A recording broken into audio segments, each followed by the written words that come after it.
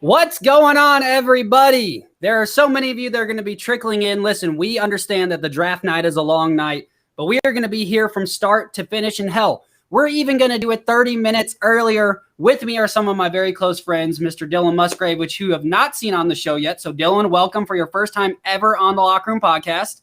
Thank you. Returning guest, of course, Mr. Seth Thornton.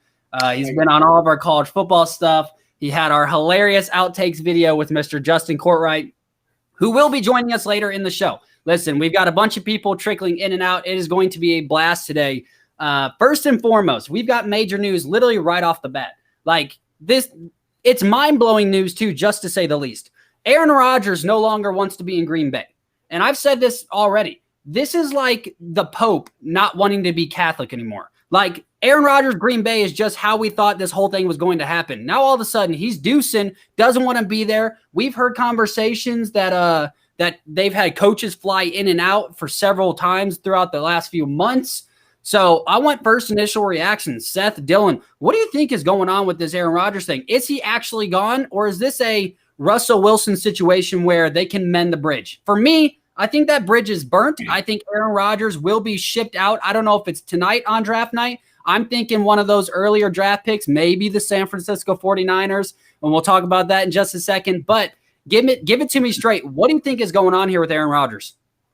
I think they messed up big time when they took Jordan Love last year, and I think that's definitely fueled the fire pretty much all season because, I mean, they made it all the way to the conference championship. If you give Aaron Rodgers a weapon there instead of Jordan Love, or you give that defense some help instead of Jordan Love, that could possibly change last year's outcome in the playoffs. I mean, that showed very little confidence in Aaron Rodgers. I was saying, hey, we're taking your backup and we'll see how you do this year. Right. And, you know, Tom Brady, a little bit older than Aaron Rodgers, went in to the Bucs, and instead of them drafting his replacement, they brought him guard or tackle. They brought him Antonio Brown. They brought him Leonard Fournette. They gave him all kinds of help. And that's what you need to do. And it resulted in a championship. So exactly. So I think he's done. I think he's done there. And I don't think it's going to happen tonight. I think it'll happen later, some big blockbuster trade possibly, but I don't see it happening tonight.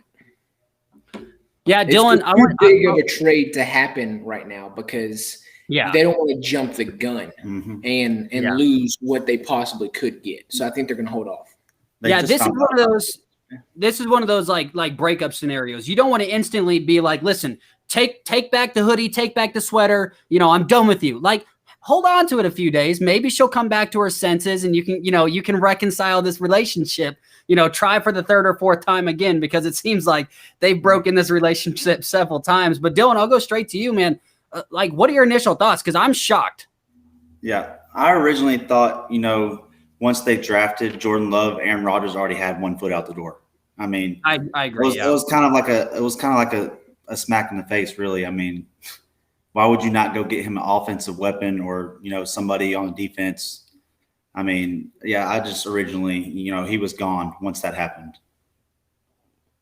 Yeah, it's so shocking to me. This is the probably the only time it will ever happen too. This is the only time I think we have ever seen one of the greatest quarterbacks of all time literally beat by his own organization just repeatedly. Like we saw this, I think, a little bit with Tom Brady, and he overcame a lot. But at the same time, Bill Belichick did put defenses in place and offensive lines in place for Tom Brady to be successful. So while we say, hey, he didn't have enough weapons, and that's right, he didn't have a bunch of crazy wide receivers or anything, except for, the one year he had like Randy Moss, I mean, he went to the championships and won them with guys like Wes Welker, right? Danny Amendola, Danny Woodhead. Like, so he overcame some hurdles, but Aaron Rodgers has had to overcome literally throwing to one good wide receiver his entire career. I mean, literally his entire career. And then, like you said, I think he's out the door the second they drafted Jordan Love last year. I went off. And I'm from Chicago. I also am a Titans fan. So as a Bears fan, I actually felt bad for Aaron Rodgers, which is a lot because, listen, I hate Aaron Rodgers with everything in me. Pretty good Jeopardy host. But, I mean, I felt bad for him. And I'm shocked. What do you think, though? What do you think is the next step for him? What team do we think is probably the most logical landing spot for him to finish out his career? There's several teams he could go to that he would turn them into a playoff contending team to a Super Bowl contending team. Jokingly, I've said that the best landing place would probably be the Patriots because that would be a disgusting offense, and Bill Belichick's right back in there with A Hall of Fame quarterback. An incredible quarterback. So, but I don't see that happening. I think it'd be great to see, and I think it would really, I think me and you were talking about, Jacob, would really bring up the argument of who is the true leader of that, Brady or Belichick. And yeah, I don't know, but realistically, I don't see. I've heard a lot about the Bears, and they would probably love to have them. I don't think there's any way. They could give them 50 first-round picks. It doesn't matter. I don't think the Packers are going to send their arch rivals. No way. Now, he could go somewhere, not sign with that team, and then in spite of the Packers, go sign with the Bears. Now, that would be funny.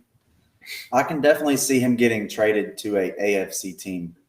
Like the Packers aren't going to want to trade him to a team and then have to play against him in the playoffs. So, I definitely agree. Sorry, we've got all sorts of people coming in on the live TikTok right now. Listen, we've got people trickling in. Like I said, we're early in the night, but we are going to be here all night long. So we're very excited about that. Hello on TikTok. Nice to meet you guys. Welcome in. Remember, all the links are in my bio. So if you're confused where all of this is, it's live on YouTube exclusively. But I think, like you said, the most logical destinations would most likely be a Bill Belichick situation where Bill Belichick now has one of the other greatest quarterbacks in our day and age. And if he wins a championship with Aaron Rodgers, now we're in that, like I said with Seth, we're in that weird conversation of, was it all Tom Brady? Yeah. Or is Bill Belichick not getting the respect he deserves? If he wins with Aaron Rodgers while he's an all-time great, I think there's a lot to be said for Bill Belichick's legacy. I mean, right now, I think the ball is in Tom's court, just going down to Tampa and winning that one. But I think that would make it interesting. Of course, the Bears, like you said, it's going to be very hard to trade an in-rival. It'd be amazing. I love to see enemy turn friend. I love, they say your closest friends are your enemies. Like, I'd love to see that happen. Don't think it ever will. I will tell you, if it did happen, I think the Bears win the Super Bowl. That's just me. I mean, that's just me. It might be the fan in me talking, but he's that kind of generational player with that Bears defense. I think the most interesting and logical thing that could be going on right now is the fact that I think the 49ers are probably the most logical spot for him to finally end up at. They've got the draft assets in order to get there. They're ready to win now. So what does happen is going to be very interesting. So I'm interested to see what happens with this whole scenario playing out. And it might play out on draft night. I'm very interested to see. Let me ask you this, guys. Let me ask you this. Ask the away. 49ers trade their third pick plus whatever else it takes to get Aaron Rodgers, right? Yep. Do they take quarterback at 3 and say, well, Jordan Love, we got you last year, but we're going with this guy? Or do they stick with Jordan Love and get him something at pick 3? See, I think at this point, you have sold your chips to the center of the table. Like, you're all in on Jordan Love. You don't look like you are the dumbest organization if you decide to go, listen, we know we took Jordan Love first round last year, but let's just go ahead and, move off of Jordan Love and try and draft a quarterback. Listen, we don't know what Jordan Love has in the NFL, so I'm interested to see what Jordan Love does have. So I say you give him that opportunity. I think it's very, very similar to the Eagles right now. Give Jalen Hurts his opportunity to have a full year. Let Jordan Love have a full year. If we see nothing but a cluster frick, we'll see something like we see right now with Drew Lock no longer probably going to be the starter for Denver. They let him play, didn't live up to their expectations. I see Go Packers in the chat right now. Yeah, absolutely not. Absolutely not. But I mean, it's very interesting. I mean, I don't think I would go quarterback if I ended up trading the third pick for Aaron Rodgers. If I'm the Green Bay Packers, I just say, hey, at this point, be complete jerks and sell out and go get Jordan Love a weapon. Like, go get Kyle Pitts for Jordan Love just to throw it in his face at this point. I think that's probably the most logical. What's going on TikTok, guys? Listen, all on YouTube. I'm telling you, it's live all night long. I've got my friends. Yes, I see your comments. Everybody in the chat already. We got people trickling in and out. Very excited. Live on YouTube right now. Tell your friends, share. We're going to be here all night long. It's going to be a blast. Well, let's move over to this topic because we have another very interesting thing that's happening right now. Tim Tebow. Tim Tebow has gone to Jacksonville for a workout. And at first, I looked at the post and I thought it was one of those. Seth tends to do this thing where he sends the group, Dylan, myself, my brother. He sends us false football news, right? There's been times where I've seen, Megatron coming out of retirement to end up at the Titans. There's been times I've seen Tom Brady to the Chicago Bears, and I'm flipping out, telling everybody at work, do I look like the dumbass the next day when they're just like, Jacob, you actually believe that? I mean, so Seth tends to do that. So when I saw this news sent to me by Seth, I was like, oh, that's another one of those fake draft things where Seth's just telling me that Tim Tebow's coming back. But this is true. Like, I looked for the April 1st date on it. There wasn't. Like, this was an actual true fact that happened. Tim Tebow went down to Jacksonville to try out as a tight end, a position that most of us thought between that and fullback / running back that we thought he should have transitioned to besides quarterback. Not saying he wasn't a good quarterback, but just saying that I think he would have had more success at a different position. Seth, I'm going to you because you are the Tim Tebow lover of this group, definitely for sure. What are your thoughts on Tim Tebow coming not only out of retirement, but becoming a tight end in the NFL at, I think, a ripe age of 33? I mean, he still has a couple years left if he really wants to do this. Well, it definitely bodes the question of why now. I mean, he had all this time. You're live on YouTube, live draft show on YouTube. Tell your friends. It's a blast. Links are in the bio. Absolutely. Appreciate it, guys. Go ahead, Seth. Sorry. He's extremely athletic. Yeah. Just a natural-born athlete. Freakishly strong for a quarterback. Probably not very fast anymore. Has the IQ, would have the best IQ out of any tight end in the league, more than likely. The question is, can he block and can he catch? And, I mean, as an athlete, he can probably catch. I'm not sure how well he can block. I actually think they might sign him, if nothing more, to just get jersey sales. Yeah. I think they'll bring him on. It's Urban Meyer. It's his boy. They are great friends, former mentor. I think it's going to happen. And, funny enough, I think we could see a Trevor Lawrence to Tim Tebow touchdown next year. Yeah, and or vice versa. We might see a Tim Tebow to Trevor Lawrence touchdown. I mean, Dylan, what are your thoughts on Tim Tebow? I think, basically everything Seth said. He is an athlete. I mean, the man, we all saw what he did in college, playing football. He goes to the pros, he was decent at first, and then he starts playing baseball. I mean, the dude's an athlete. So there's no question. I definitely think he can play tight end. And why not come back and play for your college coach who you were so great with? I mean, it's a beautiful story. As soon as we heard it, I pretty much, I started thinking, oh, it's a done deal. Like, this is happening, regardless. I mean, they may not even, if he doesn't work out at tight end, like he said, for the jersey sales or, backup quarterback, fullback. I mean, there's not much that he can't do. I mean, he can try out for multiple positions and be great at it. So, yeah. So the problem that I think the Jacksonville Jaguars might run into, and this is not necessarily a bad problem, but I think it is something that has to be addressed. With Tim Tebow comes Tebow mania. And I think that's something that's not really talked about. Do you want to subject yourselves to Tebow mania? And I'm not saying that's good or bad. I'm just saying that there's a lot of attention. So let's say does Jacksonville want to be under that microscope? Do they want to be under all of that attention in first year Trevor Lawrence, first year head coach in Urban Meyer? Do they? That's the big question here. No doubt in my mind, I think Tim Tebow can come in and be a successful athlete. Tim Tebow is one of the best athletes I think we've ever seen grace this earth.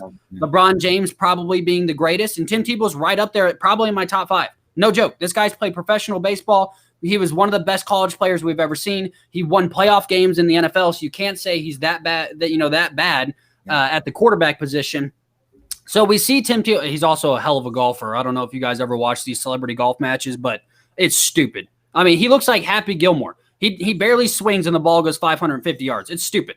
And also my wife has a crush on him, so I hate him for that. But other than that, it's interesting. Do you want that Tebow mania? Seth, would that be something that you would subject your young team in Jacksonville to? Do you think that that's a problem or something that needs to be addressed? Or is it just like, dude, it's just Tebow mania. It'll be good for the Jacksonville Jaguars. They'll get a lot more TV, a lot more jersey sales. I think it'll be a fun story. Urban Meyer with one of his former college players that he won championships with. So I'll go back to you all. What do you think about that? I think good or bad publicity is publicity, and this would probably be good publicity, and it would bring them money, fans. It'd be entertaining. I think it's all positive for Jacksonville, and if anything, it's just going to put Jacksonville more on the map as an organization. Yeah, just having people talk about them, just literally bringing up their name, and so I think it would be a good thing. On top of that, another thing we haven't even mentioned is Tim Tebow is arguably one of the best leaders anybody can think of. That is very true. Just an incredible leader any way you look at it. So he's going to get that team fired up every game, even if he plays 10 snaps. It doesn't matter. He'll get the team fired up, and he'll lead those young guys, especially someone like Trevor Lawrence, who is already a good leader in and of himself. But Tebow is better at this point and would help him develop his leadership skills.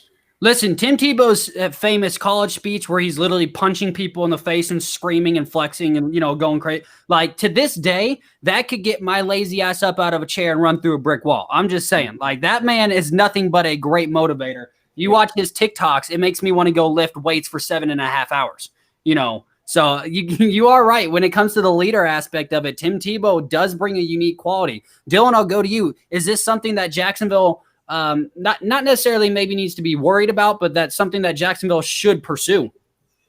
So like he said, again, adding somebody like Tim Tebow to your roster does nothing but help. Yes. I mean, when you try and think of the positive and negative, I can't think of a negative thing. I mean, whether he's playing on the field, scoring touchdowns or not, he's a great leader. Yeah. He can be a mentor to young Trevor Lawrence. He can be a mentor to many guys on the team. I mean, it'll do nothing but help. And I like the fact that if it does happen, it's probably going to be, him and his college coach back together. I mean, it's definitely going to put them back on the map and do nothing but help the organization for sure. It's a beautiful story. It's a beautiful story. Real quick, I'm going to go to the TikTok fans that are on here. What's going on, guys? Listen, I have told you for months and months and months, you all have supported me that we are going live on draft night. I've got my friends in the picture as well. We are having a blast live on YouTube. It's all in my bio. It's all in my bio. Super simple. Go to my bio, click the link for YouTube, and you will see us live all night long. We will be back live here in just a few minutes.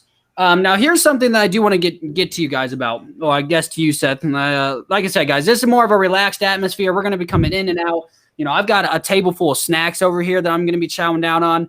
It's a good day when I buy myself glass bottle root beer. Let's be honest. I mean, Seth knows what I'm talking about. If I have glass bottle root beer in my house, you understand that it is a special occasion. Here's something that I've always talked about.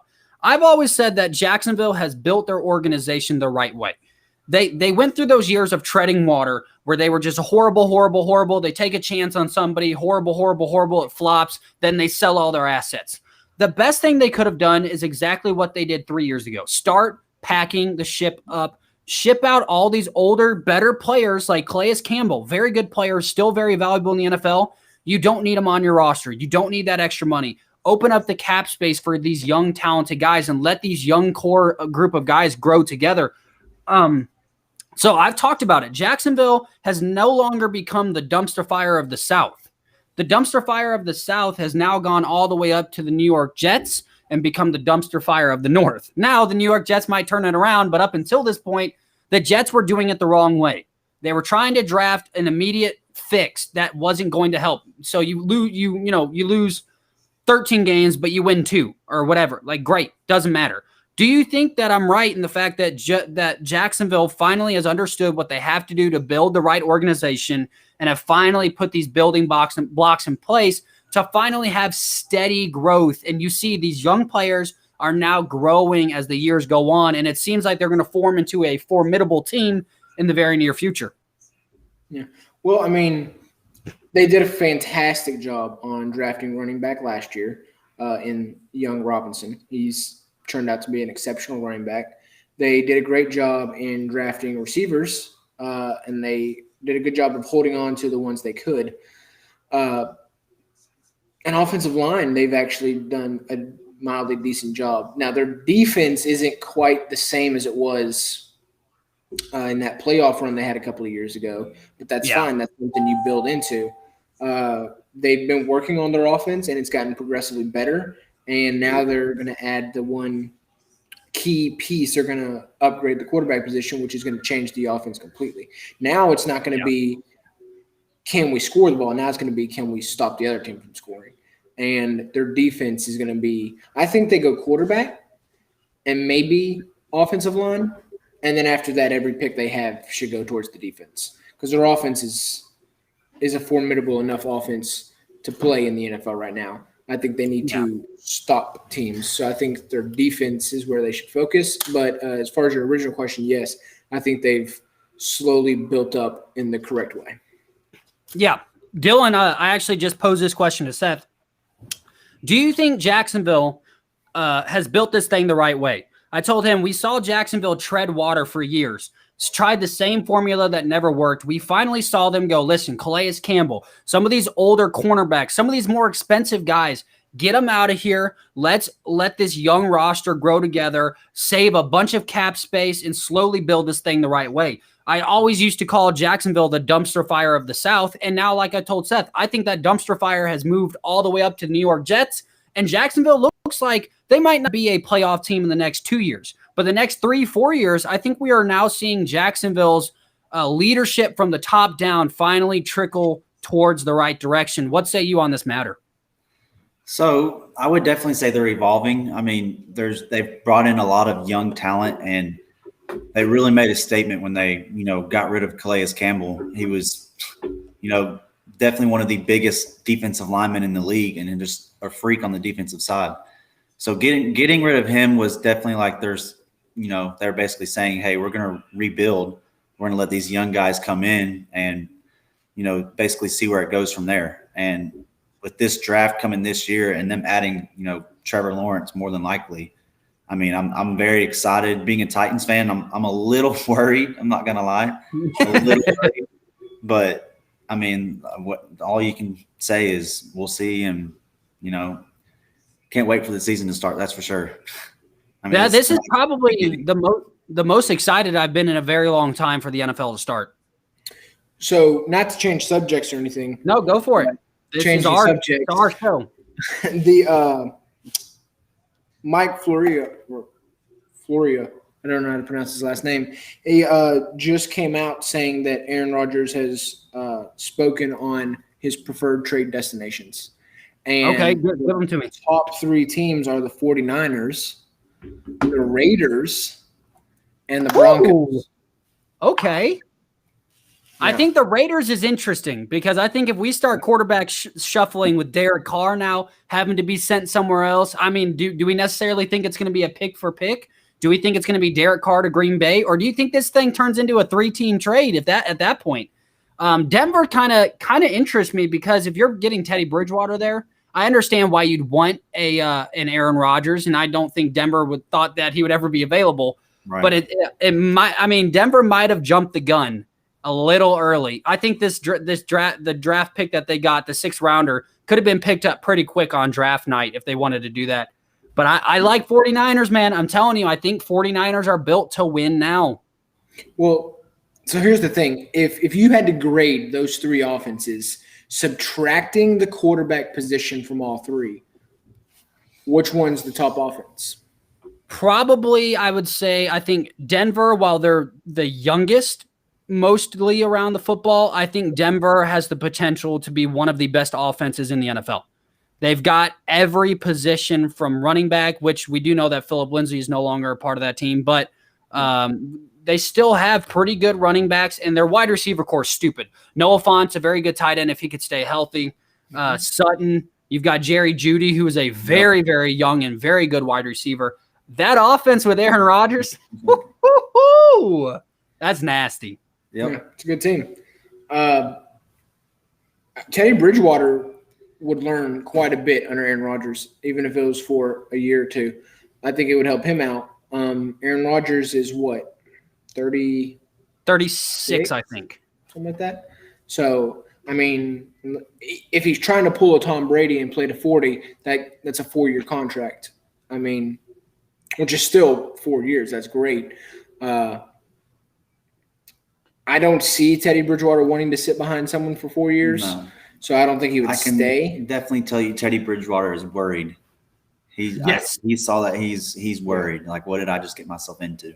Yes, I think Teddy Bridgewater, at this age, in this state in his career, Teddy Bridgewater is not Tyrod Taylor. He's not a quarterback that is over a little bit over the hill, but is still valuable as a backup. Yeah. He's got to be a starter wherever he goes. So if Denver's able to pull this off, I'm going to be very intrigued what happens with their whole quarterback shuffle. I mean, do we see Teddy Bridgewater stop in Denver, get a bite to eat, and then pack his bags up and go somewhere else? I mean, we might see this carousel go crazy. I don't know. Draft night's going to be wild. And guys, we are exactly 45 seconds away from the NFL draft starting. And when that starts, we're going to, kind of turn on some music and get into the groove. I'm going to grab a beverage. I'm going to get some snacks. We're settling in for the night. So we've got just a few minutes before the NFL draft starts. Of course, we got to listen to Roger Horrible Goodell run his mouth the entire time and probably wear a god-awful sweater vest. But, it is what it is. It's the price you pay in order to enjoy the NFL draft.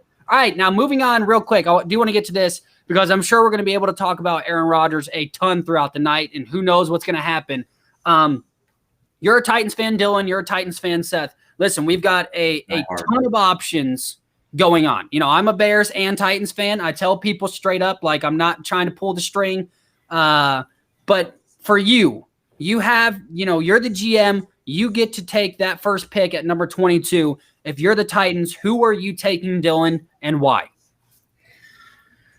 All right. Well, really, I want us to, obviously, we need a receiver. We need secondary. But with this draft not being really loaded with cornerbacks, there's, 2 good ones who are going to go early. And other than that, they're kind of falling down the list a little bit. So I think that we're going to draft Elijah Moore. But, there's going to be a bunch of guys there that you couldn't go wrong with. You'll have Bateman still available. You'll have Williams Jr. out of LSU, who I was telling Seth earlier, I really like. I wouldn't be mad if we took him at all. So, it's really just, what surprises we're going to have and, who's still available when it comes time for that pick. Yeah. So your first initial instinct, cornerback, wide receiver, you're probably going wide receiver and Elijah Moore. Yep. And Seth, over to you. I know Seth and I have done probably, it's not an exaggeration, guys, 60 mock drafts. Like, we're always doing a mock draft where the Titans somehow trade up to the number 1 overall pick, turn that into 17 number 1 picks for next year. Like, so let's think on the realistic side of the football here, Seth, because you and I do like to get out there sometimes. You have the power, the ability to draft at number 22.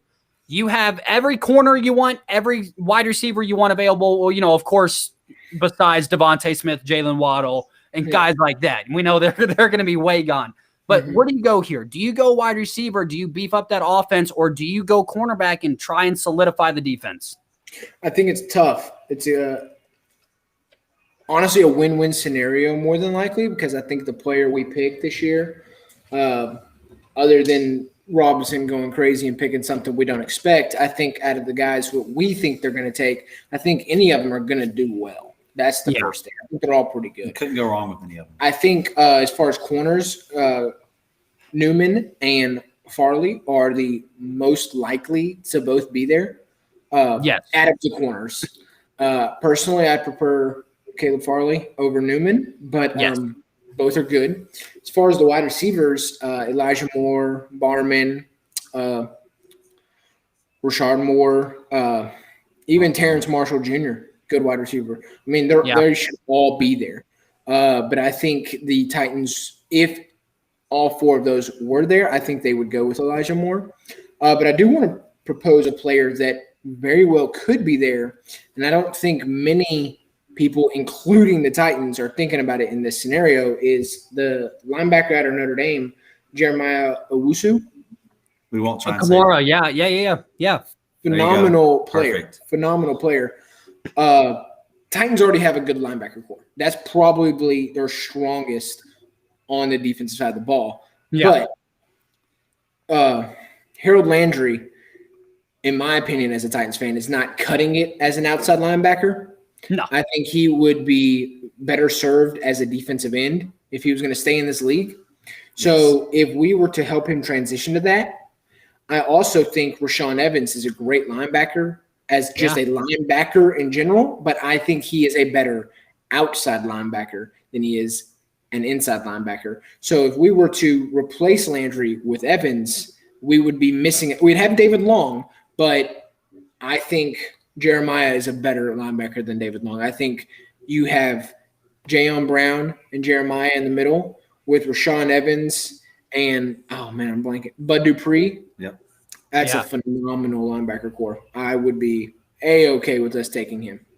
What I like about Jeremiah, too, is Jeremiah is that first brand of new linebacker. What I mean by that is last year the Arizona Cardinals took a guy named Simmons, right? A guy that no one really knew what to do with. A hybrid guy who most people are like, is he a safety? Is he a linebacker? Is he an edge rusher? What is he?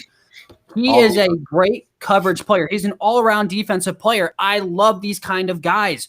Yeah. Jeremiah is a very athletic linebacker. He could be a very athletic edge rusher if we really wanted him to be a little undersized, but still very athletic. But he's a great coverage linebacker. Yeah. So that's the thing. He's what you call a unicorn. Like, there's nothing he can't do on the defensive side. He can guard a wide receiver. He can guard a tight end. He's going to be a freak. He's one of these guys, if he stays healthy, he's going to play for a long time. Yeah. If he's available when it comes down for the Titans pick. Me and him have talked about it multiple times. You watch the guy's highlight tape. It's hard to not take him and do what Seth said. Rashaan Evans, he's a great run stopper. He's not great at covering. So moving him to the outside to where he focuses mostly on, rushing, I think would help him out tremendously. It's just a matter of, I am all for it. I'm all for it. Yeah, I like the unicorn pick here. Like you just said, that's a perfect example. He's a unicorn. He is a LeBron James type where you're just like, I don't know what box to put this guy in. Is he a power forward? Is he a point guard? Like, what is he? And that's the exact same way I think about that. Now, I do have a little advantage here. I get to kind of draft for two teams, Chicago and the Titans. So when it comes to Chicago, I don't think the cornerback that I would want for Chicago is going to be available at that spot. The cornerback that I would sell all out and get would be probably J.C. Horn or Patrick Surtain II. Now, I like my cornerbacks a little bit more physical at the line of scrimmage than most other people. Some people like the more smaller athletic playmakers. I like bigger physical cornerbacks that will beat the crap out of the wide receiver from the beginning of the game to the very end. It's why Richard Sherman's still one of my all-time favorite defensive players ever. I love the way he plays. So if I'm the Bears here, I don't think J.C. Horn's available. I don't think Patrick Surtain, who technically would probably be the best corner, is going to be available. If that's the case, if I'm the Bears, I get Rashard Bateman. If the Bears aren't going to trade up, which I think is a very strong possibility for them to move around in this draft, if somebody like a Justin Fields or a Mac Jones doesn't fall all the way back there, like I think they might, I'm going Rashard Bateman here. They need a big body receiver who's a possession guy. Listen, they've got Allen Robinson who can burn you between the sticks. They brought back Gibson who can also burn you between the sticks. They need a possession down for down. This is our Michael Thomas, someone we can go to in between the numbers every single play. Bateman's got very good hands. He's very strong and a lot bigger than people give him credit for. So if I'm the Bears, that's probably my safest pick that's available to me. If I'm the Titans, I'm saying the same thing. If J.C. Horn, hell, I'm a big Caleb Farley guy. A lot of people are dropping him back because he's had some back issues. Listen, I think Caleb Farley is one of those backs that I like. big, physical, loves playing hard at the line of scrimmage. That's something that the Titans have not had in a very long time, a physical cornerback. So if Caleb Farley or J.C. Horn are not available there, of course we know Patrick Surtain's gone in probably the top 15. I'm going wide receiver here, and I'm torn because I like both Moores. I like Rondale Moore and I like Elijah Moore. Both Moore. Rondale Moore is one of the more underrated speed receivers in this draft. Yes. Has the best hands, and this is just statistics, has the best hands in Purdue football history, which if you know anything about Purdue football, they might not win championships, but they've always been respected. So he can catch a football, and he will give the Titans offense, either one of these guys, Elijah or Rondale, will give the Titans finally a dynamic wide receiving corps. Every year the Titans have guys who are 6'1 or 6'2, like Corey Davis, A. Brown, who've got a little speed and can catch the football. Great. Now you need something to take the edge off. When were the Colts so successful? When T.Y. Hilton was able to balance off of everybody else that was around him. Why are the Chiefs so successful? When you have a wide receiver that can run, it seems like 1.340, right, down the field, and you have a possession guy like Kelsey, you're too dynamic. Now you want to add that to the Titans and have King Henry in the backfield, arguably the best running back in all of football. That is a recipe to give teams nightmares. So if I'm the Titans, I'm going weapon early for Ryan Tannehill in this offense. Listen, the Titans are in a win-now mode. So if I'm the Titans, there's a lot of depth later in this draft when it comes to offensive line. There's a lot of depth later in this round when we talk about safeties and corners. And Seth and I actually talked about this, and I don't mean to keep talking, but it just brought this to my mind. Brady Breeze, and I don't know if you guys know, but I'm an Oregon Ducks fan. I mean, I talk about this all the time. But Brady Breeze, he was the defensive MVP of the Rose Bowl 2 years ago, had 3 interceptions. 2 of those returned for interceptions. He was leading the entire Oregon defense in interceptions. He did not play this year because he sat out for COVID. This man is going to be available in the 5th, 6th, and probably 7th round. Because he did not go to any draft day or draft combines, he didn't do any pro days. Because he sat out, he continued to drop and drop and drop. This is a playmaker if I have ever seen one. 6'2". He's a bigger guy. This man can fly. He's somebody that I think the Titans could steal in the 5th, 6th round, and I think we would be not only ecstatic, I think we'd be shocked at what we got out of somebody like that. So that's actually transitioning us right into the next topic, which is, who are your sleepers in this draft? There are a ton of them. There are a lot of people in this draft that I think are going to be very underrated, especially in the first round. I think there's a lot of diamonds in the rough in this first round. So whichever one of you wants to start, somebody give me your few diamond in the roughs to start off. So I personally think that Justin Fields doesn't get near the respect that, I mean, I see him a lot like Deshaun Watson, but in my opinion, this is just my opinion, I think he's going to be a much better quarterback than Deshaun Watson. And, you know, the last mock draft I saw, it had him slipping all the way down to number 9 and going to Denver. Well, which now it's like, you know, is that really going to happen? You know, they signed Teddy Bridgewater. This new rumor, you know, Aaron Rodgers may want to go there. So now it's like, okay, he might slide even further down. I mean, I think him and the running back from Alabama University, everybody knows, Najee Harris, I think those two really are going to be the best players to come out of this draft that nobody is really expecting it. You know, I mean, Justin Fields might be the 3rd, 4th, 5th quarterback drafted. We don't know yet.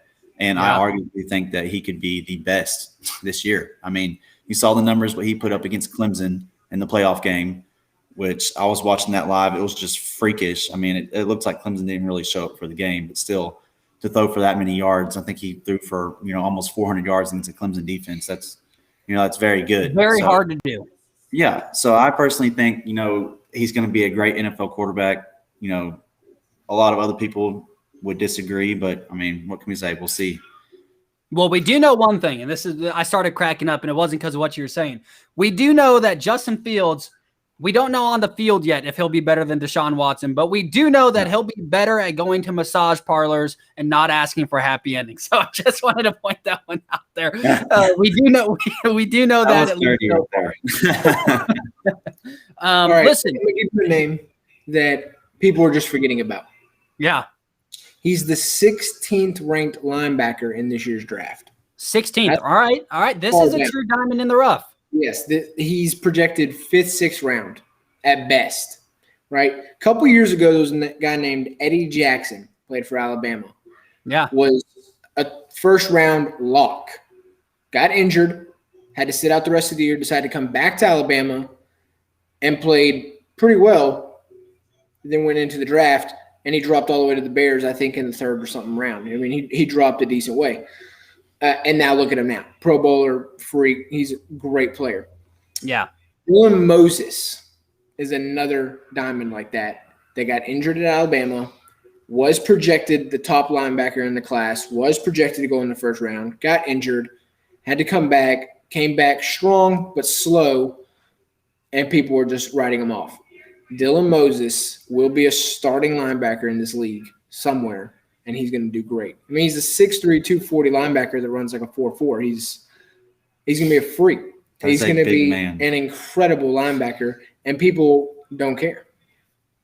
They don't care because he got injured and his name wasn't over every single news station, so he's done. I mean, you've got to be a good player to play at Alabama. That's just the way it is. I mean, there's some Alabama players that don't even play that much, and they still get drafted just because they went to Alabama. Dylan Moses is going to be a top-tier player. That's just a shorter LeBron James running at you. Exactly. Running a 4.4, that's scary. That's right there is what I would like to call another unicorn. I mean, somebody that's that fast. I mean, that's crazy. Yeah, I think I've already alluded to the fact that I think Brady Breeze is going to be a massive, massive pickup for any team, and extremely underrated. And yes, we are. So anybody that's messaging me, we're about to go live on TikTok one more time. We are getting ready to kick off the draft. It is getting ready to happen. We are going to go full play-by-play. So I encourage you, if you want to watch the draft for legal reasons, I couldn't have it playing behind me because that's how YouTube works. So I've got the draft playing on here. It's muted. If you want to listen to the commentary and still watch the draft, we are completely live with you all. Nothing's pre-recorded. We're still here. It's like I don't know if you guys ever had like chat roulette as a kid, but it's like when you see the pretty girl on chat roulette and you're like, hold up a finger so I know that it's real. This is real. You can ask us to hold up any number you want. Listen, join along in the chat. There's already got a bunch of people in the chat that have been talking off and on. Welcome, Alec. Hey, Big Alec is in the chat. He says Dylan is a stud. So welcome, Alec. We're glad to have you here. We got a bunch of people on TikTok that are already hitting me up trying to get a hold of us. Listen, tell a friend. It's on Instagram Live. We are here the entire draft night. So it is going to be a massive, massive, massive night. We're very excited. First annual draft night for the locker room. Anyways, back to the Diamonds and the Roughs before we start getting into some draft picks and getting to discuss all the fun. Of course, like I said, Brady Breeze is a big one. I think somebody that not a lot of people are talking about as being let's say a high impact player. I think that's more of my diamond in the rough is Little out of Stanford.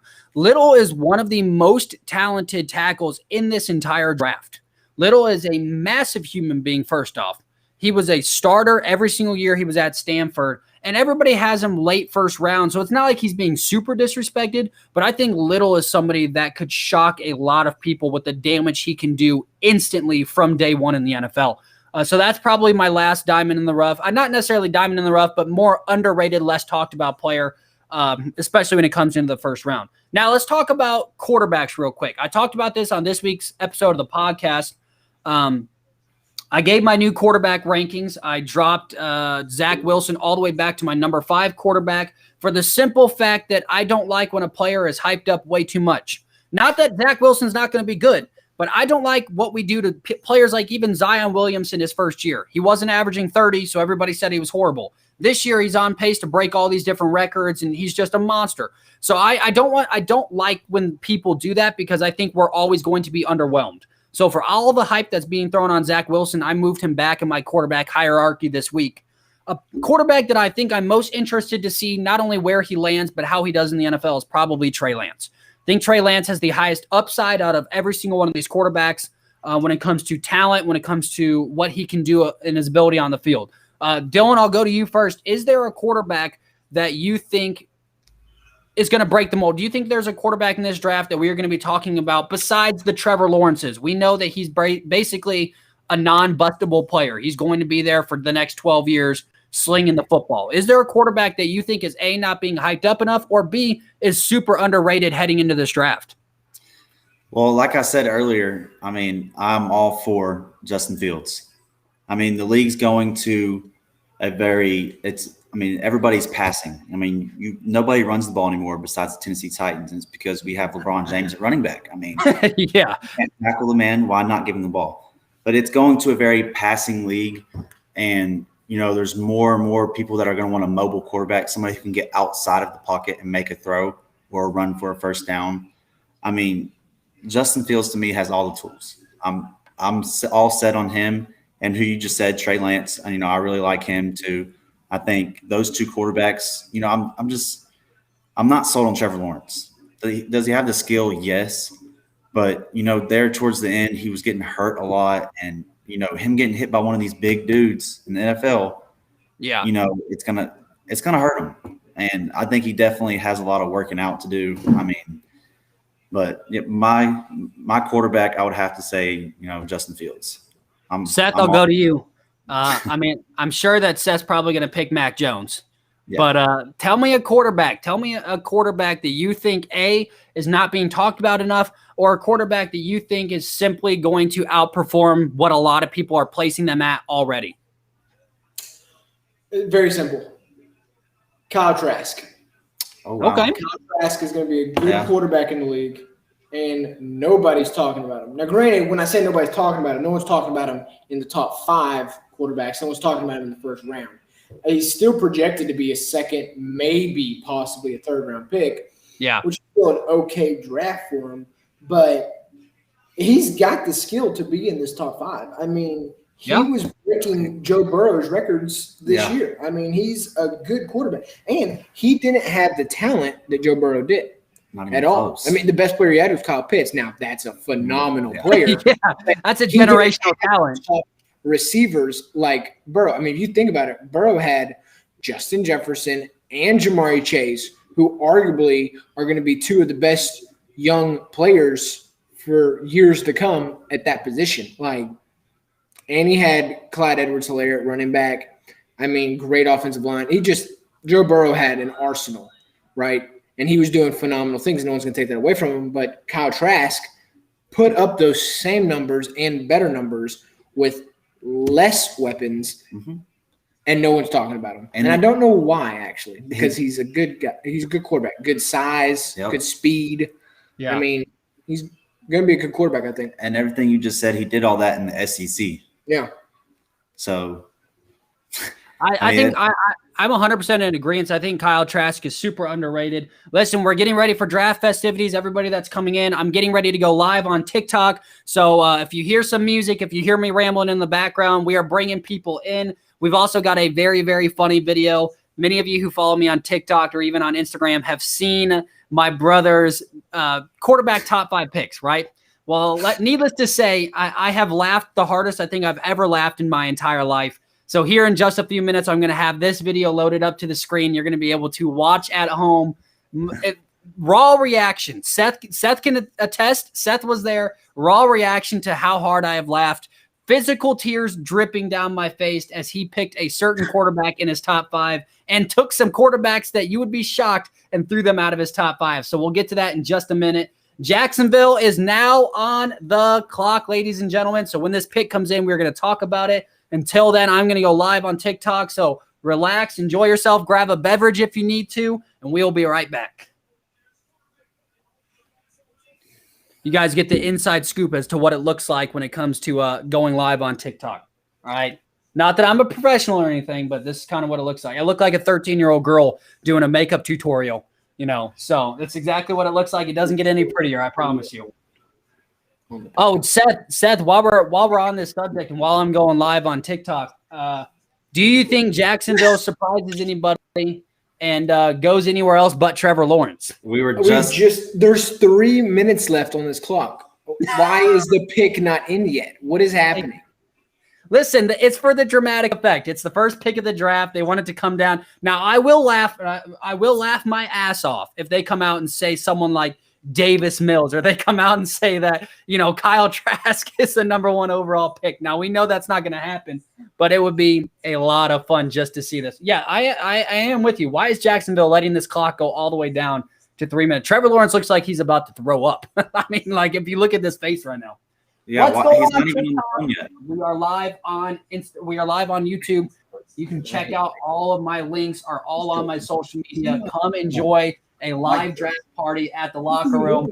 Listen, we got the setup. We've got the boys. We've got more people joining in. This is going to be a lot of fun. I hope to see you soon, guys. I can't do anything about it. Turn the TV off.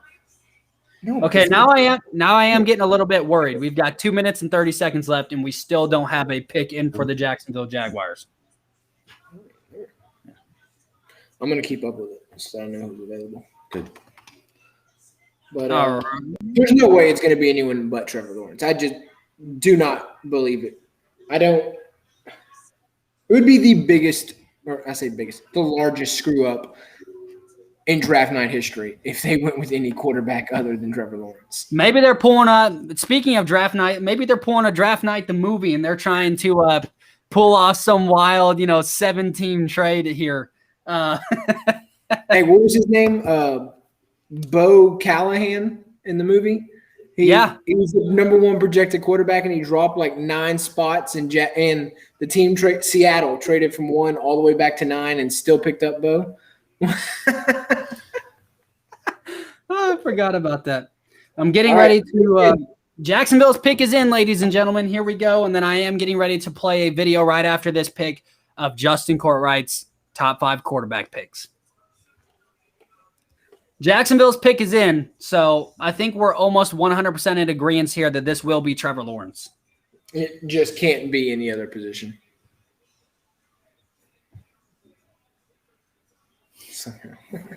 I think this is the worst part of draft night is waiting. Like when the pick is in, like rush it out there. I want to see someone jogging across the stage going, here you go, let's read it. Because it makes me, I don't know about you guys.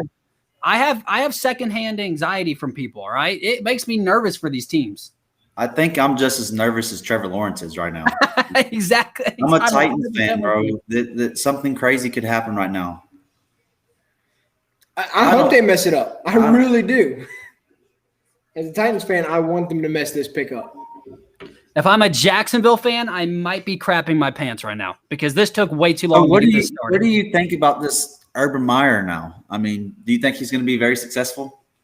So the problem I have with Urban Meyer is the fact that I think Urban Meyer plays the I have a brain problem way too much. I think Urban Meyer is one of the most talented coaches we've seen in modern era. The problem is Urban Meyer fully bought in? It seems like Urban Meyer's bought in for a short amount of time, and then he kind of goes away. So is Urban Meyer still all in on coaching football, or are we going to see Urban Meyer kind of back out here? And here we go. Adam is going across the stage. Man, I can't stand his face. Here we go. There it is. Oh, listen to that, guys. Are we shocked? Absolutely not. We knew Trevor. Like, look how unimpressed the family is right now. If you go to the live watch room, like they're just like, "Yep, we knew it." They're really not that excited. So one of our guests who's actually watching, Alec, made a joke earlier saying that he's actually thought he saw Trevor Lawrence in Jacksonville buying a house. My cousin's from Jacksonville and everything. And I told him, don't get too excited. You never know what could happen. But who knows? He maybe, could have seen Trevor Lawrence down in Jacksonville buying a house. You never know. Well, listen, Alec, I will point this out to you, buddy. There is a lot of guys with hair down to their shoulders that are 6'5" in Jacksonville, Florida, because they all surf down there. So Alec is one of them. He's not 6'5", but his hair is down to his shoulders. I played some Call of Duty with Alec, and he looks like Trevor Lawrence if he cut off his hair. So let's just be honest. We knew this was going to happen. I think we're going to be pretty clear on what's going on with the Jets pick right here, too. I don't think this is going to shock us. I think we're more than likely going to get exactly what we think we're going to get here. And then in a second, I'm getting this video loaded up. We are getting ready to play Justin Courtwright's big epic draft fail, and the hardest I think I've laughed in a very long time. So here we go. I am bringing the video in here in just a second.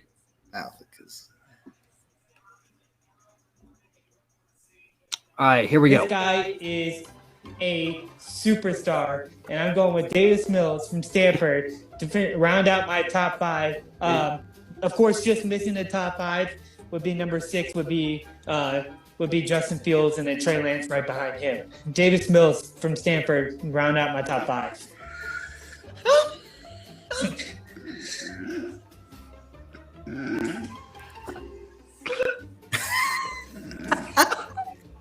Guys, speechless. I really was. And one, well, I'll wait till the video's over.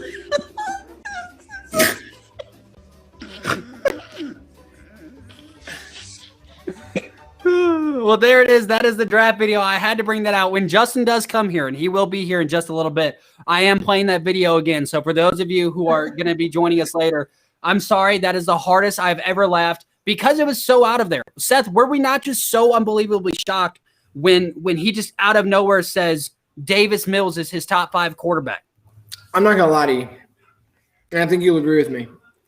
When he said Davis Mills, my head was rolling because I had absolutely no clue who Davis Mills was. I've never heard of him in my life. That's the exact same thing. To be honest, I didn't know who he was until in that video just then he said the quarterback from Stanford. I didn't know who he was. Yeah, I Listen, mean, I'm a Pac-12 fan, or not a Pac-12 fan. I'm an Oregon Ducks fan, guys. I watch the Pac-12 every damn week, and I Yeah. had no idea who Davis Mills was. None whatsoever. yeah. So, and ever since he said that, I've heard more and more people talking about him. So I will say his name is coming up. Listen, I our watched luck, his highlight. He does not look like much. I our mean, luck, we all know what our luck is. For those of you who don't know who my brother is the luckiest human being in the entire world. If I ever play this kid one-on-one, he'll hit a half-court shot blindfolded while I push him to the ground in order to beat me, just so he can rub it in my face for 5 weeks. Like, this is who this kid is. So if there ever is going to be a person who predicts the next Tom Brady, it probably will be my brother.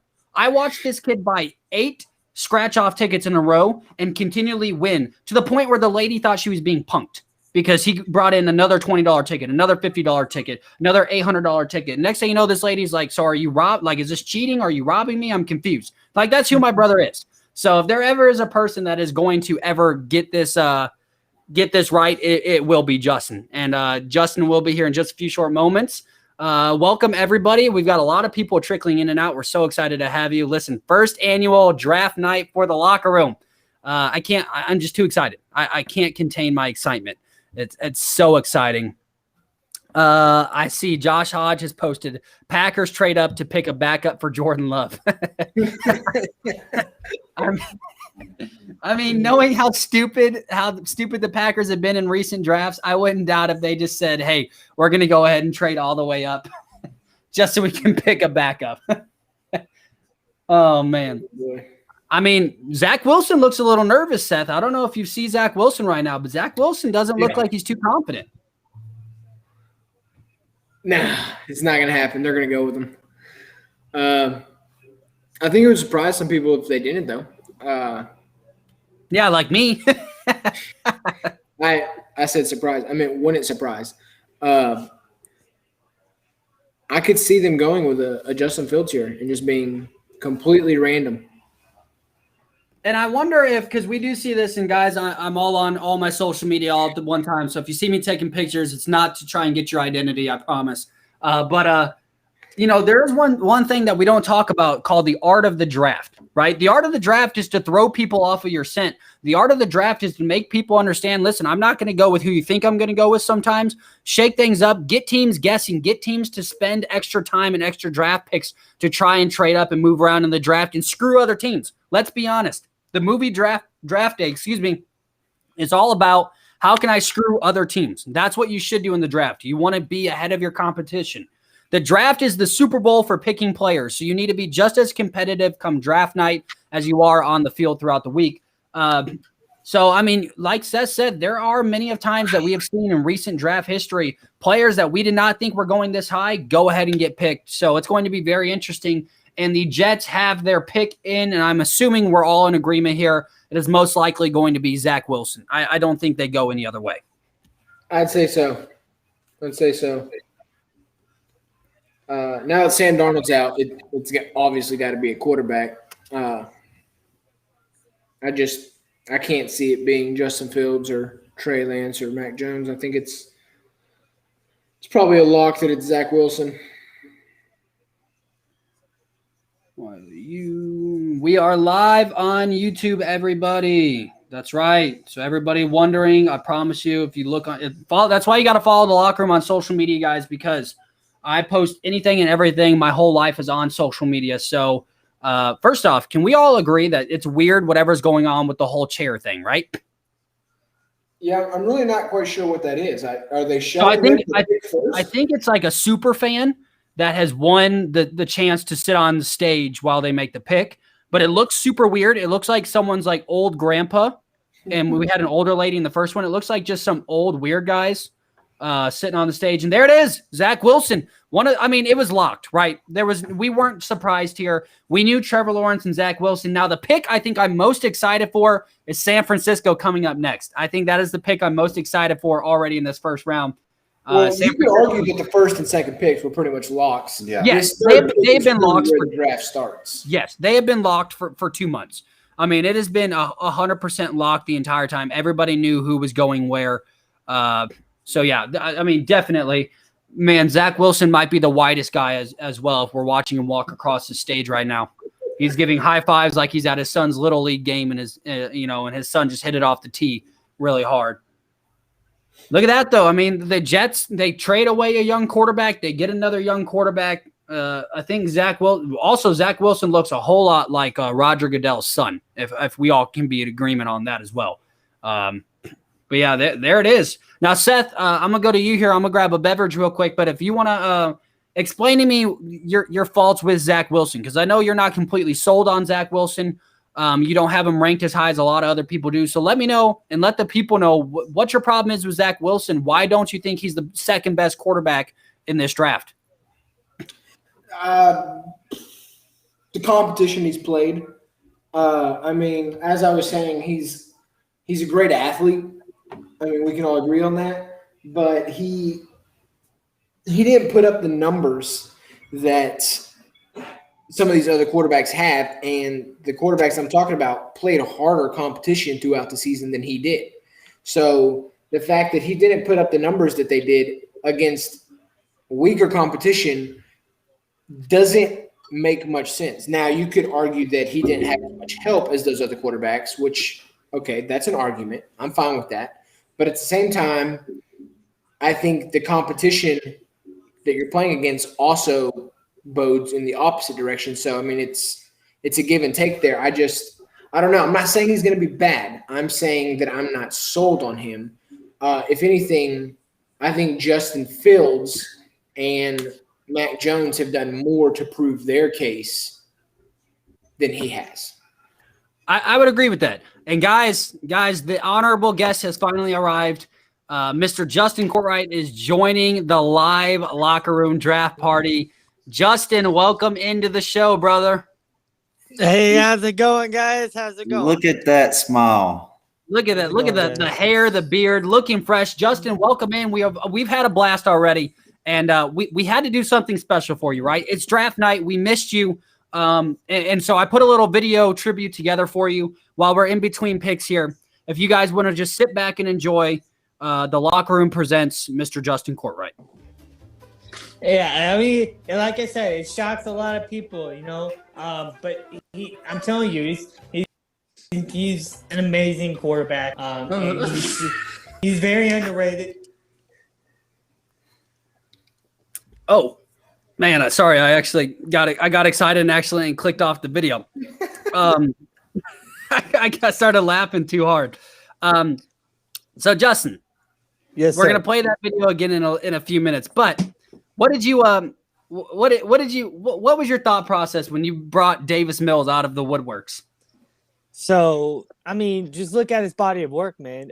His body of work is everything you want in a typical quarterback. He's a big, strong quarterback. He's got some weight on him, so he's not going to get knocked around. Certainly, he doesn't have the arm talent as a Zach Wilson or a Trevor Lawrence. he certainly doesn't have that. But what he does have is the accuracy that which he throws. And that's key in the NFL.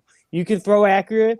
That's really all you need, especially in like a certain offense that he plays. So he's a quarterback that has to play in a certain offense to be great. But if he gets into that offense that uses his strengths, then he can be a franchise quarterback for sure. All right, now, so we're getting ready to go into the San Francisco pick real quick. So I want to get your thoughts because Dylan and Seth have already given their opinions on everything. San Francisco. Now, what do you do here if you're San Francisco? Because we do see that their draft pick looks like it is on its way to be made. But does San Francisco shock the world and somehow try and make a deal for Aaron Rodgers after the draft? Or do you think San Francisco is just going to ride and die with whatever they draft at the 3rd overall pick? Look, so whatever, I don't doubt Shanahan, one of the smartest coaches in the NFL. He knows exactly what he was doing. And he definitely had a part in them moving to the number 3 spot. I'm sure he definitely didn't take that lightly. And he definitely thought about it with the guys. And so I believe that right here, there's only one option for this 3rd pick, and that's Mac Jones. He's the 3rd best quarterback in this draft. And he is just a freak. Like I said, the only negative thing about Mac Jones is he doesn't look cool in his uniform. The dude is a freak. The dude is incredible. The dude, there's not. If you watch his film, there's not one negative about him. Only that he doesn't look cool in his uniform. And, right here, it has to be Mac Jones. My thing is, why would the Jets not take somebody like Mac Jones? He played in the SEC. He put up ridiculous numbers. If you're still so questionable about Zach Wilson, I mean, I don't. The Jets got the best quarterback in the draft. The Jets got the best quarterback, who's going to be the best quarterback in the next 3 years. He'll be right there with Patrick Mahomes for the best quarterback in the NFL.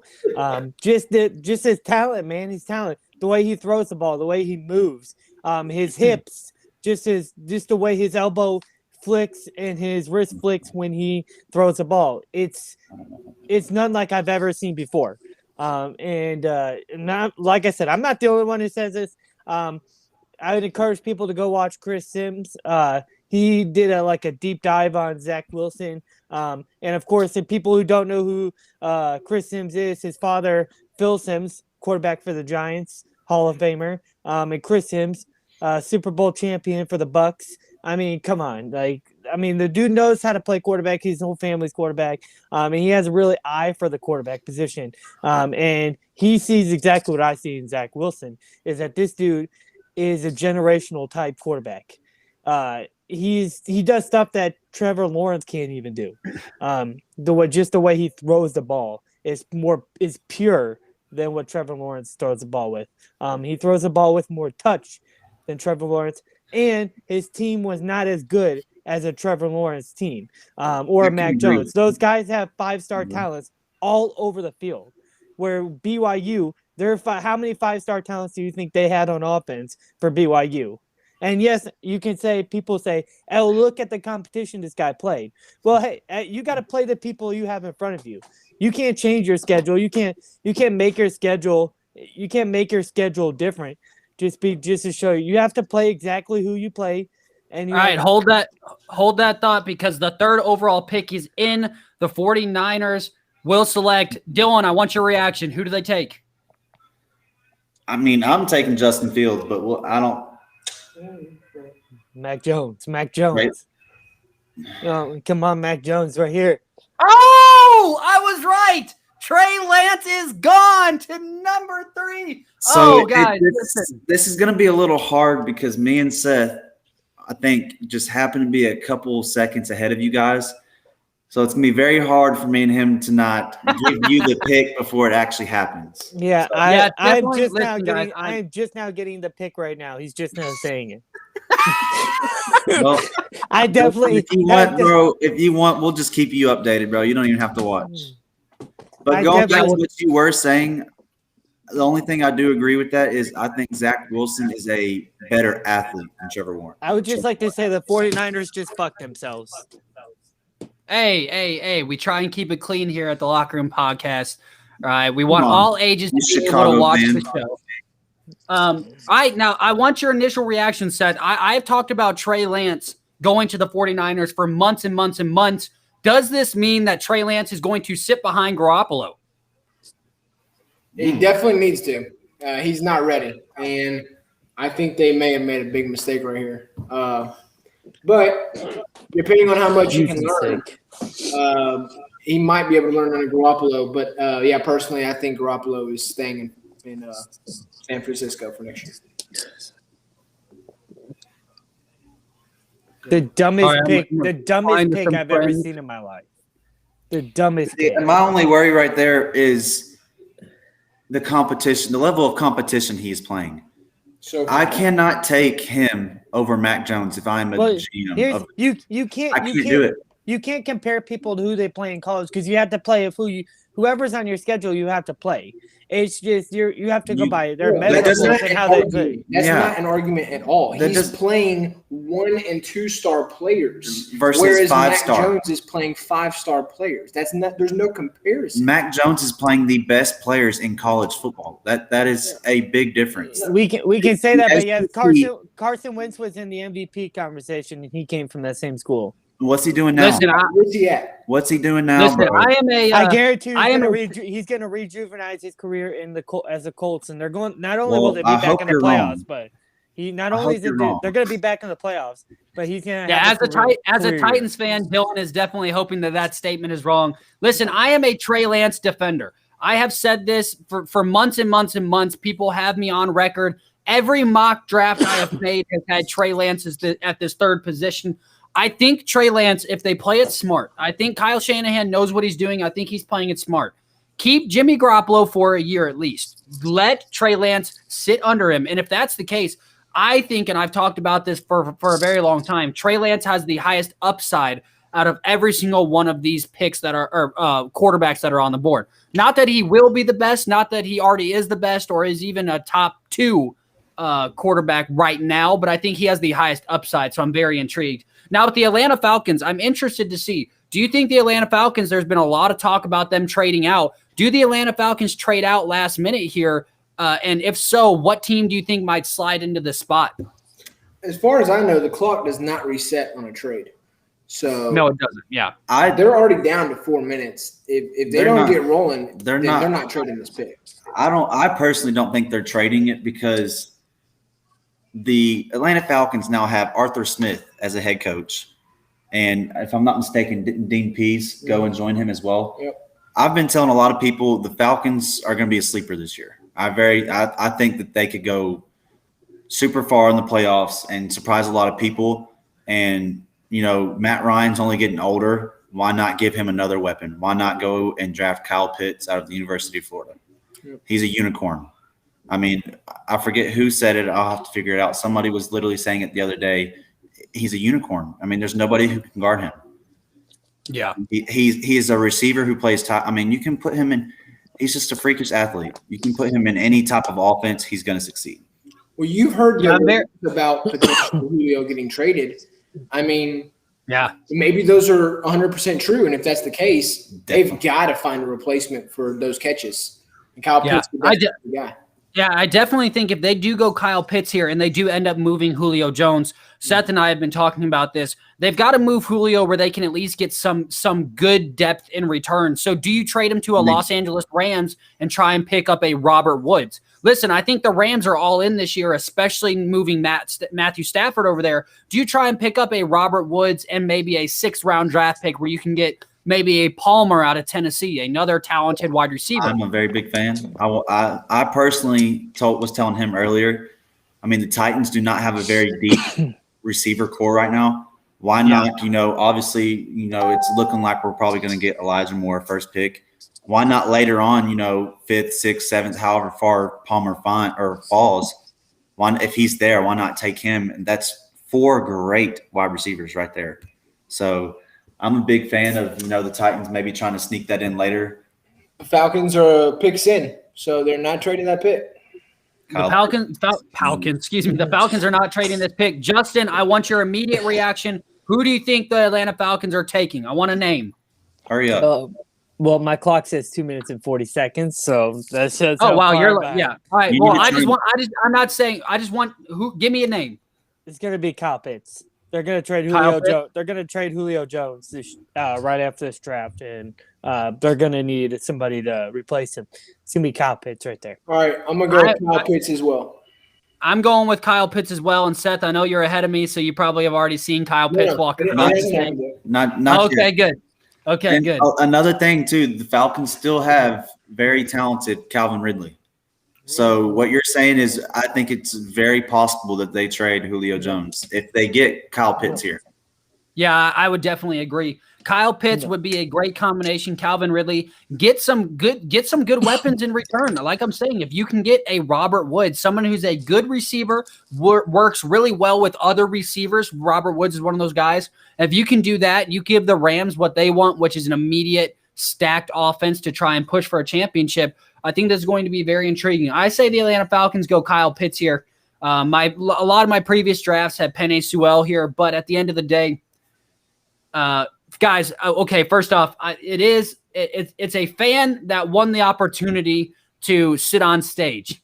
The weird part is the chair looks like it was brought out of somebody's basement or pulled off the curb of a road. And here we go. The Atlanta Falcons pick is going on right now.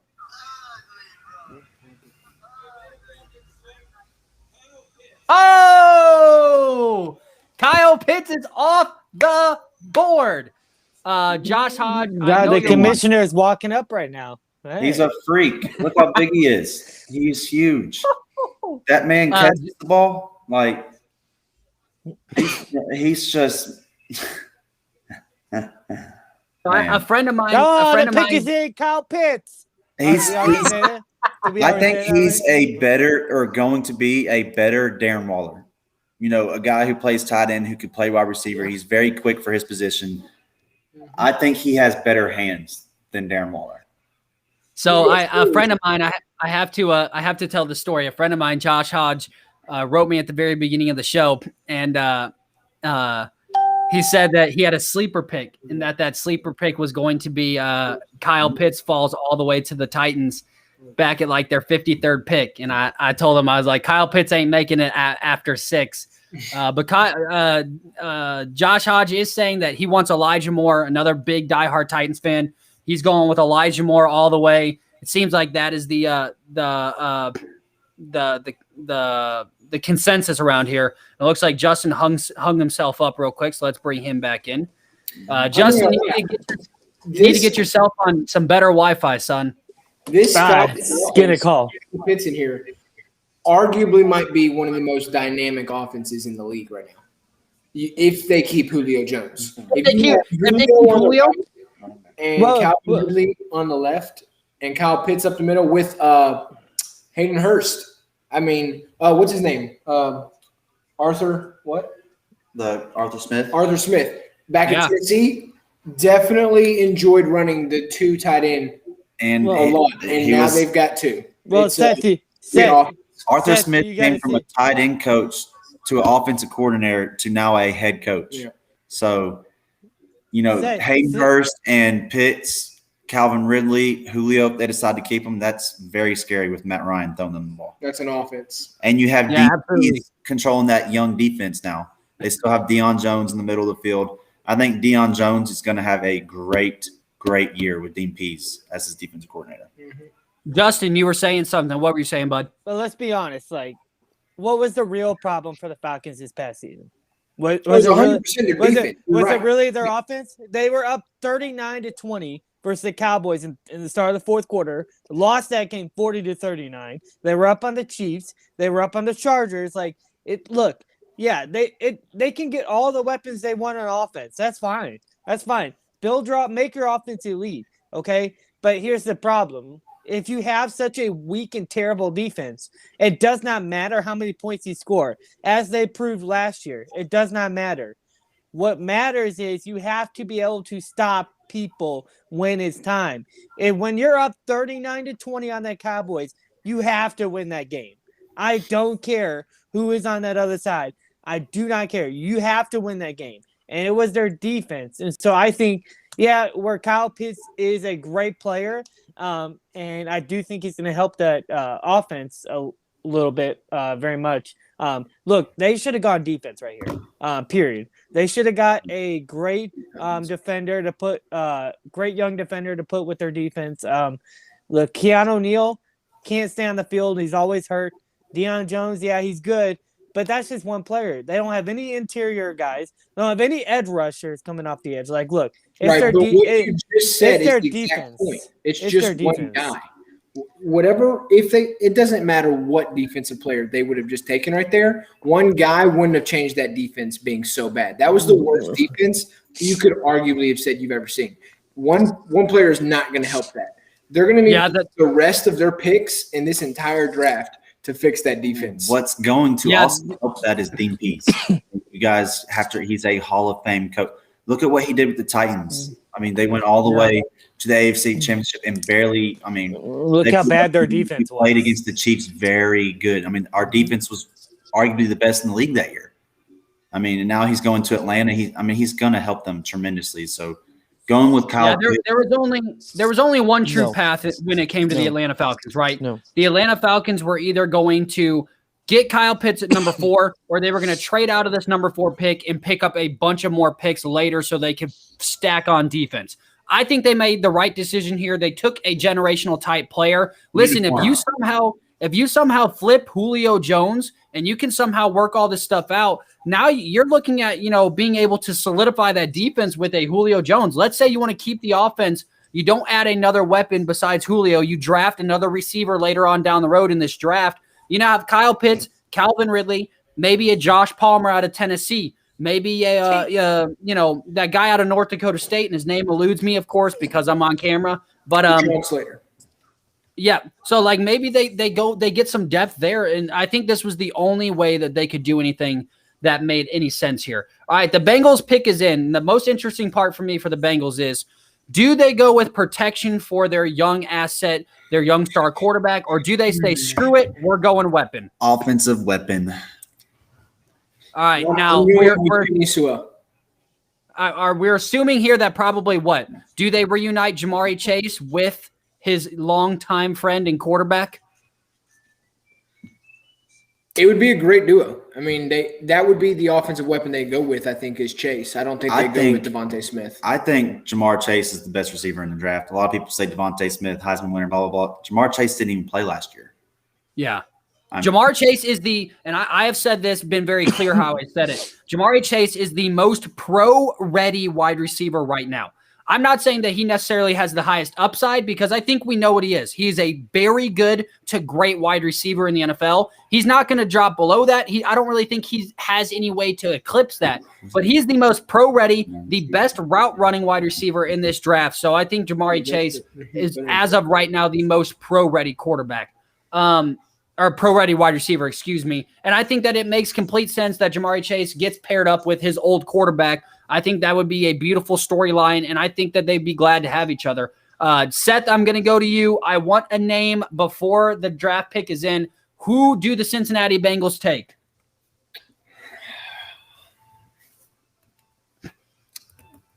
I mean, go ahead. I'm going to go with Jamar Chase. I just, for some reason, have a feeling. I don't think it's the right choice. I think Penei Sewell is, but I'm going to go with Chase. Yeah, we have argued, and we have talked about this a lot, that we 100% agree, and I know that Justin's even talked about this with me. I would rather protect my young asset first and then give him weapons later, because if he can't, he can't throw to a weapon with a broken collarbone every single year or a torn ACL. So for me, I solidify that line, and I honestly think Penei Sewell could have been a Jeff Saturday to Peyton Manning combination right there with his young quarterback. But let's see. The pick's about to come in. I think they're probably going to go offensive weapon here, to be honest. I'm going to go Penei Sewell. Don't think about it either. Jamar Chase was arguably better than Justin Jefferson when they played together. And we all saw what Justin Jefferson just did in the league. I mean, I think as the GM, you want to go offensive lineman to help protect, but at the same time, you got to give the quarterback what he wants. He's going to be your franchise guy. everybody knows he wants his old teammate. Well, He you wants also got Jamar to think. Chase. You also got to think about the run game, right? An offensive lineman right here would help not only in protecting him, but it would also relieve pressure on the passing game because it would improve Joe Mixon and the run game.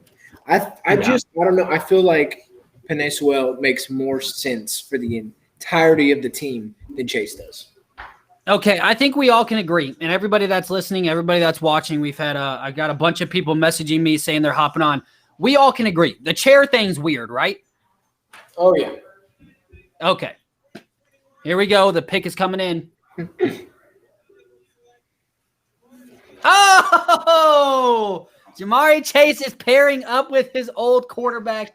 All of a sudden, I don't know why, Joe but Burrow. Joe Burrow. Good grief, his name just eluded me all of a sudden, like out of nowhere. Yeah, I mean, I've had this off and on in my mock drafts. Seth, you and I have agreed that we're not a big fan of this, but I guess this is what happens here for Joe Burrow. Gets himself a weapon, gets himself a reliable player. Now the Miami Dolphins. He's going to be a really good player. Oh, this is perfect for the Cincinnati Bengals. Now the Miami Dolphins. The next pick is going to be very interesting for me because the Miami Dolphins, they have to go offensive line here, right? Tua Tagovailoa was under a lot of pressure. He didn't look like he was really ready to settle in and play quarterback last year. Do they protect Tua Tagovailoa or do they say, screw it, we're going Devontae Smith or Jalen Waddle? For me, I'm getting the best available lineman. That way, Tua will have no excuse this coming year. They will know 100% because they've got a very talented offense already. But they will know 100% if they give him great protection. He's got a pretty good offense. It could be great with another player, don't get me wrong. But they also have an 18th pick where they can pick up another very good wide receiver, a Rashad Bateman and Elijah Moore. So for me, I'm going Penei Sewell here, someone who is a game-changing offensive lineman. And then I would go Elijah Moore or a Rondell Moore or Rashad Bateman later in this draft. What do you guys say? So I don't know if you know who Chris Trapasso is, but I've been reading here and following up on him. In his latest mock draft, he has the Dolphins take in Devontae Smith right here. And my thing is, because what you just said, what if you flip-flop it? What if you go Devontae Smith here and then with that 18th pick, go offensive lineman? I think that there's good depth back at 18. I think for me, the two game-changing linemen, Rashawn Slater and Penei Sewell, will definitely not be there. But Elijah Vera-Tucker is another very, very good offensive lineman that will drop later in this draft. So I'm not terribly mad at switching either one of these positions, to be honest. Well, the Dolphins pick is in. They made it pretty quick. Yeah, that's one thing too. I mean, if you think those guys that you really want are going to be gone, then what's more important? Getting another offensive weapon when you already, you have the weapons there, or getting that offensive lineman who, may be gone, pick 18th. So really, I guess, you couldn't go wrong with this pick. Why not draft the Heisman winner, but why not also get that offensive lineman that you really want? It's going to be really hard to mess this pick up just because there's so many good players. Right. It's going to be a lock either way, but I think it's going to be Devontae Smith. I think that's where they're going to go. Justin, where do you think the Dolphins are going here? Devontae Smith all the way. And see, just now here, not to backtrack, but just here on ESPN, they're comparing Jamar Chase to A.J. Brown from the Titans. Yeah, I'm just watching that right now, actually. Yeah, that's another, couldn't go wrong with that pick. Yeah, it is. Hey, why we're doing this, I am obligated to do this, and it is because I love it. Listen. If you're looking for a happier, healthier, better you, why not start today? I was 200 pounds as of 2 months ago. I sobbed the second I stood on that scale, the heaviest I've ever been in my life. I sat in my room and I said, I've got to make a change. Well, guess what? FNX decided that they wanted to partner with the Locker Room Podcast. They liked what we were doing. I liked what they were doing over there. It is in everything you need to be a healthier, happier, better you. Clothing, supplements, recoveries, everything, all 100% healthy, all 100% made in the USA. Use your FNX products today. Use your promo code TLRHOST. That is TLRHOST for 15% off of your order. So thank you, FNX Fitness, for everything that you do. The Dolphins pick, I think we're all in agreement here. that if they don't go weapon, they've got to go a stud offensive lineman. So I like Jamari Chase as well. He's also looking fly. Yeah, I'm digging that all white suit. he's been waiting for this moment. So Justin, I have to ask you: are you a Chicago Bears fan? I am. I do want to ask you though, because I asked these two gentlemen earlier. You're the GM. You get to pick for the Chicago Bears at pick. What is it? 20, I think. Yeah. At pick 20 for the Chicago Bears. Who are you taking? What player is on the board that if you're the Bears, you can't pass up on? Well, as what I'm hearing right now is they're going to trade up at number either 8 or 7. From what I've been hearing, either Carolina or Detroit's pick. But if we do stay at 20, I would totally be okay with Jenkins from Oklahoma State. Great offensive lineman. Great Kelvin hands. Jenkins? He's got great hands, great feet. He's got long arms. And he's a prototype. He's a prototype tackle. And that would definitely help us out. And I would be. That's I what would I'm be awesome with seeing. him. That's what I'm seeing right here on this mock draft, the latest mock draft of this guy too. He's got him getting Jenkins. Yeah, listen, they need an offensive lineman. I think I would go offensive lineman, like I said, before cornerback. But if they move up, Justin, let's play this scenario out. If they move up, do the Chicago Bears take a quarterback? And if so, which quarterback? As much as I don't want them to, they're going to take a quarterback if they move up. And actually, I would love it. Let's get Mac Jones, baby. Let's ride the train, baby. Let's show all these people that Mac Jones should have been the number 3 pick. He should have been the number 3 pick, but they screwed up. So let's show them all how great Mac Jones really is. Well, listen, after the most epic flop in history, they need a recovery here. All right, here we go. The Dolphins pick is in. Holy crap. What? Whoa. Whoa, I don't even know what the pick is yet. Whoa, what just happened? So for those of you who are watching at home, Yeah, wait the for Miami Justin to- Dolphins, the Miami Dolphins selected, take a guess, Justin. I want you to guess before I reveal it. You'll never guess. Seth Thornton. The Miami Dolphins select Jalen Waddle. Dude, Okay, yeah, it's a great pick for him. Great pick. why is that Uh, a great pick? Why are you Jay- taking Jalen Waddle over the Heisman winner Devontae Smith? Why is that a great pick? And First off, where the hell is Penei Sewell dropping to, guys? All right, can we understand the sadness I'm going through? He's not going right here. I don't think This, so. dude, as that much- was a as much- huge. As much as like- everybody loves Devontae Smith and he was the Heisman Trophy, he was a killer last year. Yes, he's a great player. But if you want to look at it, Jalen Waddle is not only he's just as fast. And there are question marks about Devontae Smith coming up to the NFL. His weight for sure weighs 166 pounds. Can he take those hits that is going to be taken by safeties and linebackers? Can he take those hits and Now, without getting injured? And I will push back. I will push back on the weight issue because we have seen a player like T.Y. Hilton. T.Y. Hilton's been able to take those hits. So I don't think necessarily being 166 pounds is that big of a deal. Like everybody else keeps blowing it up in the media. It's Listen. a big deal for GMs though. It's a big GMs do take that in consideration and Well, definitely and look here's at the it. deal. If we're being honest, I think most NFL GMs are absolutely stupid. We can be completely serious about this. Most NFL GMs don't know what they're doing. So the Lions pick here, we are almost in full agreement. They've got to go Devontae Smith, right? Oh, yeah. You've got to give Jared Goff a weapon. There's no way that they shake it up and go defense, which is definitely a need for them, right? Penny They've got to Sewell. go. Penei Sewell They've is got to going go right here. Devontae Smith. Penei Sewell. You think Penei Sewell lands at the Lions? He's going So- right here. The real question is, did Tua play into them taking Waddle over Smith?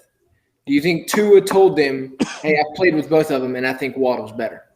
That's Well, I what- mean, No. if so, we are seeing a common theme here. We're seeing Joe Burrow reunite with Jamari Chase. We're seeing Tua Tagovailoa reunite with Jalen Waddle, which was his first love. Like, let's be honest, Jalen Waddle was Tua Tagovailoa's first love when it came to the game. So I'm interested. That's a very good point. I wonder if that is what they're doing here.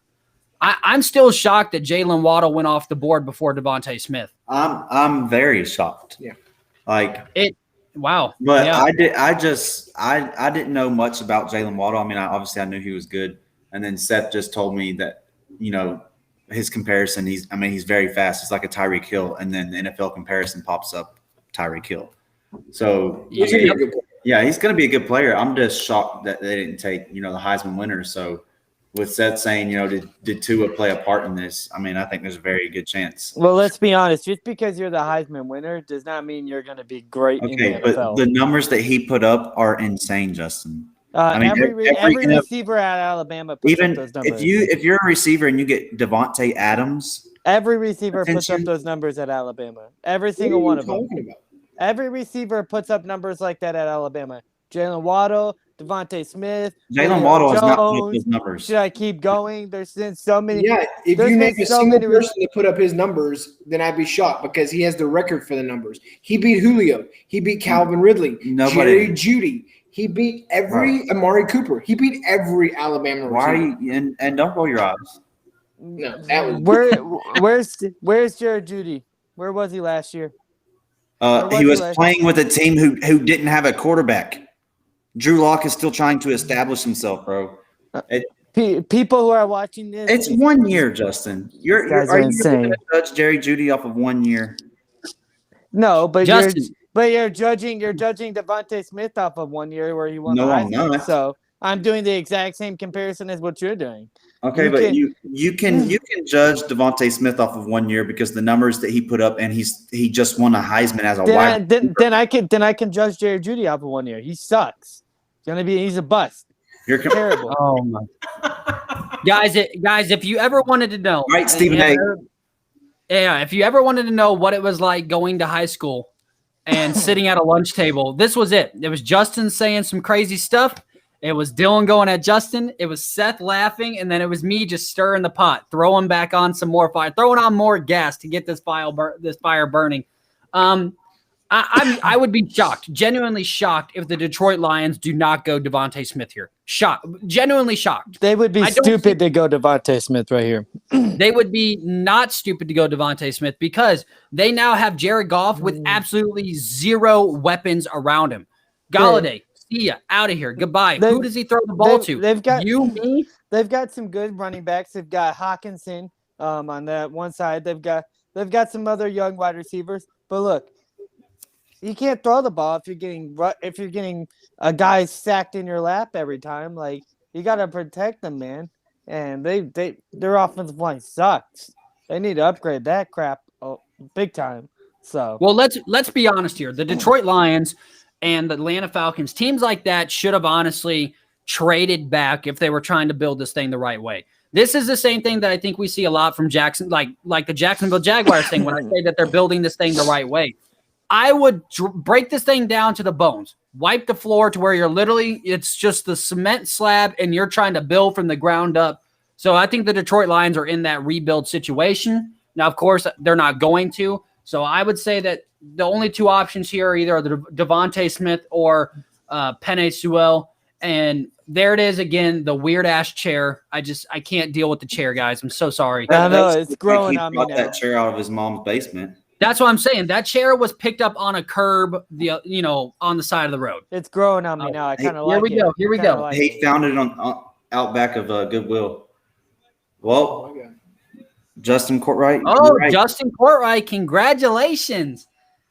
I'm actually Guys, extremely happy for Devontae Smith not going there Yeah. because Yeah, his I- career would have ended there if he had gone there. Why? Guys, I think we need to take a moment. Megatron.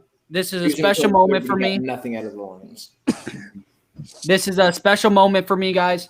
Penei Sewell, an Oregon Duck. Hence the background. If you can't tell, Penei Sewell, though, he gave his soul and blood to That's the big man. University of Oregon, so we appreciate you.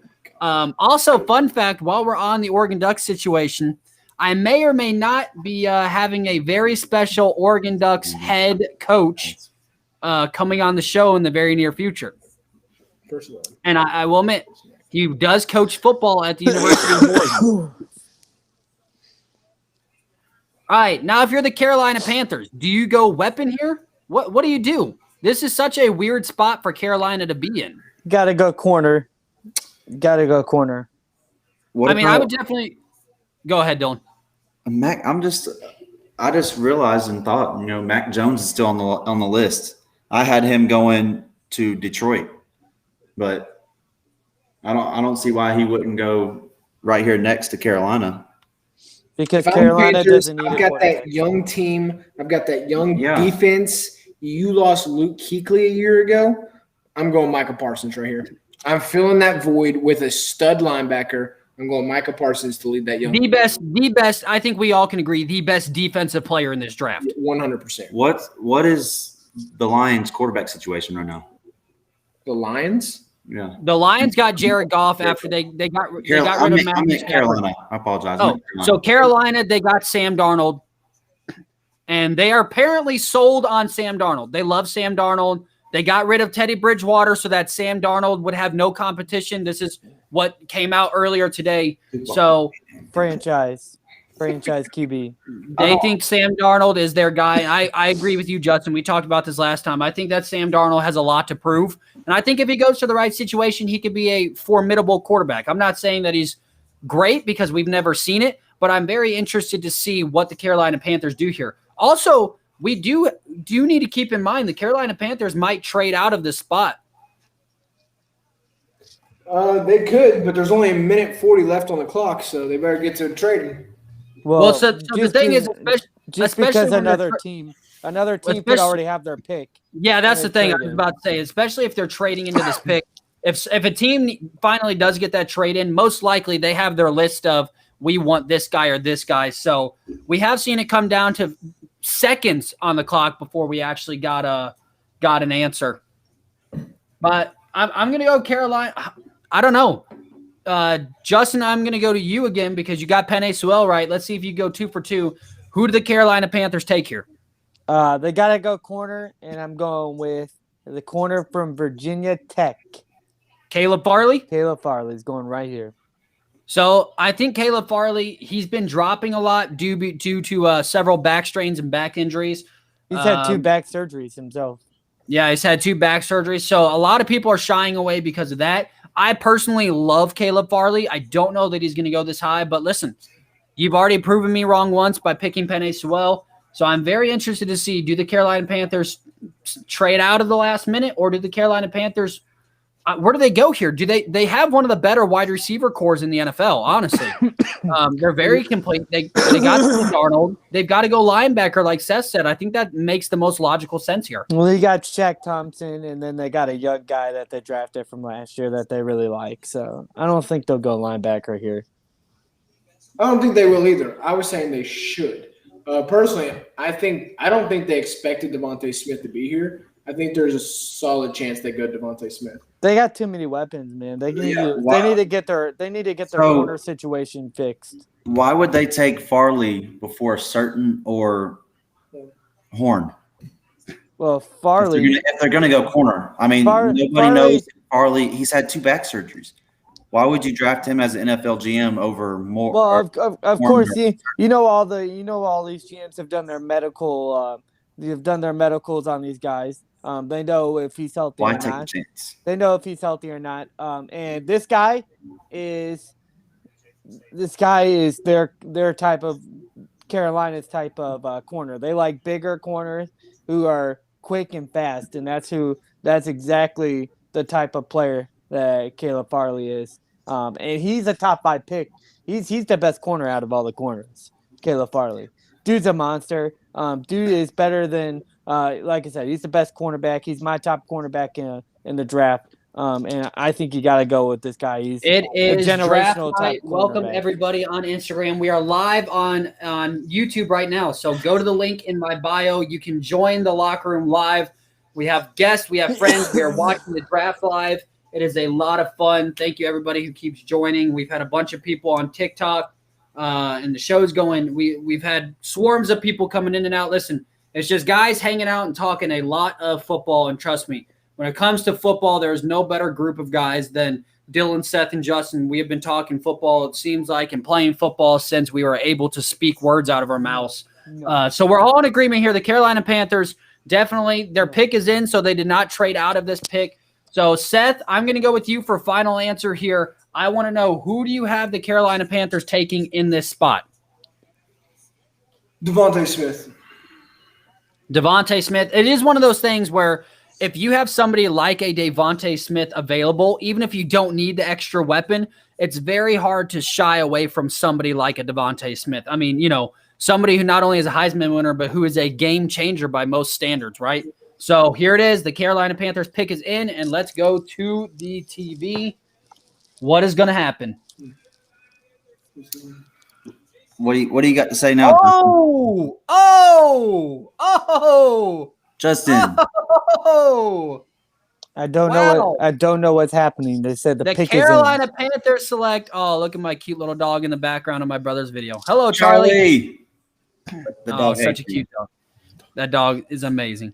The Carolina Panthers select J.C. Horn. Arguably, Seth, I talked about Dylan. I was on with you guys at the beginning. I said J.C. Horn is one of the more underrated, probably most talented cornerback. He's big. He's physical. The way I like my cornerbacks. 6'1", 205. He's very physical at the line, which is my favorite. If you're watching highlights right now on ESPN, and for those of you who are on my live, you can see, right? Very, very, very physical, and that's what I love most about J.C. Horn. And he is fantastic when it comes to tackling in open space, which is another very underrated portion when it comes to the cornerbacks in these drafts. So often, especially in the last few years, we've moved towards speedy, smaller cornerbacks. And while people like Patrick Surtain are valuable in their own right, I think you need a bruiser cornerback on every single roster.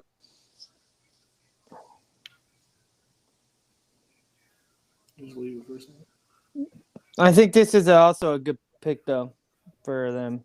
J.C. Horn's also a good pick.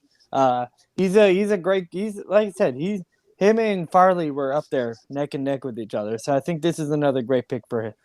This is a great pick for them. It's Everybody definitely on going to help YouTube, them out. thank you for joining. I'm about to go live on TikTok real quick. Hey, listen, there's a link in my bio. We are live on YouTube right now. We'd love for you to join, so we will see you all over there hopefully very soon, guys. Sorry, guys, everybody watching. I've got people in and out going live on different social medias all night long so we can keep the party going. And hey, we've got a Loki exclusive trailer. So I know this is all about football and all about the NFL draft, but of course, everybody knows, if you haven't seen my arm, I have Marvel literally tattooed onto my skin. So go check out Marvel after we get done with the NFL draft. All right, the Denver Broncos. So we know that they're looking at Aaron Rodgers. We also know that they made a trade earlier to go ahead and snag the quarterback out of Carolina, Teddy Bridgewater. So here's the deal. Seth, do the Denver Broncos can't go offense here, right? They can't go Devontae Smith. That would be ludicrous, right? They can go offense. I don't think they'll go wide receiver. I could see them going with Rashawn Slater right here. Okay, going offensive lineman. Yeah. Okay. Dylan, I'll go to you. Who do you see? Even though Devontae Smith is still there, there's too many mouths to be fed at that point. I was going to say, I don't think they need a receiver. I mean, they're pretty loaded at wide receiver. If I was them, I would probably try and go maybe a defensive player, offensive lineman. I would probably, with Teddy Bridgewater going there, I would probably go offensive lineman, or maybe, linebacker. This pick right here is tough. Yeah, I would go Rashawn Slater, or I'm going Micah Parsons. Seth and I talked about that. Go along. Micah Parsons, the best defensive player in my mind in this draft, along with Von Miller, who's finally coming back healthy and felony free. Justin, I'm going to go to you here. The Denver Broncos, we know they can't overload on offense. So who do you have going to the Denver Broncos here, man? Well, look, they have one glaring weakness on their team. Okay. Above any of their positions. Their offensive line is good. They were good last year. They got some guys coming up the rank that they like, so they'll be just as good as last year. So I think they're fine there. It's got to go linebacker. You need another guy to put on the other side of Johnson, and so you got to go Micah Parsons right here. Yeah, Micah Parsons, and this is something that I've looked at a lot in the draft. I put players in their own categories called the non-bustable category, right? There are certain players that no matter what, are just going to be a hit. They're not saying that they're going to be Hall of Famers, but saying that they're going to be in the NFL and they're going to be effective. And I think Trevor Lawrence is one of those guys. And the very next name out of my mouth to Seth that night was Micah Parsons. Micah Parsons is one of those linebackers who not only is a great play reader post-snap or pre-snap, but he is a great accelerator when it comes to covering wide receivers and tight ends, which I think is the most underrated aspect of most linebackers and cornerbacks in this year's draft. Dylan and I talked about it at the beginning of the draft night too. You have to be adaptable as a linebacker in the NFL now. You have to be more of a hybrid. Like yes. Omora out of Notre Dame, you can't just be a linebacker that goes downhill. You've got to be able to cover guys like Travis Kelce who run a 4.4 and can snag a ball and run great routes. Exactly. So you need I think Micah Parsons is that type of unicorn linebacker. So I'm interested to see if the Denver Broncos solidify this defense. They don't need offensive help besides the O-line. I would go Rashawn Slater here. But guys, the way this is all shaking up, your thoughts on where this draft is going to end up. You still have Mac Jones. You still have Justin Fields. You still have Devontae Smith on the board, right? You still have Rashawn Slater as of now still on the board. So, a lot of these next picks are going to be very interesting because the later we get into these rounds, you've got some great players falling super late into these rounds. So who is one of those players that you think might fall to a perfect scenario? Right here, they're just showing Justin Fields like there's a chance they do that. But I don't see why you would go out and get Teddy Bridgewater and then also hear the rumors of maybe getting Aaron Rodgers. Yeah. And Rodgers is interested in playing in Denver. Why would you draft, a quarterback right now and then kind of just throw that idea out the window? Like, no, we don't want you. We're not interested. You always want to keep that, let him know, hey, if you want to come here, we're going to draft an offensive lineman right here. Yeah. Help protect you. I mean, anything could happen. This draft has already surprised me. I mean, you're talking about a player that possibly could drop to a perfect scenario is Rashad Bateman. He's a beast, but the way it's falling is he could very well be one of those last receivers taken in the first round, which means he's going to be on a stud team. He could go to the Saints, the Packers, the Ravens. I mean, any of those, he would be a starter, and he would be in a great scenario because of it. I think he's a player to watch for the latter part of the round. Justin, do you have a player that you think you should watch in the latter part of the rounds as we see so many great players just continually falling in this draft? Mac Jones. I would keep an eye on him. I have a strong feeling it's either Washington or the Bears. Listen, if Mac Jones, I will say this, if Mac Jones does go to Chicago, I think that's actually a very good fit. And that's not me just because I support the Bears and the Titans. Play down the middle of the field, guys. But I think that Mac Jones is very good in a situation where he's not reliant on the deep ball every fourth throw, right? Chicago's very smart in play designs and very smart in keeping the ball 10 and in. So I think Mac Jones would be a very interesting spot for Chicago here. And now we see the chair. For those of you who are watching the draft at home, I know there's a lot of you who are watching the draft and listening to the commentary.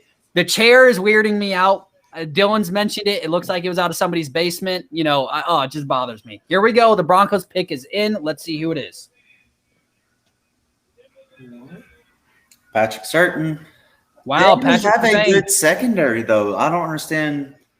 See, there's just multiple picks now that have left me kind of like, what? Wow. Well, and see, this is interesting because Patrick Surtain the second, the cornerback out of Alabama, a very high playmaking cornerback, is now off the board. Now we're getting interesting because Dallas is on the clock. And that's exactly where Dallas was going to go. Does Dallas go ahead and take a chance at Caleb Farley? Or does Dallas say, screw it, let's get Devontae Smith and just make this the most insane offense you've ever seen? Or Rashawn Slater. This is about to be insane, guys. Trevon Moehringer. What Keep if him in mind. Oh, Trevon Morehanger out of TCU, Yep. the best. And I've said this before the draft, one of the best safety prospects what if it's- I've seen in recent years. I love what I've seen from that kid already on film. And Justin, being a TCU fan, I'm sure that you are very excited that you have a prospect so highly valuated in this draft. Yeah, definitely. I think I've never seen a safety like him before. He's on the par as like a Justin Simmons, or you got back when Cam Chancellor with the Boom. So I think he's that type of a player. Cam yeah. Chancellor also played And at Virginia. I think he'll be this pick for the Cowboys right here. He's my pick to go here. Yeah, guys, this is just shaking up the entire draft, though. Now we're seeing a lot of these cornerbacks and defensive players taken off the board so early. I mean, let's go ahead and look a little bit further. Dylan and Seth, look at the Titans pick. Now you see a lot of open availability at the Titans pick. Do you think the Titans have the opportunity? I know Devontae Smith, there's no way No. I will put $10 million he doesn't go down all the way to the Titans. But what if a Rashard Bateman is available for the Tennessee Titans? Do you get another big body receiver, or do you still go speed? So my thing is, I'm not too sold on Rashad Bateman. I mean, he's got great hands, yes, but I just don't think I think he's gonna struggle being able to get open in the NFL. And we already have AJ Brown, a great route runner. He's 6'1", maybe 6'2". Rashad Bateman's 6 foot. So and we already got Josh Reynolds. He's a big guy. He's like 6'4". So my thing is right here, why not go – okay, Rashad Bateman's 6'2". But why not go – now you just made me completely go blank. I don't even remember what I was trying to say. I will say I would though, go, yes, with Elijah Moore or Rondale Moore. I mean, no. You also have Terrence Marshall Jr., who will probably still be available from LSU. Yeah. I mean, all three of those guys I'd be happy with. I personally think we're going to get Elijah Moore, but I would rather have Rondale Moore. I mean, you watch his highlight tape. I agree. He has very quick feet. He's very shifty. I feel like he's going to do very well. I think Rondale Moore is one of the more underrated receivers in this draft, and we've seen him, especially over the last 2 months, drop significantly from being in the top 3 or 4 wide receivers down to now 5, 6, and 7. Listen, Rondale Moore has the best hands in this draft class. I will state that now.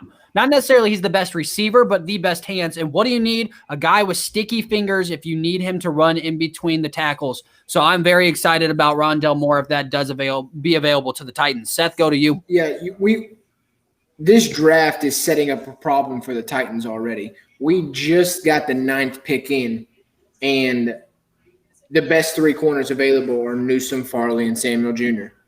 This is not a deep corner class. It's not. This is a problem for the Titans. It is a deep wide receiver class. Very. One of those 3 corners more than likely will be off the board before the Titans come, if not 2 of those 3 corners. So if that's the case, you're really pushing on the clock for the Titans to get a corner. Where we thought they had a luxury of waiting until possibly the 2nd round to pick a corner. Yeah. That luxury is going away. They might need to take a corner in the 1st round, unfortunately. And now, are you okay with the Titans taking a corner and then picking up a Josh Palmer, maybe in like the late 3rd, early 4th rounder? Yeah, I am. Specifically Josh Palmer. I think he's really good. I think if we are forced to get a corner in this 1st round, which is fine, we need one. Hey, update. The Philadelphia Eagles have just moved to number 10. That's smart. That is very smart on Dallas's. If their guy wasn't there, it was smart to move back. Devontae Smith.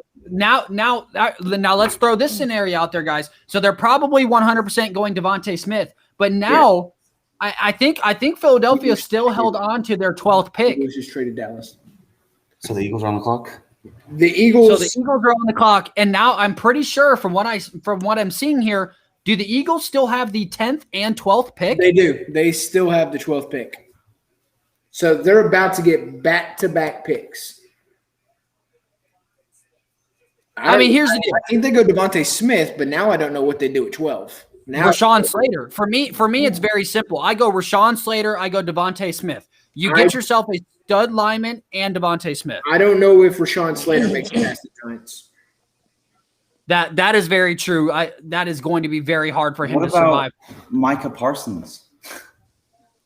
Guys, this draft is need a just linebacker. That's what I'm saying. The Eagles need a linebacker. I mean, That's true. yeah. I'm Wow. shocked that they kept both picks. That's crazy. I want to know what they gave up for this 10th pick. I'm looking. I'm waiting for the updates to come through, guys. You know, like there's only so much we can do. they just traded that to a division rival. Yeah, that's surprising. That's Yes, why they did. I'm super confused right now. Like what was in this trade?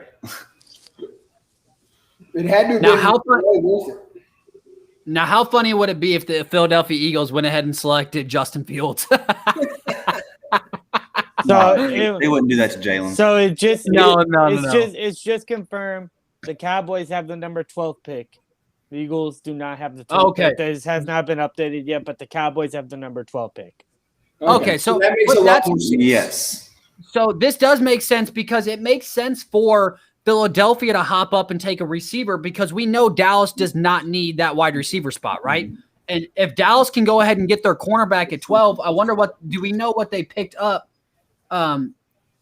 Okay. So wow, the Dallas Cowboys just made it out here. They picked up the number 12 pick, so they move back 2 spots where they can still get probably Derek Newsome or Caleb Farley, and they picked up their third rounder, the 84th overall. So the Cowboys just made it out That's very a well great here. trade. That was a Very phenomenal good. trade. Mike, That was what Jerry Jones, Seth, I told you before this draft, Jerry Jones tweeted about 5:30 this morning that they were going to surprise people in this draft. So I don't know. I'm sure that his plan probably didn't go the way it was supposed to, but they made out very well, picking up a very good third-round pick. And the Eagles, 20 seconds left on the clock, still don't have their selection in. It's in. I'm almost certain the Cowboys had one player circled, and that player somewhere in the top 9 got taken. And the second that happened, I'm assuming it was Patrick Surtain. I agree. I think that the second that player went off the board, they said, okay, we're not going to panic and take somebody that we don't really want. We're going to get more draft capital and see what falls to us after this next 2 picks. Is what I I would think. agree. I would definitely agree. And I think it's very smart. I think the Cowboys are still going to be able to get the cornerback that they want. And I think they're going to be just fine. And they picked up a third rounder, which is very valuable for the Dallas Cowboys, especially since they are built to be ready now, right? So it's going to be very interesting to see what happens here at the Eagles pick. I think we're all in agreement. Dylan, I'm going to go to you since I went to Seth and Justin. Give me the name of the player that you think is going right now. I mean, I'm still shocked that Micah Parsons is on the board and available, and so I'm gonna say he goes next right now. I mean, You think Micah Parsons the ends Eagles up in need a Philadelphia? linebacker, and Micah Parsons. We said at the beginning. I mean, we said at the beginning of the show we were talking about unicorns. You know, just a freakish talent. This is a linebacker who runs a 4.4 or a 4. What did he run? I think this is going to be Devontae Smith. He ran a 4.3. A linebacker. I mean, you think this is gonna be Devontae Smith? Yeah. There's that damn chair again, man. I can't. I love it. I love It it. bothers me so much. I know it won't happen, but He's I would like- love it if Michael Parsons dropped all the way down to the Titans. I'd love it. Oh, my Oh. gosh. I love the fact that she just held Goodell's hand and he kept trying to walk away. Yeah. And she's holding it. All right, here we go. The pick is in, ladies and gentlemen.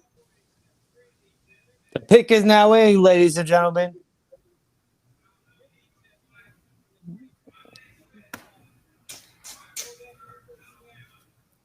Yep. Woo!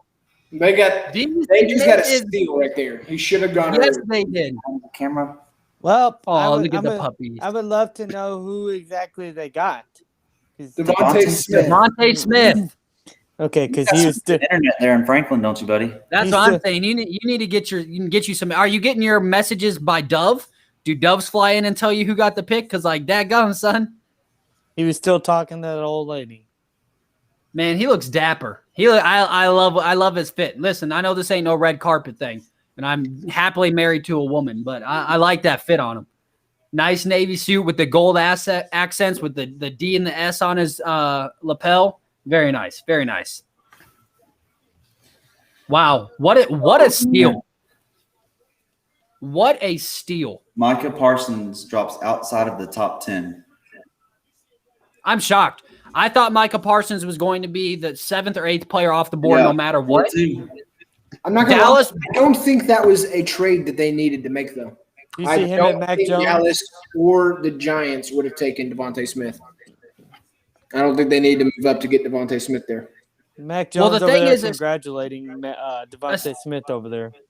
Especially in the draft, right? You just have to if you want a guy and there's a guy that you have your sights set on, you just go get him, right? That's something that good teams do is they go out and say, if I want Devontae Smith, if I have to trade up 2 spots and get rid of a 3rd because I want Smith that bad, that's what they go do. So I think they do. I mean, I get what you're saying. I think he would have been there, but to not take that chance to get a weapon for your young quarterback, I think it was very smart for them to just go ahead and move up and grab him immediately. Now, Giants here, Seth, I'm going to go to you for your pick.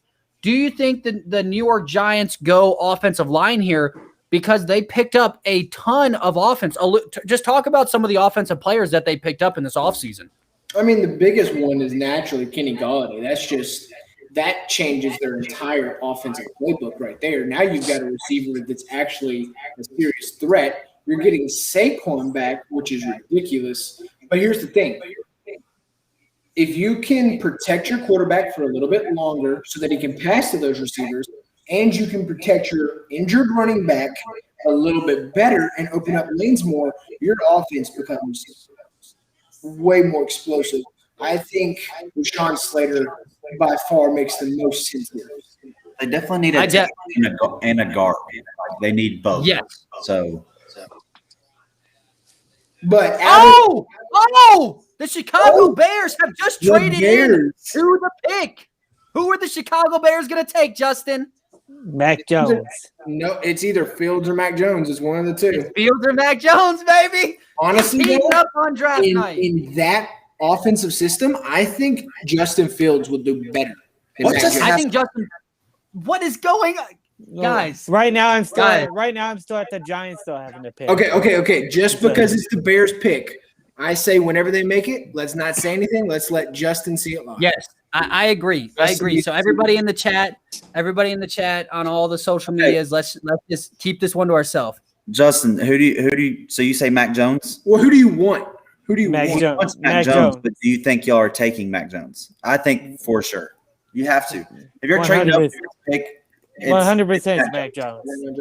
Because I really think Chicago wants like that pocket passer. I don't think if Chicago goes with Justin Fields, I'll be mad. I don't want Justin Fields going to Chicago. I don't. From what I'm watching, from what I just read and what I just was listening to, apparently the Chicago Bears gave up a lot because the guy that they want is up there. I am very excited. Listen, this is the first time maybe in history that the Chicago Bears have grown a pair to actually do something about it and go get somebody. Thank you. Now the Titans, I'm waiting for you to pick up this same energy and try and hop up there. But listen, thank you, Chicago, for breaking the mold. I don't have to bash my head against the wall and have you draft some dumbass player later on down the road that you think is great. If this pick turns out to be Mac Jones, this will hands down be Justin's favorite draft of all time. Okay. Yeah. So I was telling they're showing Justin Fields right now. They just showed Mac Jones too, though. So what was I talking about before earlier? We were saying, who's going to be your sleeper, and I was saying I really do think Justin Fields is going to be the best quarterback. Yeah. I just don't like him in Chicago. I don't know why. Maybe it's because it's Justin's team, and I'm pulling for Justin Fields. I just don't want the Bears pick is in. Oh man, I won't say anything. I promise. That was quick too, because they had a full 9 minutes left. They were ready for this player. I will hold the poker face. Well, we will let Justin react. I'm not gonna know who has the pick for a long time. Yeah, Justin will find out tomorrow morning. Look what your buddy Levi just said. Justin looks like he's about to shit. Oh my gosh. Justin, are Oh, you man, nervous right now? Justin, are you turning this draft off if they mess this pick up? You're staring right at the TV. You're like ignoring us. Are you okay? I'm just ready for the pick. You focused? Guys, I'm not gonna lie. As a 50% Bears fan, I'm nervous too. All right. Who do you want, Jacob? Yeah, which quarterback do you want? Oh, I appreciate it. So often as the host, I don't get questions. I love this, actually. I'm very excited. Honestly, I think Mac Jones fits better in the Bears system, which is short, accurate passes. But I like Justin Fields more as a quarterback. I think Justin Fields would make the Bears offense do something it's never done, and that is be dynamic. And that's what I want as a Bears fan. Be dynamic for once. Stop getting the tall white guy that can deliver an accurate football. Now I just don't want to have to hear, like, if they draft Mac Jones, you know, for the next couple months we're going to be hearing Justin say they're going to the Super Bowl. I know. Oh, yeah. All right, here we All right, go. guys, the pick is in. We got to act Well, for me calm. at least.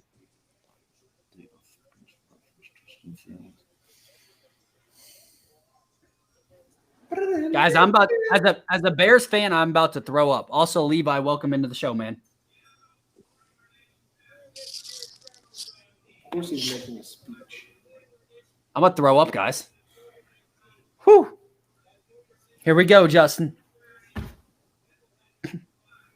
All right. Can we get this up? I don't want to hear any talking. For those of you watching at home, of course, Justin, you see him in the Bears gear. This is the first time in history the Bears have done something and moved up. So Justin, of course, looks like he's about to throw up, and for good reason. Dude, he's up here talking about the CDC. Yep, come on. Let's go. Let's go. Keep it going. Justin, pets are welcome in this stream, so don't be too afraid of them. Yeah, Levi, we're glad to have you, man. We've had Josh was in on the show earlier and talked to him for a while. And then now I've got my boy Levi in, and then I will admit I got to stand up for this. I'm sorry. I know, man. I'm as a Bears fan, man. I'm sweating bullets here. But yeah, Levi, Josh said that he thought Kyle Pitts was going to maybe fall to us at 22. All right. Come on, speed it up. I think we all can agree, guys. The talking in between the picks is stupid. Let's roll them out. Yeah, because we're Here so we eager go. to hear. We're so eager to hear. Here we go. Come on, Chicago.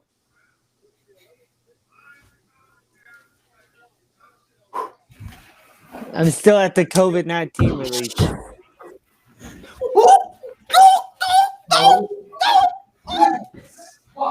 We are the champions, my friends. Let's go.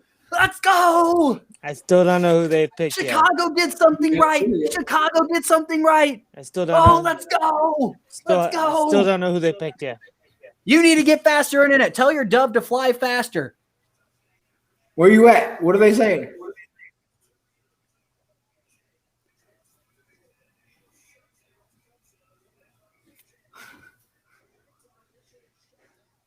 Watch your language. Yeah, so you know. watch your language. It's a family show.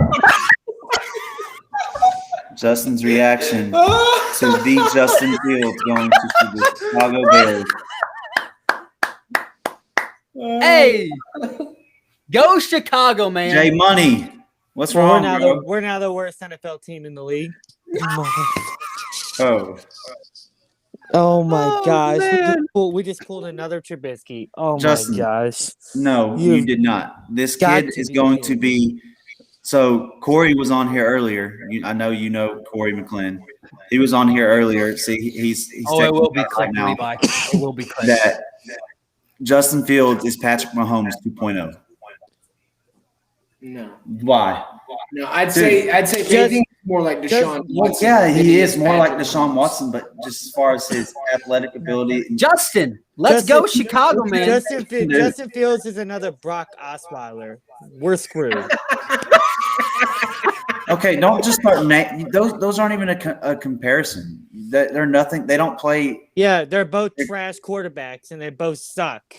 That's the comparison. Justin, this dude, the second the season starts, you're going to be so high on Justin Fields. It's ridiculous. Well, No, Corey he's- says that your Chicago Bears just became a playoff team, Justin. So My Chicago Bears just decided they wanted to be last in the NFC North. Oh Justin, my you know what goodness. they gave up to get that pick? Dude, Well, they Levi Bowman, picked Justin Fields, so it's probably something stupid. All right, I'll tell you. The Chicago Bears traded up to number 20, and they got number 11 from number 20 for a 2022 first-round pick, a 2021 fifth-round pick, and a 2022 fourth-round pick. Exactly. Wow, that's amazing. That's exactly what I thought. Stupid, and we That's decided, amazing. And then So we they gave decided up to even go with 2 stupid. firsts, a fifth, and a fourth. Yeah, we decided to be Justin, I'm stupid fine and with trade the pick, and then we Hey. decided to get a person who's to be a bust in the NFL. Great. didn't y'all franchise tag Allen Robinson, right? Yeah, they got Yeah. We could franchise Julio Jones and Calvin. We could franchise the whole NFC Pro Bowl team, and it's still not going to help us now that we got him. Oh my! Listen, ladies and gentlemen, we all know that Justin's a little bit over dramatic here. Levi in the chat over here says no shot. Justin Fields will be the worst QB of this draft.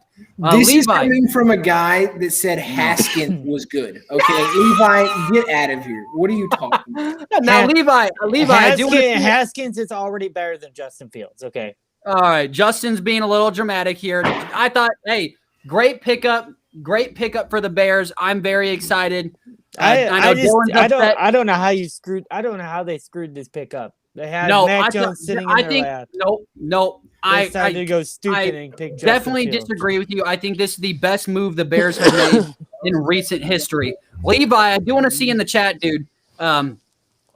Levi Bowman said he's Dwayne Haskins 2.0. That's exactly what he is. Trash and even worse. Trash. Levi, I do want to ask you a question in the chats though, Levi.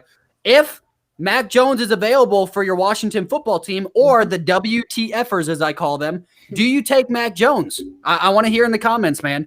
But there it is. Justin's reaction will be clipped and will be put on TikTok because I as a Bears fan, I am pumped, absolutely pumped that Justin Fields is a Chicago Bear. Very excited about that. How can you say Hey, Josh Justin Hodge on Fields, the live ride stream. Let's go. how can you say Justin Fields is a Dwayne Haskins 2.0 or say he's not good after the numbers he put up against great defenses? I mean, yeah, he didn't play many games. Barrett, Cardell Jones put up those numbers, and they suck. They're not even in the league anymore. Cardell Jones play did at not put Ohio up Justin Fields like numbers. Every quarterback that plays at Ohio State is good. Now they get to the NFL, and this is exactly what's happening right here.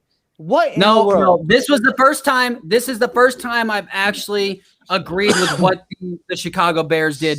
Levi said, I like Jones and Parsons if he somehow falls to us. I think Parsons is the best. We've talked about this all draft show. Micah Parsons, the best defensive player in this draft, without a doubt. But the Chicago, We should have just drafted a kicker. We should have just drafted a kicker. We're 3 picks this away from the Patriots getting Mac Jones at their original 15th pick and them not having to trade up.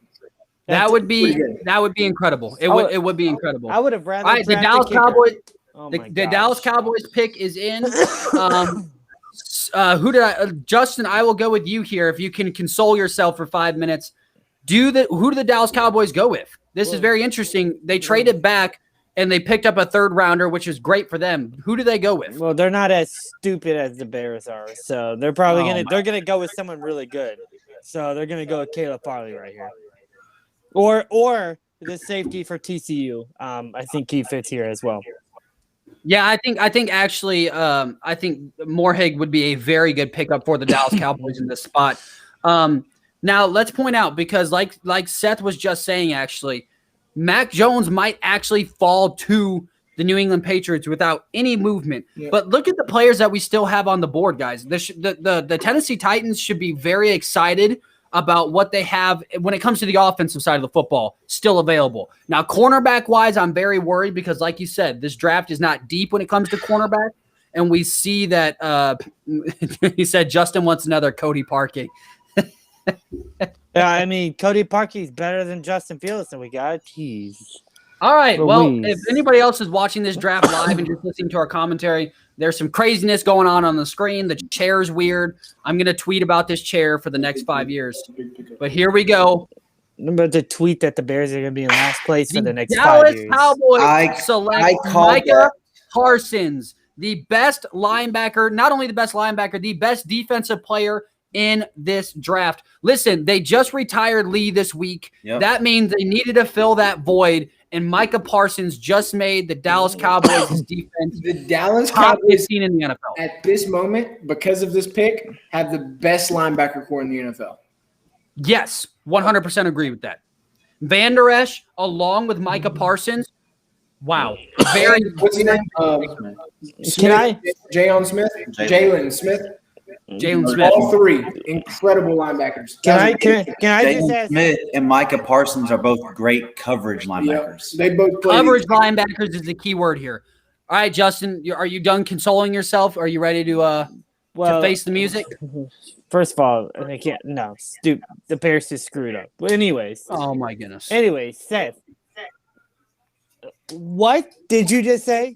Who has a better linebacker core? Are you drunk right now? Are you Who drunk? has a better linebacker core? Did you have your first sip of a beer? Because I'm just dumbfounded by the stupid crap that you just said right there. What Name is the one team with a better linebacker. Washington with a quarterback, I'll man. take it back. Washington gets Mac Jones. Washington football team, Chicago Bears, both have a better Linebacker, not defense, linebacker. linebacker core. Yes, Jalen Smith sucks. Okay, first of all, hasn't been able to stay healthy.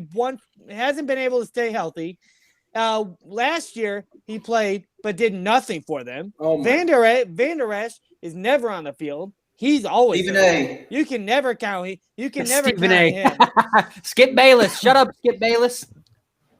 I honestly, I think Seth just had his first sip of his beer. People, there's no way he said that. There's no way him and Dylan said that crap sober. They must be drunk because there's no way they just said that crap sober. Levi Bowman in the chat says they have the worst defense in the league. Cowboys suck.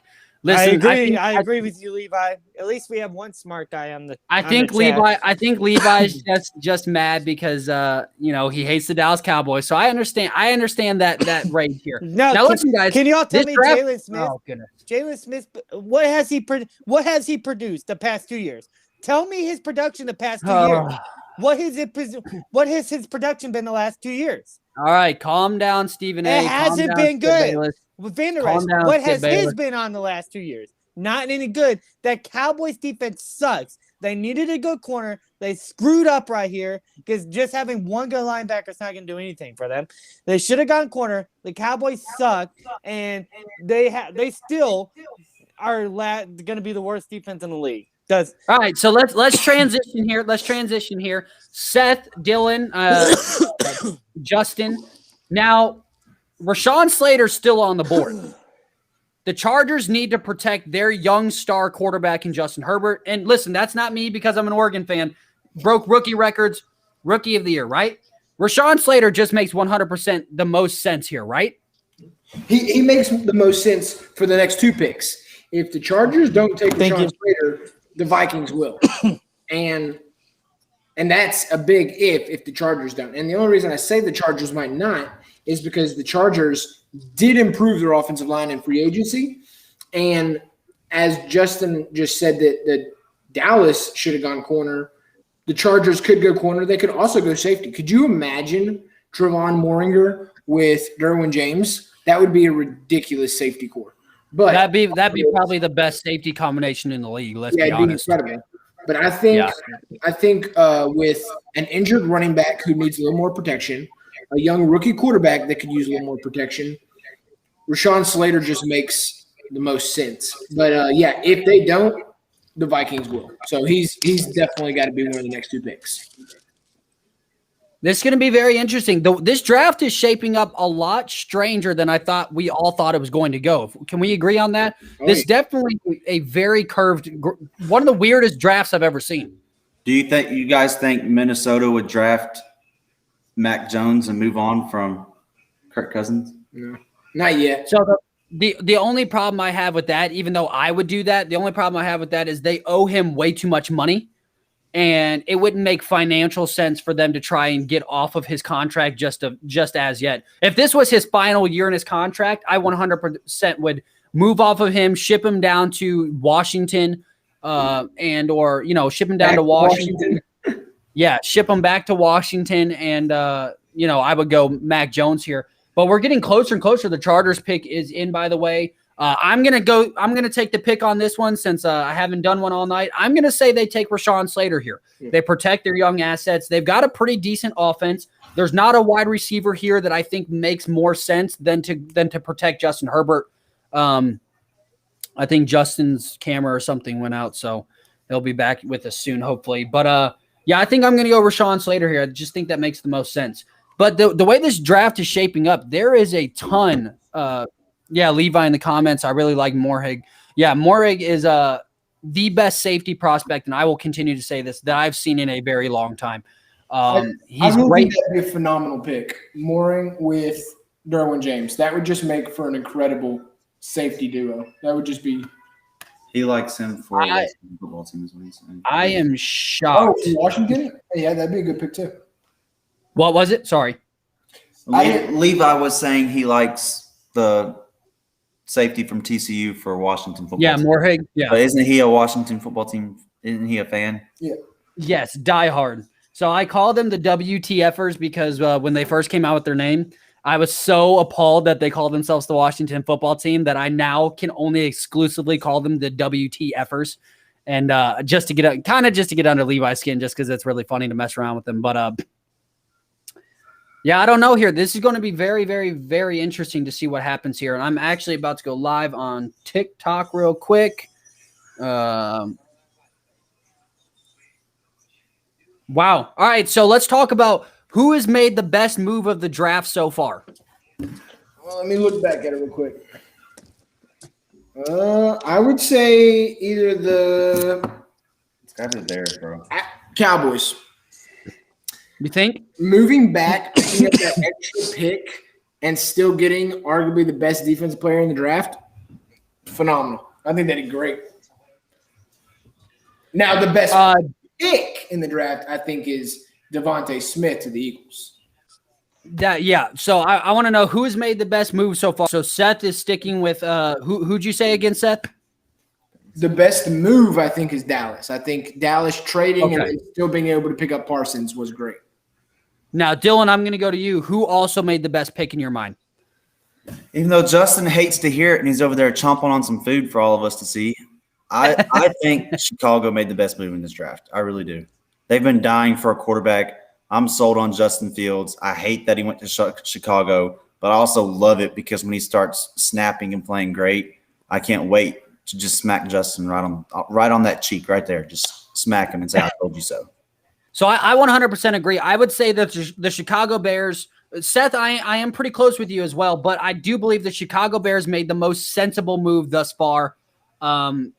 Listen, Justin Fields, like him or hate him, and it's very split between. I think Justin Fields makes a lot of sense at Chicago. Listen, that's the first thing that Chicago needed was to break the mold of being simplistic in their offense, get a dynamic quarterback, and they finally got that done with adding Justin Fields. They now have a quarterback that can move out of the pocket, that they can design play action passes on. That's something that Chicago's never really had. Even if you go back to the 85 Bears, it was drop back and pass, have a good defense. Now you have a wide receiver, a quarterback that can be dynamic. So I'm very excited about that. Justin, I'm going to go to you. Oh, his screen just went black right as I was going to him. I'm going to go to you. Who do you think has made the best pick in the draft this far? Well, Dylan needs to put down the vodka over there if he thinks the Bears had the best pick of the draft so far. He needs to stop drinking for a little bit. But for me, I would have to go with the Jets. They got the best quarterback that we've seen in a very long time. He's going to be up there with Aaron Rodgers, Patrick Mahomes. He's best pick of the draft right there. Best pick. Well, listen, there's no wrong. It's like class. There's no wrong answers. There's no stupid questions. But to each their own, I guess. Go ahead, Dylan. Justin makes me want to drink. I mean, it's hard to be Justin's friend and not want to drink. There's the pick. And Jacob, you were right. I was right too. But Rashawn Slater is now part of the Chargers. Now, Seth, yeah, Seth, I want you to allude about this because we've talked about this several times. Tell everybody why you think protecting young assets is more important than getting young assets weapons. Well, I mean, to put it in your terms, you'd rather have a quarterback throwing to trash receivers than a backup trash quarterback throwing to your good receivers because your starting quarterback got hurt because your offensive line is terrible. I mean, yeah, I would rather Justin Fields be healthy, or Justin Fields. I'd rather Justin Herbert be healthy for the entirety of the season and give up possible offensive weapons here because we picked this tackle to keep him healthy. I mean, remember, Sean Slater just went to the Chargers. He's just a great lineman that can do – he can play guard if he really needed to, but I think he will play tackle there. Yeah, I think that makes more sense. Now, Dylan, what side of the spectrum do you fall on? Not mentally wise, but when it comes to either protecting young assets or talking about getting your young assets weapons, because I know in the earlier round you talked about getting Tua Tagovailoa a weapon to throw to as opposed to protecting him, or even with the Bengals. So I'm assuming that you maybe fall on the latter side of that question. So why is that? I mean, so you can go both ways. For me, I mean, the more offensive weapons you have, especially route running is the most important thing to me. If you can't get open, it doesn't matter if you have good hands. So, doing a quick 3-step drop and getting the ball out of your hands immediately. I mean, Tom Brady, yeah, he's had some great, offensive linemen throughout the years, but the times where he had awful line, I mean, there were times this year where he was getting hit a lot. And then they finally realized, okay, he's got to do his 3-step drop and get the ball out immediately. I mean, you got to learn and adapt to it. But, I mean, when you draft a young quarterback like Tua or Herbert, I mean, it probably would be smarter to just go ahead and get the offensive lineman to protect him. I mean, that's your franchise guy. That's the guy you're going to pay $100 million in a couple of years. I mean, it probably would be smarter to go ahead and, get the guys to protect him. So, Justin, where do you fall on that spectrum? It seems like every time I go to talk to Justin, the screen goes black. But, Justin, where do you fall on that spectrum as well? Like, are you somebody that would like to protect your young quarterback, or are you all for get your young quarterbacks as many weapons as possible and just let them gunsling it across the field? Well, a quarterback can't do anything without protection, so he's got to have protection. So I'm fully protection first. All right, simple enough. All right, so left on the board with everything that you're seeing now for the Titans, Dylan and Seth, because you're the two honorary Titans fans here. What do you see the Titans going with? Because I just think that it's changing a little bit. Yeah. Look what just happened. Jets just traded for the pick. The Vikings just traded their pick to the Jets. Big. So who do the Jets take here? This is Justin, crazy. Who are they taking? Who does Zach Wilson need? Zach Wilson doesn't need much help. So I think they're going to go corner over here and get Caleb Farley. That's interesting to see. I'm interested to see what's going on. Justin, you need to learn how to prop up your phone there, bud. Wow. I'm very shocked that the Jets decided to move back in. Clearly, the Jets are sold on what they have around them right now, that they're willing to start making pushes for the playoffs super early with a young quarterback. Dylan, I'm going to go to you. Who do you think the Jets end up taking here, man? I think the Jets might end up taking an offensive weapon here for their young quarterback. I mean, let's talk about who do the Jets have as wide receivers right now? Corey Davis and I forget his name, but Pierman. They've got Denzel Mims. They got Jamison Crowder, and they've got Corey Davis. Crowder, So they've got great weapons there already. I wouldn't say great. Yeah, I wouldn't say great, but I those mean, are the top three receivers. you could go with you also think the Bears made a good offensive lineman right here to help protect them. I mean, you could go with Rashad Bateman. I mean, I don't know. I'm interested to see. Do they go Telvin Jenkins here? Do they go Elijah Vera Tucker here? Like, do they go the offensive side of the football, or they go with Trevon Moringer after getting rid of Jamal Adams. Ooh. That's actually a very Seth. This is why we bring you on the show. That's a very, very, very smart pick. And like I continue to preach, the second best defensive player in this draft and one of the best safety prospects I've seen in a very, very long time. Yeah, that would be a good replacement for him. And I mean, it makes sense, really. The Jets pick is in, so we do have the Jets pick already on the board. I think what's the most surprising thing you've seen thus far during draft night? I mean, Wait, what's the most surprising what? the surprising thing you've seen? What's the most surprising thing you've seen thus far in draft night? If it been a lot. wasn't the Bears trade, it's probably this trade. I did not see this trade coming. No. The I Vikings would agree. need things, so it's surprising that they get rid of the 14th pick. I really, I'm just wondering really what- is. I'm wondering what the Minnesota Vikings got in return, though. Exactly. I'm thinking possibly a second rounder. I don't know. Yeah. Well, if they traded, do we know, did they trade completely out of the first round or did they try and trade back? Well, they couldn't have really traded back.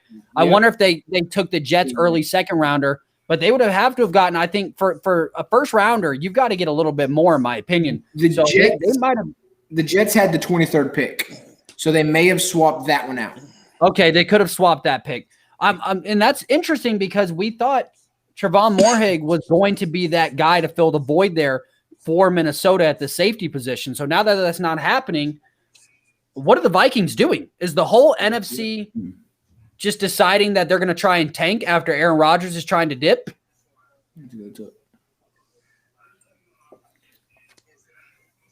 I don't know how, but we've already been given the pick.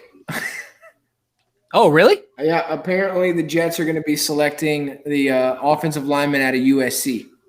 Elijah Vera Tucker? Yeah. Yeah, that makes complete sense to me. Elijah Vera Tucker See, is a and big. that's what I was thinking. They'll probably go with an offensive weapon, either offensive lineman, Barbara.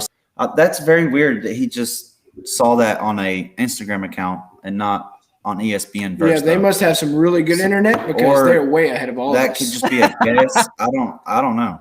No. Yeah, I wonder if. Wow.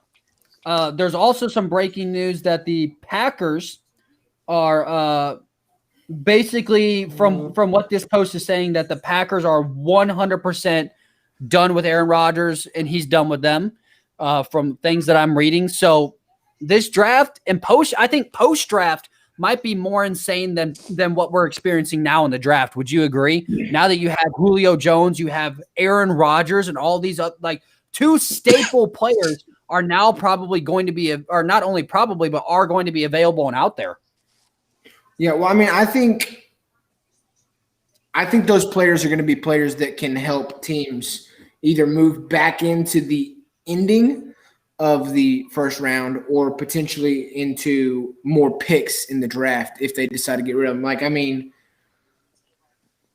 I don't see the Packers trading for picks. I mean, I do see them trading for picks, but not picks right now. They've already missed out on worthy picks for him, so I think there'll be future picks and possibly players. But Julio could still be a pick in this draft. Julio could be any number of these teams. I mean, any number of these teams remaining could still trade for Julio and give up a late first rounder and multiple other picks. Yeah, what do you think Julio's going to cost? I guess that's the real question because some people are saying a first and maybe a second. I think he's for sure a first. Yeah, I mean, just the name value alone is probably worth a first. Here we go. Minnesota has traded. The Jets pick is in, and we are getting ready to hear it. If our intel is correct via Instagram, it will be Elijah Vera Tucker. Wow. Seth, whoever that is, you need to follow them and because they got it right. Elijah Vera Tucker is a part of the New York Jets. So they got a young star quarterback. Okay. Yeah. I think Just so you guys, go ahead. just so you guys know, Mac Jones Yeah. just got off the phone. That's He's what we were about to smiling. say. I And the think next Mac pick Jones. is the Patriots. I think Mac Jones is going to become a New England Patriot. Justin, what are your thoughts on that? Smarter than the Bears. Oh, You I- are a hater. You really are. I am very excited about what the Bears did. The happiest I've I am been in too. I mean, I don't like the Bears, but I think he's going to succeed. He's got a great receiver there. Great receivers doesn't mean you throw the ball to him. I mean, as a young quarterback coming into the league, I'd rather him go to a team, who has a good wide receiver versus going to a team where it's just they're completely Just rebuilt. because and has nobody to throw the ball to. you can have the Okay. best wide receivers, but if you can't throw it to them, then you suck. And that's Oh my he goodness. sucks. I don't know. Justin being a little dramatic here, but hey, listen, Justin will be Justin's actually going to be leaving us here. He's got to get to bed. He's got to get to work super early. Listen, I'm going to make the sacrifice and stay up as late as possible and still get up at 4:30 in the morning. But Justin, we appreciate you being with us. I'm glad we got to see your reaction for the Bears pick, and we will definitely see you on the show very soon, bud. Yes, sir. Thanks for having me, guys. Have a good one, guys. So it is confirmed that the trade with the Vikings and the Jets did include the Jets 23rd. So the Vikings moved back to 23. Okay, so the Vikings did move back to 23.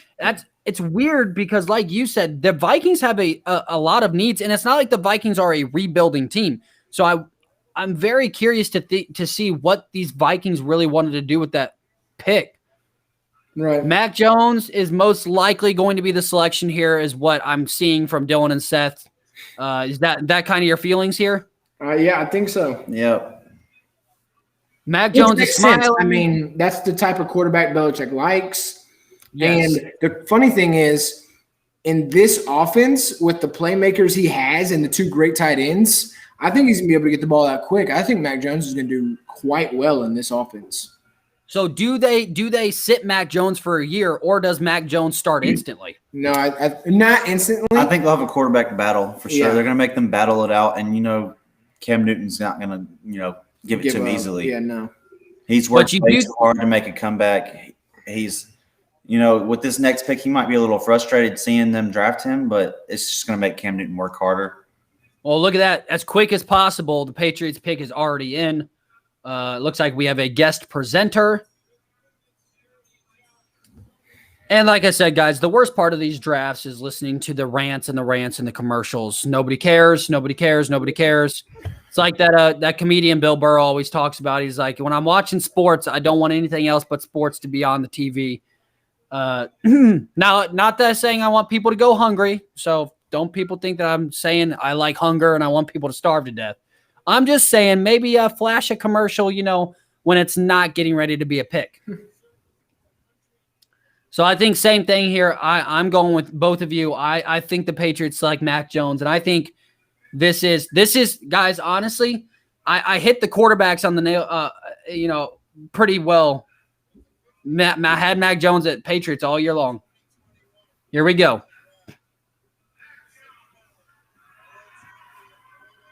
Ding, ding, ding. Yep. There it is. Look Wow. how fast he's walking, boy. He is excited. He goes arguably from, well, not arguably, the best college coach of all time to arguably the best NFL coach of all time. So Wow. this will be very This is- interesting. This is amazing. And Justin just went to bed as it happened. Honestly, it was worth the wait to 15 for Mac Jones to go there because yeah. this is the Look at him. best case scenario for him, honestly. Yeah. He's happy. He's smiling. He does not care that he just went pick 15.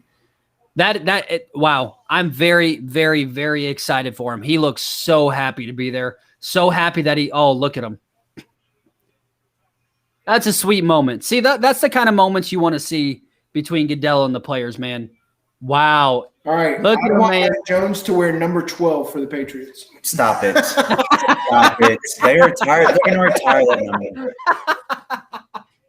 That would be amazing.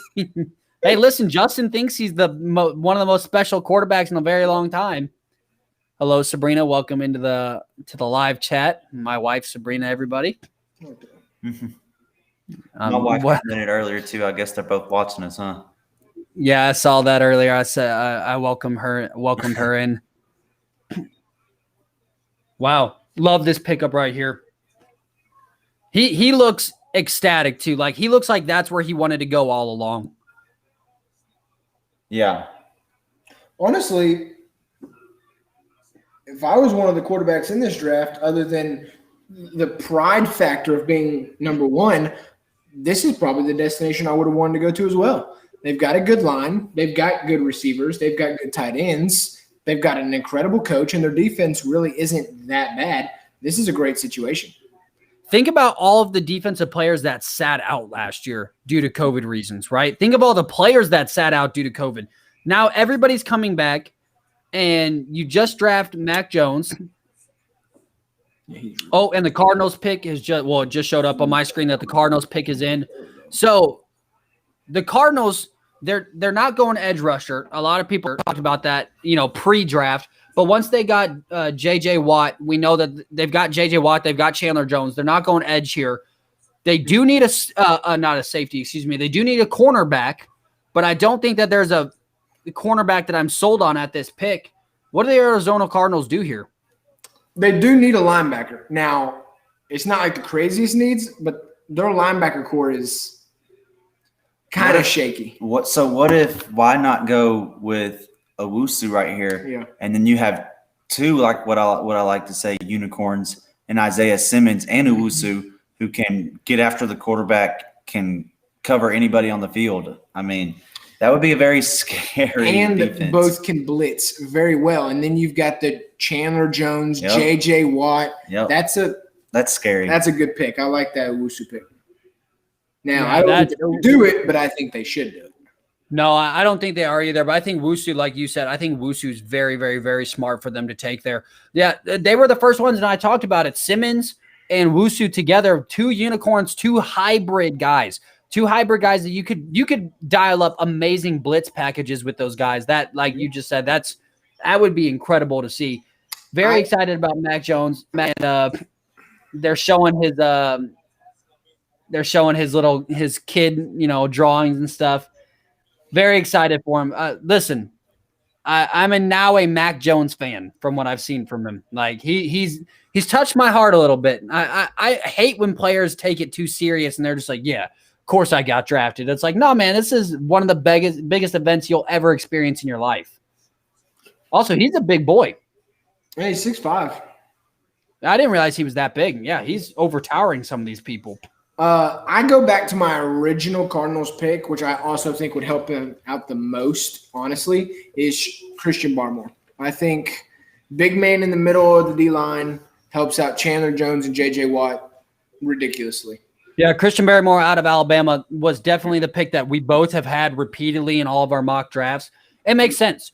You get center pressure, and now you have Chandler Jones and J.J. Watt both being able to kind of go back and forth. Oh, my goodness. The Cardinals could definitely make a massive impact here. Listen, we know that they've got a ton of offense, right? They picked up DeAndre Hopkins. They've got their quarterback for the very near future.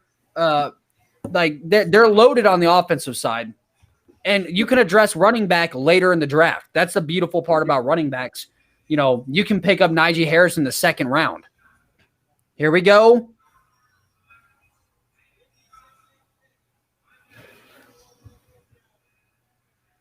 Why? I don't like it. I don't either. He's a very big linebacker. Yeah. But he also played for Tulsa. Like, I don't want to, judge or anything, but the guys that are on this list, I cannot sit there and take Collins over them saying he's more talented. Yeah, if you're going to go linebacker, you got to go with Owusu there. You can't go with Collins. Very, very, very shocked. This draft has shocked me enough, but I am very shocked. Zaven Collins wasn't even in my top 3 linebackers. He was my 4th linebacker. Listed as 6'4", 260. So he's a big dude. I think he's bigger than that. But this was the pick for my mock draft right here for Arizona, but me and Seth both didn't agree with it. I was like, no, they're not going to do that. Wow. I'm very shocked at Zaven Collins. Wow. I mean, that's a big dude getting an interception right there. But I mean, that's a scary human. I will admit, don't get me wrong. Zaven Collins, when it comes to linebackers, is very talented. I just did not see him going here. See, I think he was a I don't like sleeper the pick. player. I think the Cardinals just wanted the sleeper player too much. I think they may have jumped the gun on him. When you're I talking think about that- a sleeper yes. player, I think high 20s he would have been a good sleeper. 16, that's high. I don't know. We are slowly approaching the Titans picks. I mean, you got to look at this, right? You got the Raiders, then the Dolphins, arguably Washington, New York, and the Colts. None of those five five needed a linebacker terribly. They could have traded 16 all the way back to 21 and still probably gotten Collins and gotten some for it. I just think I don't know if they needed to make that pick right there. Yeah, I think that's the same situation as we saw with the Giants. I think they overreached, but they got the guy that they wanted, and I guess that's what's most important, right? When it comes to draft night, is can you get the guy that you want? Now, do I agree with that? No. I don't think that that's the right pick at that spot, and I don't think the Giants should have moved up just to get that guy that they could have gotten and given up a third rounder. But I don't know. Now it's interesting because I've heard a lot of talk that Las Vegas might actually ship out of this pick. What happens with Las Vegas here? What are their biggest needs in this draft? They need a lot, actually. They could use a lot. I mean, Moringer makes a lot of sense. An offensive lineman makes a lot of sense. That's really where I'd go. I'd probably go with Darisaw or Moringer, one of them two.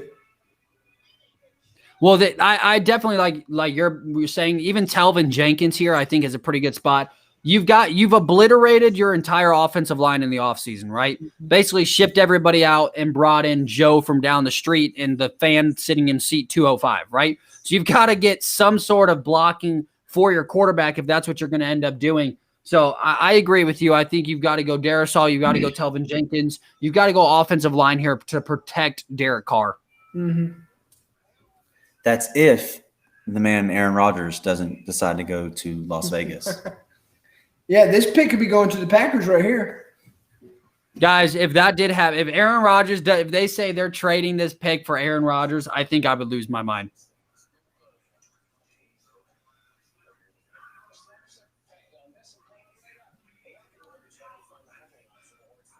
Wow, we have had a ton of people in and out all night long with a bunch of different people too.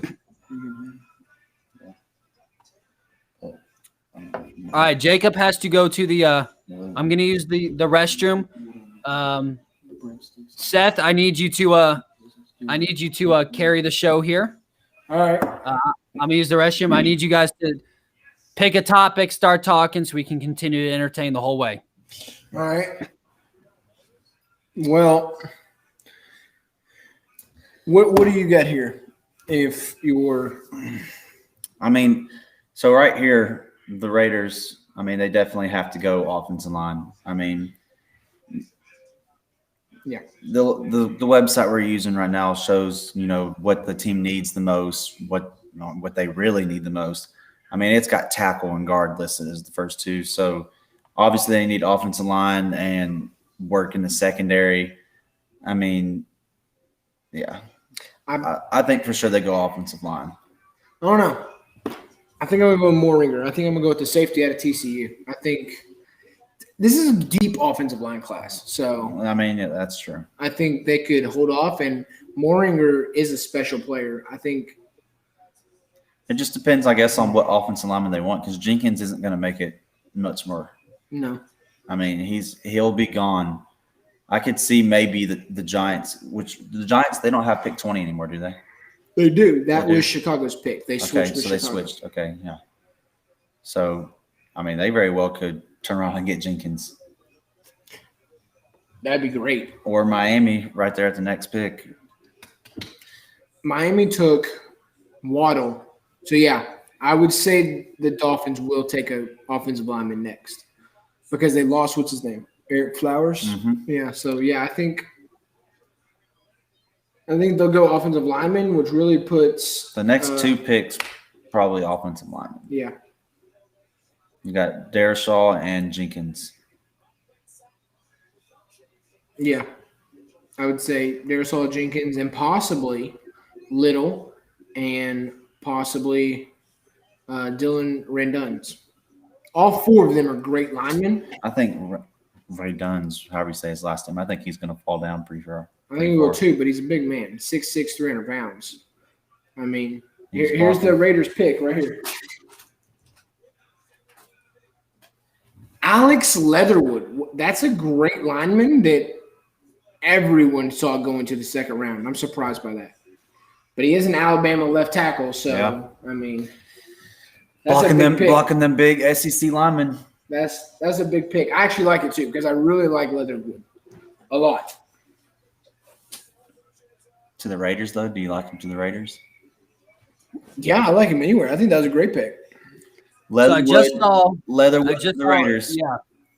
That's a surprise, really. Wow. I think he's very good. Don't get me wrong. I think he's very, very good.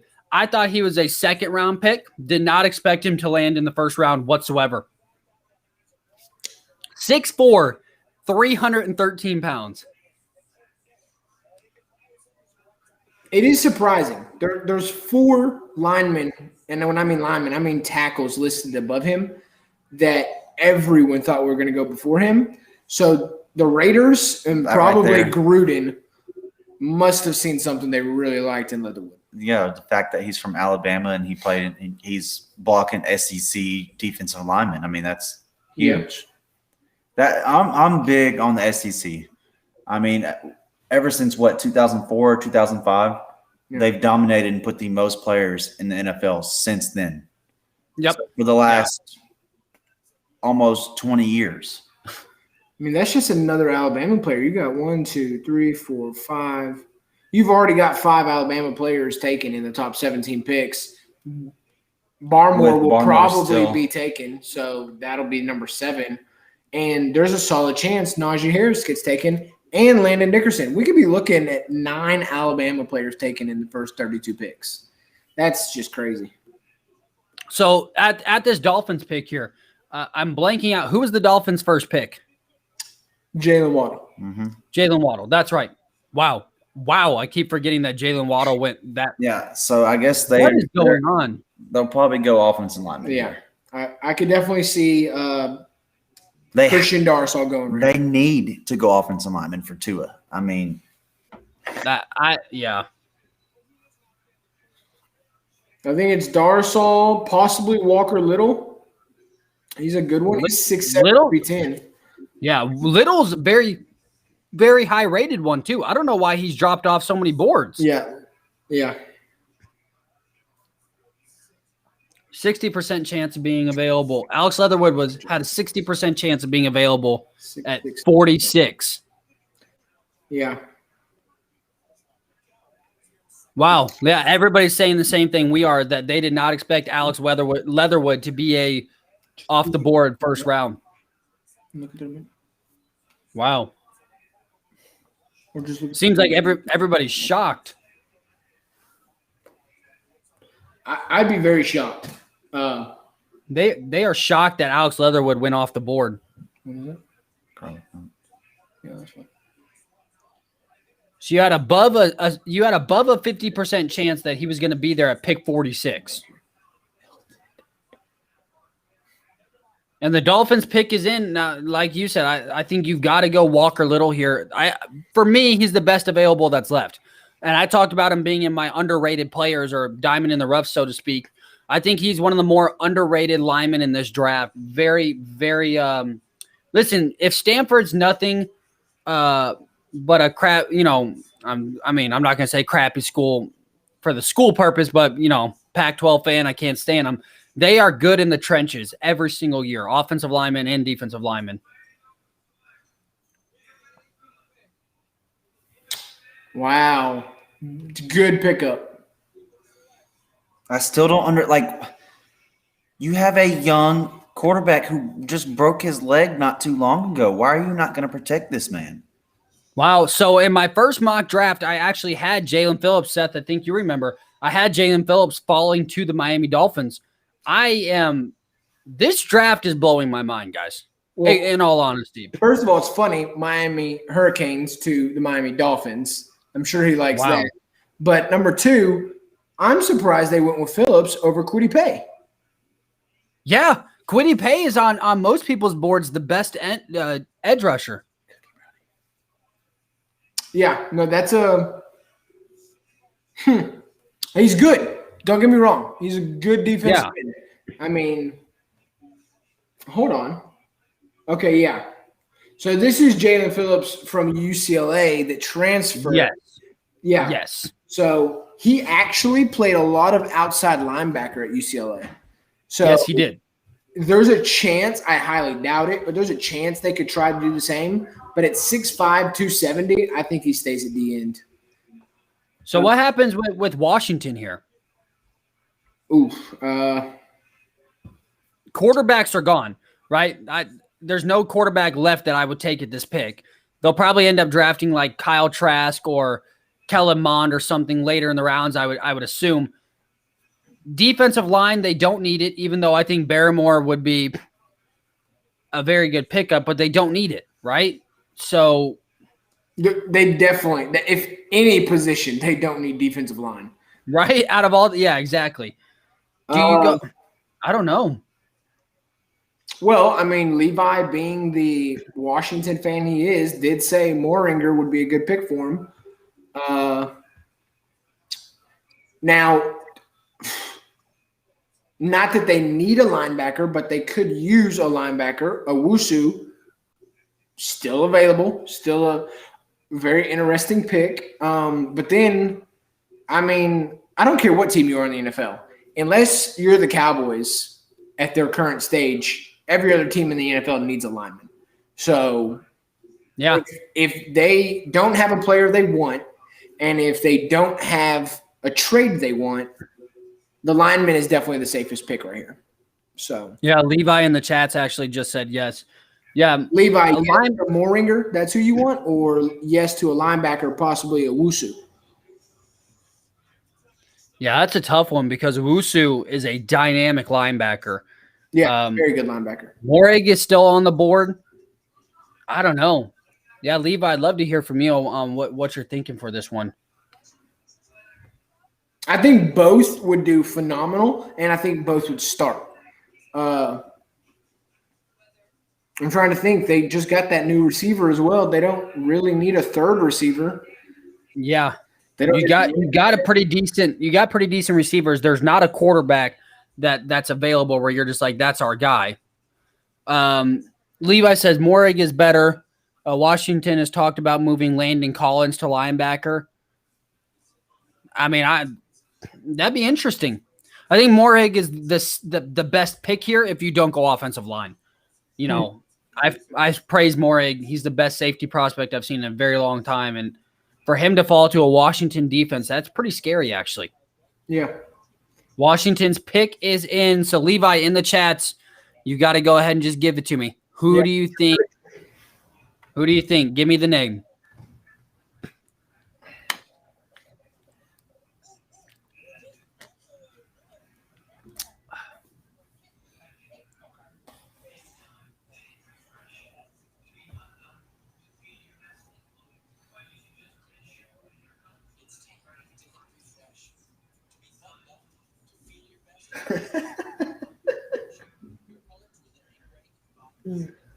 He said, I'm scared. Go back live on Really, they're either going to take a position they need, which we've already been over, or they're going to take a position that they don't really need, but they're just going to add serious depth. They could get a third solid receiver. I mean, I could like I think Bateman would make some sense here if they were to go anywhere else. Well, that's true. Both of their receivers are on the smaller side. So if they wanted a true big receiver, Bateman would make the most sense for receivers. He says, Morig 100%. I've only made a few picks tonight, and I've been 100% on each one. So let's see if Levi can follow in my footsteps.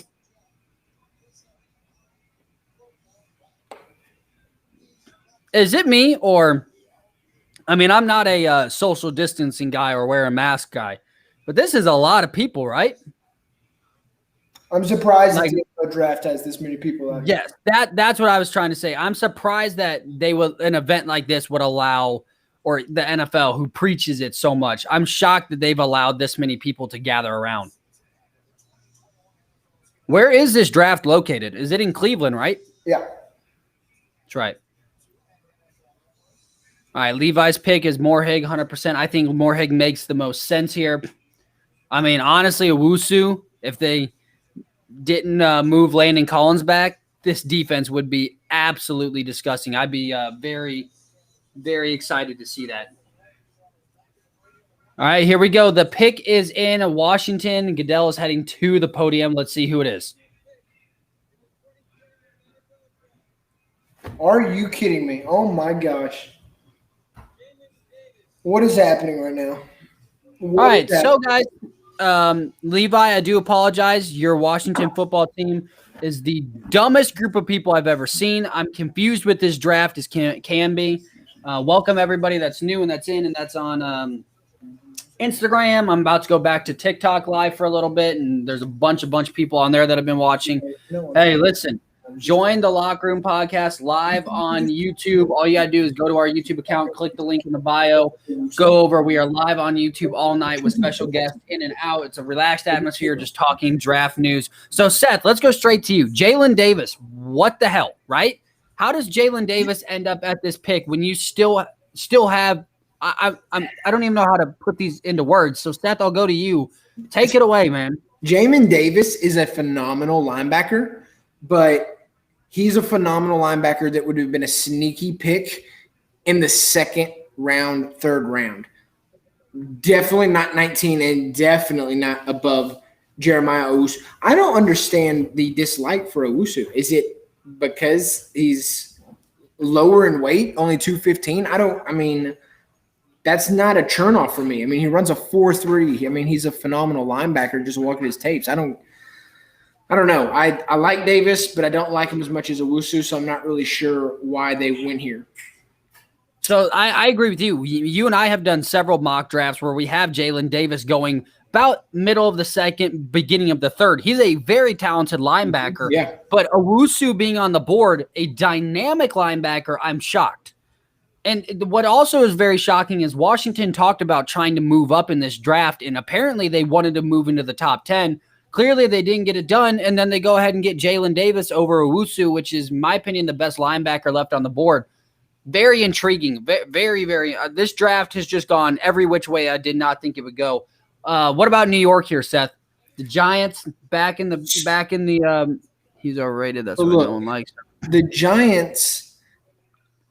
I've done several mock drafts with the Giants taking Kwity Paye all the way back up at 12.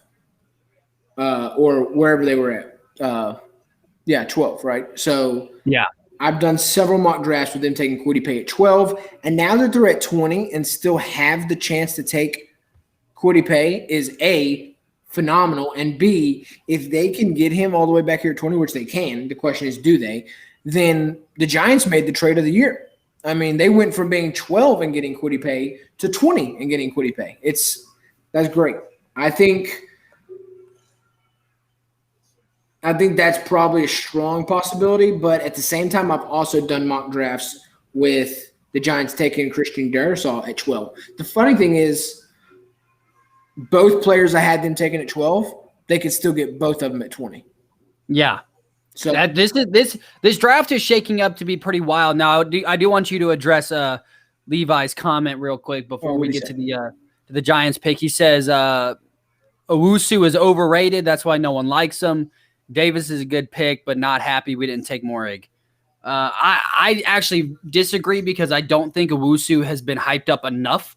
I think Owusu is very underrated coming into this draft, and we were talking about that at the beginning. I like Jalen Davis, though. He's a very good pickup, but with players like Moorhig still on the board, I'm in Owusu. I'm just shocked that that's where they went. Now, we do have the New York Giants coming up with, like you said, Darrisaw is still available here. They can get Kwity Paye. Then we go Indianapolis and Tennessee. Seth, what is going on with the Titans in Indianapolis here? What's going to happen? First of all, we're 2 picks away from the Titans, clearly being mine and your team and Dylan's team, I'm extremely excited how this draft board is lined up for the Titans. There is some serious talent that I did not think was going to be here, still here. For one, didn't think Moringa was going to be here. Didn't think Owusu was going to be here. Pay, didn't think he'd be there. Caleb Farley, there was a chance I didn't think he'd be there. The linemen, if the Titans want to go line, I didn't think some of them would be there. And probably best of all, I didn't think Christian Barmore was going to be there. And honestly, Jacob, I'm cool with anybody I just named. It's going to be very tough to knock you. I mean, there's some heavy hitters there for sure. Wow. Like you said, I did not expect the Titans to have so much available space to add a dynamic playmaker. I mean, the Titans are sitting in a very good seat right now. You still have some very good receivers on the board. You've got incredible defensive players on the board. If you can get a safety like Moorhig out of this draft, all the way back at 22. Yeah, and then if you can somehow get maybe a Josh Palmer, maybe late third round or beginning of third round, late second round, this is going to be a wild draft, man. Hey, don't go too crazy. I mean, the way this draft's going, Josh Palmer might be the next pick. We don't know. This is very, very, very true. We do have some wild stuff going on here. But yeah, anybody that's joining us, make sure it's live on YouTube. Just go over to the Locker Room's link, click the YouTube channel. We are live on YouTube. Been live all night. We've had so many people in and out all night. It's been a lot of fun. Josh Hodge says, I think I'm going to throw up if the Titans take a lineman. I feel you on that because our last first-round lineman did not make sense. Yeah, but it does make sense. We don't have a right side of the offensive line. No, that is very true. We do not have a right side of the offensive line. And there's still that's the crazy part is there's still a lot of depth still left in this draft that, like you said, and I've been saying, we did not expect any of this depth to still be there when the Titans are getting ready to pick. Now, the real question is what does Indianapolis do before us to hopefully not get any greater than we already think that they're going to be in this upcoming season? I am speechless. I am too, man. I disappeared for a little bit trying to get this guy some food, and I come back to just a bunch of craziness. Yeah. I am in shock because of this Jamin Davis guy. Honestly, I didn't even know who he was. Like Seth said he was good. I'll take Seth's word for it, but I don't even know who this guy is. I know who Owusu is. And I don't want us to take a line, or I don't want us to take a running or wide receiver. When it comes to our pick, Owusu's there. I want him. The Giants pick is in. Wow. I'm a little bit behind. The Giants fan put his hands up. I'm like, what? What? Oh, my gosh. That's crazy. That's crazy. There it is. I mean, what is going on? What? Okay, it's the end of the world. We know that, right? Like after COVID hit, we know that this is the last season that will ever be before God comes back. Kadarius Toney, a wide receiver that I didn't think was going in the first round whatsoever, let alone to the Giants, is gone. He's off the board. I mean, Rashad Bateman is still available. The last 5 picks have all blown my mind. If you just look at the last 5 picks, it's ridiculous. Kadarius Toney. Zaven Collins, Alex Leatherwood, Jalen Phillips, Jamin Davis, and Kadarius Toney. You could argue in most mock drafts, none of them 5 are in the first round picks. No, that's the thing. Leatherwood had a 70% chance of still being there at the 46th pick in the second round. Yeah. I mean, don't get me wrong. Kadarius Toney's a good athlete. He's fast, and he can move around with the ball. But as far as a true receiver goes here, I mean, there's 3 receivers, if not 4, that I would definitely take over him. So I'm interested to see where does Indianapolis go here? Does Indianapolis go Elijah Moore? It wouldn't make to me. It doesn't make sense. To me, they've got to go Rashard Bateman. They've got to get a big body receiver that's a possession receiver because you still you re-sign T.Y. Hilton. Well, but you've also got Michael Pittman. They've already got big and small. I don't think they even go receiver. I think they go something completely different. Honestly, Unfortunately, being a Titans fan, I think Kwity Paye is the way they're about to go. Oh, good God. Yeah. If you're a Titans fan, if the Colts, who already had arguably the second or third best defense in the NFL last year, now add Kwity Paye, I mean, it's just unfair. Yep. Nolan, welcome in. What's up, buddy? You're more than welcome to join us on our YouTube live. I'm getting ready to hop over to TikTok live for a little bit. Very shocked though. Did not expect Kadarius Toney to be off the board, not only in the first round, but this early in the first round was still quite a few picks to go. Also, did you all see that Kadarius Toney just had 47 plus people in that house, right? Like that was pretty wild. Yeah. So if you're in LA too, if you're in Indianapolis here, if you get Kwity Paye, I mean, you have the best defense in the NFL. You return just about everybody, right? You got Rhodes, you've got Xavier Howard, like you've got just about everybody back. You have Leonard, arguably the best linebacker in the NFL right now, and you add Kwity Paye. I think they're hands down the best defense in the NFL. Yeah, they really could be. I mean, you've got three defensive positions still available, or players still available, that all three would immediately start for the Colts and immediately make the Colts much better. Kwity Paye, Trevon Moehrig, and Jeremiah Owusu. All three start, all three phenomenal players. That's going to change their Colts defense. The Colts already have receivers. They've got 2 stud running backs. They've got a decent tight end. They've got a great offensive line. They're not going to go offensive line. I mean, the fact that Kwity Paye has stayed this far, I think Kwity Paye goes right here. To my knowledge, Zach Ertz is still available, right? Who? Zach Ertz? Zach Ertz. Zach Ertz. I'm blanking. Tight end for the Eagles. Oh, free agent? Yes. Yeah, he's still a free agent, I think. So if Indianapolis, if they can get Zach Ertz here at the tight end position, after this draft, dude, if you're a Titans fan, I would be worried right now because they could add some serious, scary depth to this team. That makes total sense for the Colts too, Zach Ertz. That's a Carson Wentz, Zach Ertz connection again back in Indianapolis with their former offensive coordinator. That makes total sense. Yeah, dude, if you add Zach Ertz in free agency for the Indianapolis Colts, for me, you go Kwity Paye because I did not think Kwity Paye was going to be available this far down in the draft. So I'm and Seth, they could get Barrymore as well. Like, dude, here's my thing. I'm extremely excited. And I don't care who the Colts take at this point. The Titans have so many good options right here. It's ridiculous. Yes. Both Elijah Moore and Caleb Farley are both there, which means we're going to be able to get one of the two. Let's say the Colts take the other. I don't know.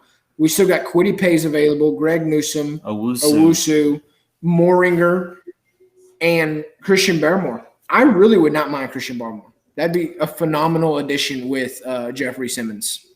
I 100% agree. Replace Daquan Jones. Yeah, or add to it. Now the question is Moehrig, do you pair Moehrig up in that Titans safeties? Now you have Moehrig, who's the best safety prospect in this draft by a lot. It'd be very interesting to see Moehrig in Tennessee. I mean, I know we have Amani Hooker, but we just lost. Bear down, Jonah, bear down. Hey, please, guys, join us at our YouTube live. I'm getting ready to go to TikTok live. Just hit the link in my bio, go to YouTube, and then we are live on YouTube. So if you do want to stay a part of us, we'd love to have you. Just hop on over to our YouTube because I am about to go to TikTok live. And you can discuss with us on the chat board, talk to everybody in here. It'd be amazing. But, yeah, here you go, man. The Colts. All right, Seth, I'm going to go to you. Who do the Colts take here? I mean, I know that with everything going as crazy as it is, with someone like Jalen Davis being off the board and blowing people's minds, what happens with Indianapolis here? I've got to go with Kwity Paye. I just can't see it going somewhere else. No offensive lineman? No, they've got a great offensive line. Yeah, that's the problem is Indianapolis's offensive line is still so deep. They just re-signed Quentin Nelson, or they picked up, not re-signed him, but they picked up his 5th year. I'm going to say Indianapolis. I think I'm going to go opposite you. I say they go Barrymore here. Oh, the wide receiver? Okay. Yeah. Out of any of the receivers, I think he's the most guardable. So I'm cool with that. I would rather them Yes. take him than Elijah Moore. I don't want to get. I'm trying to. That's it. I'm trying to help soften the blow for the Titans fans out there Yeah, because exactly. it's either way. I feel like Indianapolis is going to do some major damage here in the draft. Yeah, I'm going to be really frustrated with this pick probably.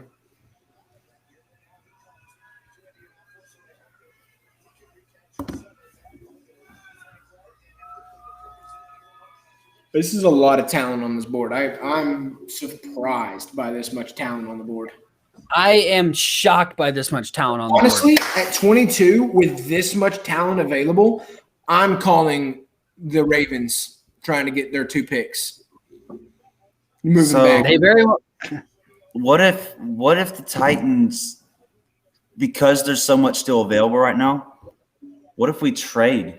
Trade back. That's what you said to the Ravens, possibly. Yeah, and Corey was just saying the same thing. I mean, it makes sense. There's still so much on the board. Here we go. Big pick right here. All right, the absolute dad in the lazy boy chair for the Indianapolis Colts. Here we go. I'm about 10 seconds behind you. So Yep. Called it. Dadgummit. That's bad. Yeah. That's really bad. oh. Dear goodness. Oh, boy. They're going to be sacked all the time. Well, Big name. the announcers are even talking about what a massive, massive, massive signing that was. Golly. What's Big Boy's name in the middle of that defensive line? Buckner. Yeah. DeForest Buckner and Kwity Paye. Yeah, DeForest Buckner Darius and Leonard. Kwity Paye. With Darius Leonard, a young upcoming star. The Colts, and I will 100% say this, the Colts have the best defense in the NFL. That really could be the steal of the draft. I'm not even going to lie. That No, far it back? genuinely could. Titans fans should be worried a little bit. Gosh. And if you look at his film, very physical, but his speed is undeniable. He reminds me a lot of Khalil Mack, the way he plays, to be honest. Massive, but his speed is crazy. Well, the Titans are on the clock, man. We've been grinding out this, and the draft is almost up at pick 22. We've got 10 more picks after this. We appreciate everybody that's coming in and out. Collectively, as a whole, we've had over 200 people total throughout the entire night on all different social media platforms. So very excited about that. We appreciate it. First ever draft. Appreciate Dylan and Seth joining me. Listen, it's not easy to stream for an entire, draft show, to be honest. And I appreciate them sticking with me. Justin, of course, babied out, but I think he was more mad that the Bears got, in my opinion, the best draft pick that they've had in a very long time. So I'm very excited about that. Also, Kwity Paye looks like the Black Panther in that suit. Just saying. Gosh, he is a freak of nature, man. He's got some very strong hands. Yeah. Oh, goodness. Like I said, if you look at the way he plays, he reminds me a lot of Khalil Mack. Very physical, but he's so quick. Oh, good grief.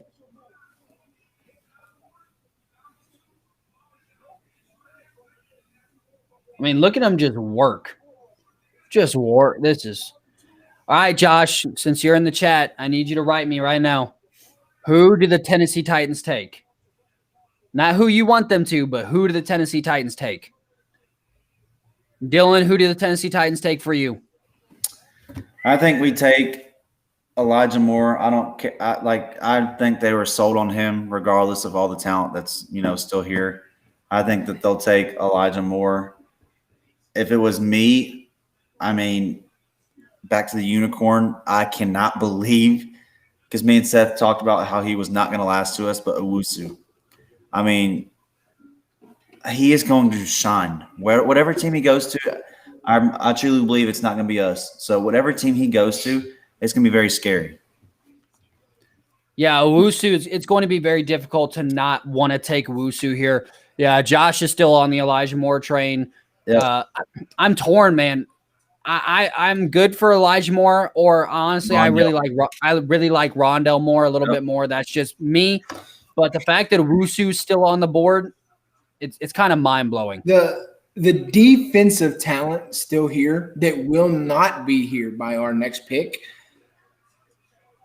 I really don't want Elijah Moore at this pick. I want Elijah Moore in general, but too much defensive style. In the way some things are moving, in the way the draft is right now, what happens if we can get Rondell Moore, because he has dropped? What if we can get Rondell Moore in the second round? Exactly. If we can Look at snag all the offensive weapons. we lost. Yeah. We could still get a good receiver in the second round. I'm telling you, we can get a good receiver in the second round. We can. We need to address another position with this much talent. Okay, so I already said what I think the Titans will do, but I like Seth's pick from earlier. Why not get Barmore or even the guy from the safety out of TCU? Yeah. I mean, there's too much defense right now. Obviously, we just got Bud Dupree. If he stays healthy, we're going to have that decent pass rush that we haven't had in a long time. So why not go ahead and go safety here to help improve that secondary, since we just got rid of 4 guys. Yeah. We just lost 4 guys in the secondary. So Yeah, and that's the crazy part is Moorhig's still available. yeah, Moorhig, Owusu, Barrymore. Oh my goodness! I mean, the Titans, like you said, Seth. I'm okay Farley's with still the available. Tennessee Titans. Caleb Farley, which I have praised as my favorite corner in this draft. One of my favorites. Yeah. Top 3 for sure, in my opinion. Yeah. Wow. I mean, they're saying Clearly Elijah the Moore. Titans don't know what they want to do because there's only 50 seconds left. They're wrapping their heads wondering how the heck is this much talent still available. Yeah, I think they're mind blown right now. And I'm with you. Is like at this point, do you just go with best available? Do you go with Moorhig because he's the best defensive player left on the board? I do go with best available at this moment. I don't go with position. I 100% do too. With this much talent, you got to go best available. And think about it. 2 years ago in the playoffs, what killed us was pressure, defensive pressure. Yes. Barrymore makes, honestly, in my opinion, the most sense. Yeah. Really does. This is going to be very interesting. I'm going to go. I can't even narrow down what I think the Titans are going to do here. I mean, there's too much out there. Yeah.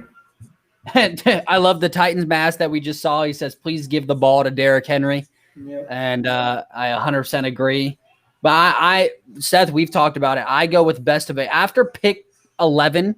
At that point, go with best available talent that's there. I mean, Christian Barmore is the 12th ranked player in this entire draft, and it's the 22nd pick. He should not be here, and he is. I don't know. And I don't understand people's reserves on him. I mean, this dude is Support the boys. 6'5", 310. He's a freak. that's a pretty big dude in the middle of the line. That's 6'5". huge. Yeah, that is massive. He would be phenomenal alongside Bud Dupree and Jeffrey Simmons. That would be an incredible rush. So you'd rather have him instead of Owusu at this moment? Honestly, yeah. At this moment, I'd rather Barrymore. I would be okay with either, but I think Barrymore would. Finally, someone brought at least a flag up on stage. Like they dressed up the chair a little bit, right?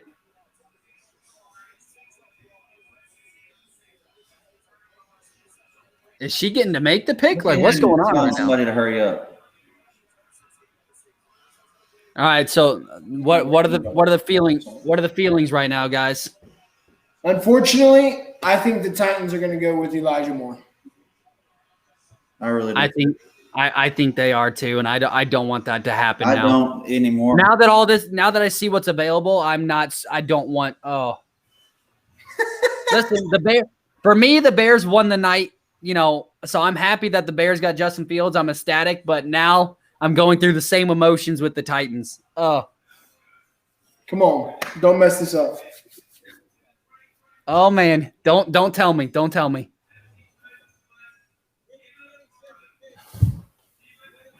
Hey, okay. That improves the secondary right there. It's It's a big chance Let's go. because of his back surgeries, but I like it. I like it. You can see it on his face. He's ready. Oh. I'm streaming. What's up? Is he by himself? Did you get my text? Okay, read it. I'll take it. Okay. Look at him. Let's go, baby. 6'2", 200 pounds. Good size. He's very good size, very physical. I am very, very, very happy. Seth, I have told you that I wanted Caleb Farley. Did not think he would be available for the Titans. I told Josh that, I think last night or the night before. If Caleb Farley, Patrick Surtain, or J.C. Horn was available, this was my guy to get. Very ecstatic about this pick. I've heard a lot of when I say professionals, I mean like commentators and such, say take injuries away from Farley, and he's the best corner in this draft. Yes. And it's very and that's the thing is, his surgeries is not what – also, it was very sad that he was just, like, sitting alone in a room. Yeah, I don't know if he, like, walked away from everybody or if he was just by himself. But regardless, I like the pick. I think there was a lot of talent here, and though I probably would have gone with Mooringer or Barmore, Farley is a need, and I'm cool with it. So what would it to draft a corner in the first round because corners were going? Yes. Very excited. Very excited. He is too. And the fact Very that we excited. trusted him with his injury should, I don't know, give him a little bit of something underneath that kind of like lights a fire for him wanting to play for us, if that makes sense. First off, we can't address the fact that he looked like every guy on the streets of New York trying to sell you like a Where's the Celebrities magazine, you know what I'm talking about? Like his fit wasn't the best for draft night, but very excited. That is something that I preached. If Caleb Farley, Patrick Surtain, or J.C. Horn was available, take him and said, like you said, this is not a deep cornerback draft. Very excited for the fact that we were able to snag him. The fact that he was available is shocking. The way that the first three corners went off the board like that. I like it. I really do. I'm cool with it. So if you're the Titans, the other side is going to be a great duo. And veteran Jenkins. Yeah, Janoris. So now reading about him. Let's play a little devil's advocate here. If you're the Tennessee Titans, do you trade your second round pick and take one of the Ravens picks and see if you can trade up and get maybe like an Elijah Moore or a Rashard Bateman? With this talent on the board, yeah, I'm definitely trying to trade into the first round. The Titans have done that too. Robinson has traded into the first round. If I'm the Titans, with this talent, I'm trying to move back in as quick as possible. Yep, and the Vikings pick is in. Where do you think the Vikings are going here? Because clearly the guy that they wanted, was off the board. Yeah, because Barrymore. I think they're going to go with. I think they're going to go with Moorhig or Barrymore. Either one of those guys at this point, like you said, best available, and I don't see how you shy away from either one of those guys. Now, I would have liked to have seen the Titans go one of those guys, but I forgot. I mean, to be honest, I kind of forgot that Caleb Farley was still available. It's shocking that he was still available. Very, very excited about that. Woo. Appreciate all of the love on all the social media, guys. This has been a lot of fun. I've gone live on Instagram, let it go for a long time. I've gone live on TikTok, and we had a swarm of people show up there. So that was very cool to see and appreciate everybody. Appreciate everybody that's sticking around. Listen, I understand it's a long night, and we but we love it. It's also the first annual draft party for the locker room, so it's also cool to start something for the first year.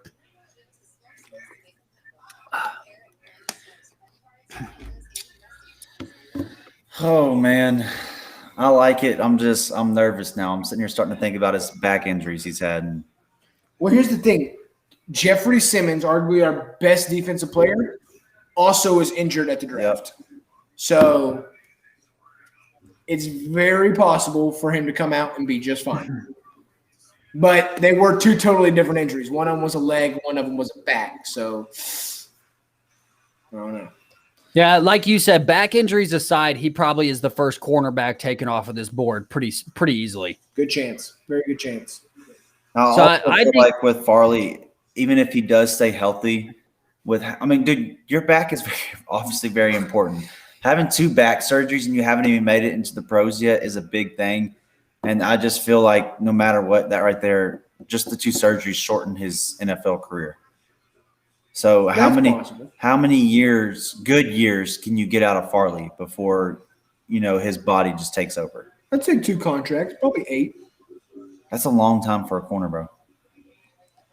So here's the I'm starting to think So let's- maybe he'll have 4 or 5 good years, and then hey, listen, if we win a championship within those 4 or 5 years, you get what you got out of them.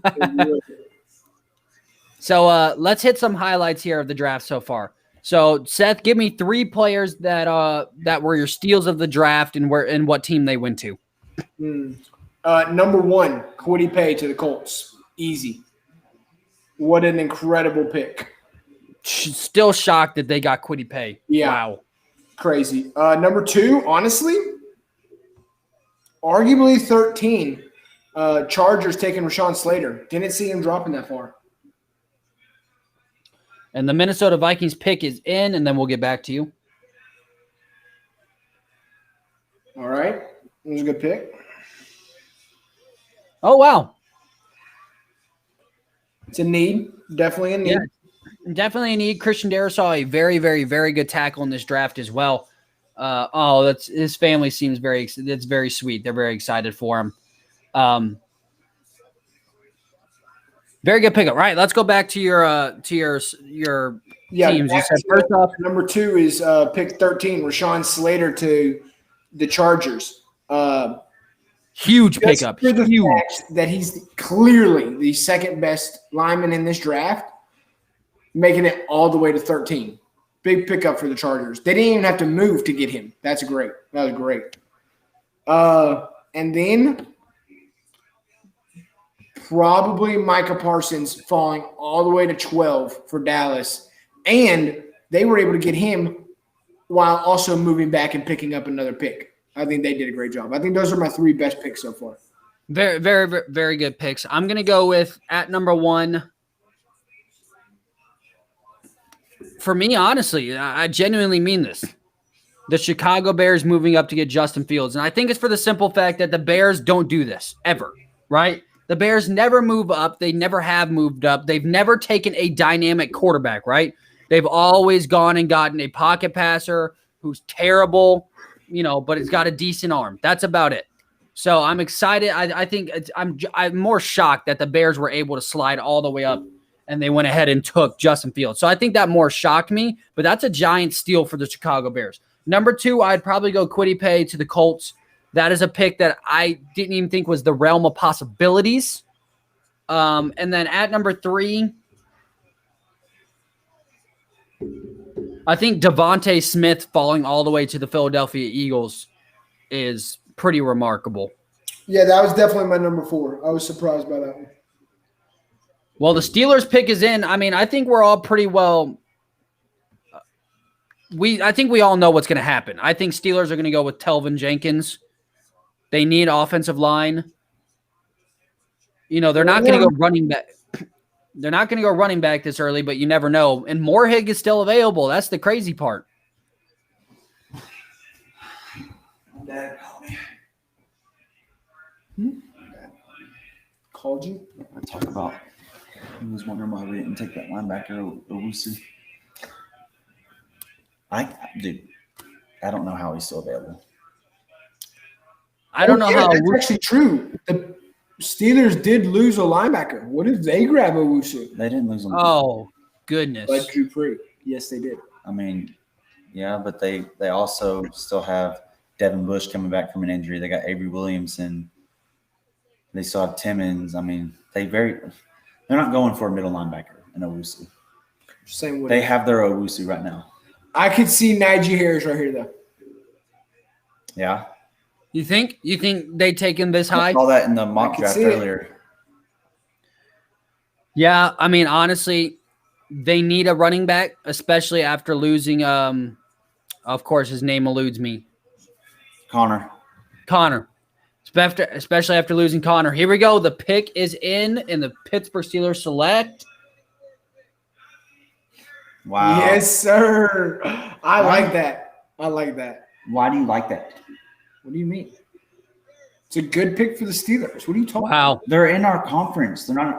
They're in our division, but not conference. No, he was going to go somewhere. We weren't picking Najee Harris. I don't care. Do you want to play that man in the playoffs? I don't know, but And every other year, we're gonna have to play Yeah. against this man it every was other a good year, bro. pick. Yeah, for them, but I don't want to have to play him. Why couldn't he have gone to an NFC team? Wow. I mean, you called it. I'm honestly shocked. I did not expect Najee Harris to go. I mean, they needed a running back, so I guess it definitely does Look at make that sense. guy, But bro. 230 pounds. His hurdles are disgusting too. his lateral quickness is mind blowing. And Justin said that this guy's gonna be a bust. Look at this. This is against Michigan defense. Look, there's pay right there. Good Lord. Yeah. He's just Freak. yeah. He's a smaller Derrick Henry, bro. Look at these stiff arms and broke tackles. I mean, that was just unnecessary. You didn't even have to hurdle him right there. This is a good. This is a good hurdle. Oh yeah, this is the best one. 'Cause he does that and then runs for another 40. And he can yards. catch out of the backfield. That's what a lot of people forget about Najee Harris. He's got hands. It's a very good pickup for the Pittsburgh Steelers. Yeah. I did not see it. There is still so much talent left on this board. Yeah, and look, so the Jacksonville Jaguars are on the clock next. They drafted Trevor Lawrence. Now they can go out there and get him another young. They could go get him Rashard Bateman if they wanted to, or Elijah Moore. I think they go Trevon Moore. Moorhead, yeah. I think Trevon Bad. Moorhead makes probably the most sense. Although they could go Jenkins or Little because they want to protect Trevor Lawrence like by absolute most. And I would not argue one bit with them for doing that. No, I think Little would be Little's still on the board. Oh my goodness. 26, 27, 28, 29. Hey, just to point it out, there's two teams left in the top 30 picks that need inside defensive lineman pressure, the Browns and the Bills. Either one of them with Barmore is ridiculous.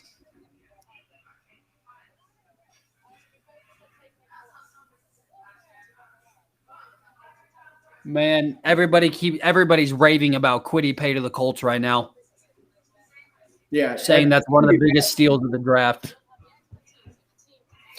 So the only receivers taken have been two Alabama and Jamar Chase. I mean, you could kind of put Kyle Pitts in there.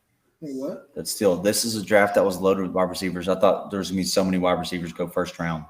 And it's Most of my Waddle and most of my mock drafts have had receivers off the board, like all of them basically. Yeah.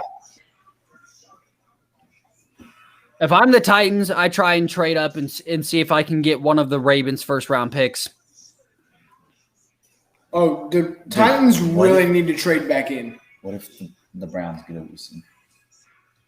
So I have in my latest mock draft, I had the Browns taking Owusu, and That would be a very nasty linebacker. Jacob Phillips, young out of LSU.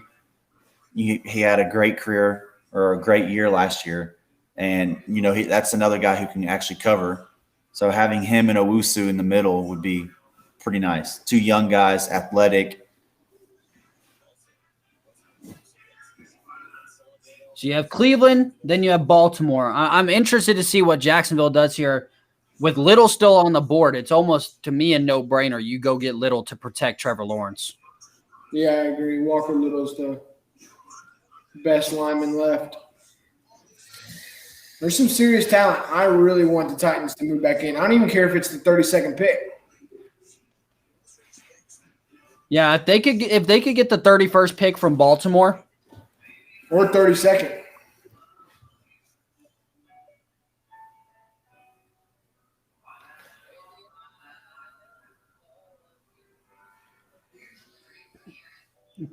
People are saying Caleb Farley could be a complete steal as well. I mean, the fact that Caleb Farley has lasted as long as he did is pretty remarkable.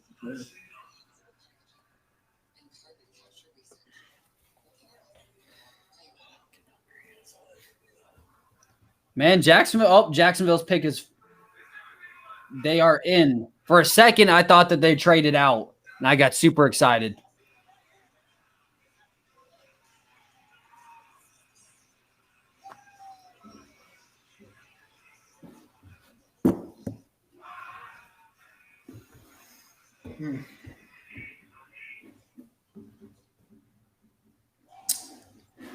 You know, Seth, now that I'm looking at it, the fact that the Dallas Cowboys ended up with Micah Parsons.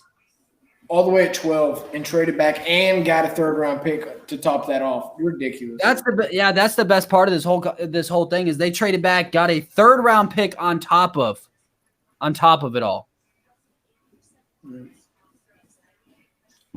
Yep, they did a phenomenal job doing that. And you know what? We have 2 third-round picks. We have 2 sixth-round picks. We have a little bit of draft capital to spare to move back into this first round. I would really like to see us do it. Especially with so much talent left on the board. Exactly. Rashad Bateman, Elijah Moore, Rondell Moore, like all of these guys still available. Barrymore's still available. I don't think for long, but I mean, hell, if you were able to slide up, I mean. So I was just thinking about it. Listen to these 4 quarterbacks in this division: Josh Allen, Tua Tagovailoa, Zach Wilson, and Mac Jones. It's a battle of the young guys right there. That's going to be a hard division for all 4 of them for like the next 10 years. They're all going to be good, I think. Yeah, I think they're all going to be. You know, they say that the bust capability is like 50+%, but like it's hard for me to see any of those guys honestly busting.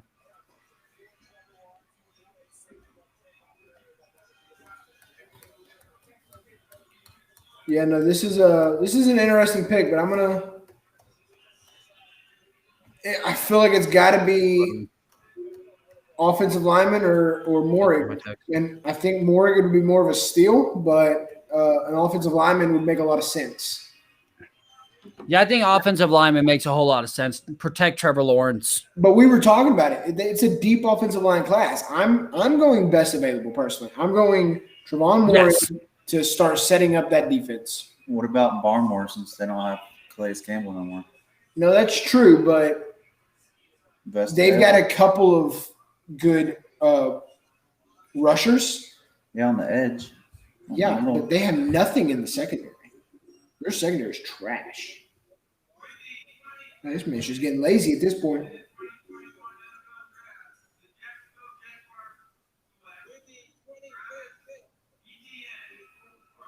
Are you kidding me, dude?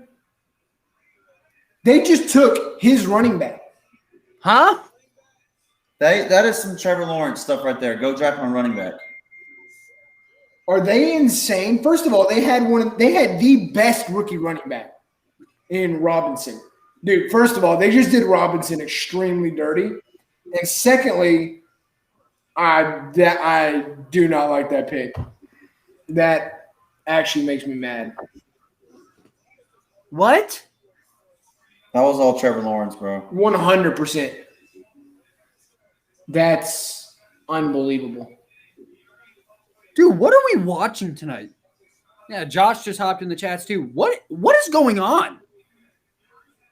When is the last time we saw 2 running backs off the board back-to-back in the first round?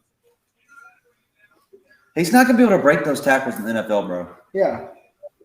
You got to be able to have good footwork and move around. You're not going to break all these tackles. I'm mind blown right now.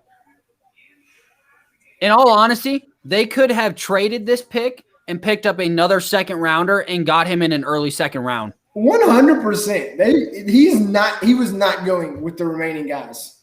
No. It just wasn't happening. First off, whoever that lineman was that just pancaked that dude is exactly who needs to go to the Titans. That man just ran over him. Actually, the Jaguars have the 33rd pick. They have the first pick in the second round. Okay. Yes. The Browns are clearly not going running back. The Ravens are not going running back. The Saints are not going running back. And the Packers aren't, and the Bucks aren't. The only team that possibly could have gone running back was the Bills, and I think they need more positions than running back. I don't think they were. That was a terrible pick. That was a terrible pick.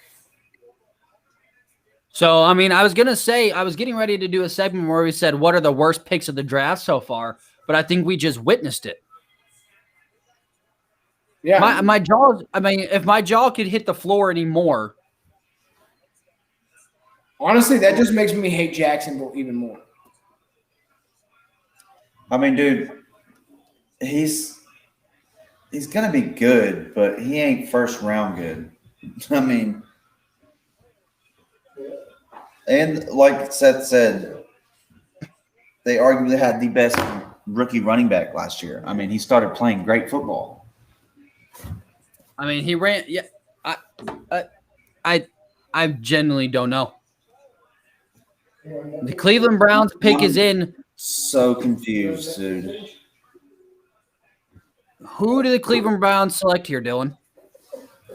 I mean, Well, hell, at this point, I have no idea. They need defensive linemen, so I mean, they really need defensive players. So I could see them getting Barmore. Owusu or Barmore, I think, are the best options. I don't see. I'm mind like I don't know how Owusu is still on here. I don't know how Morrig is still on here. Rashad Bateman. I mean, these guys are going to end up falling down into the second round. What happens if Owusu goes to the Tampa Bay Buccaneers at 32? Stop it! Oh my god! What if Barrymore goes to the Buccaneers? Oh my! This is just getting dumb. I can see Owusu going to either the Saints or the Packers. I think Owusu probably would go to the Packers. Well, hell, the way the Packers are doing it with Aaron Rodgers, who knows? Yeah, and Owusu could very likely go right here. The pick is already in. Yeah, they picked very quickly. Yeah. Like they knew immediately. Like they're taking one of these guys who they're still surprised is still on here. I got a feeling it might be Barmore. Dude, could you Put him in the middle with Myles Garrett on the end? Now with Myles Garrett and Jadeveon Clowney. Yeah. Good grief. Also, it just looked like the commissioner just flicked off the band for a second. For a second, I thought I was like, did he just flip off the band? Yeah. This has just been. Think about this. The Bears traded up and got Justin Fields. That's the best part of the draft right there. No, I know. Justin hates it. I think it's amazing. He's gonna love him after the third week. Yeah, after Justin Fields starts throwing 300-yard games and he has the Bears winning. Oh, what are we doing now? Join the pandemic recovery efforts. Does that mean getting me another STEMI check?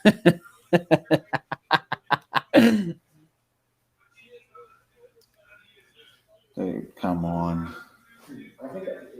I told you this is the worst part of the draft. Is like I don't want to hear some sob story. I also don't want to talk about some foundation. Like, you know, the last thing I want to do. Look at her chomping on that gum.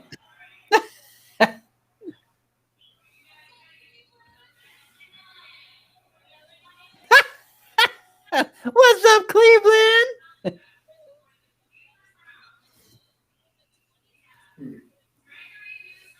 All right, here we go.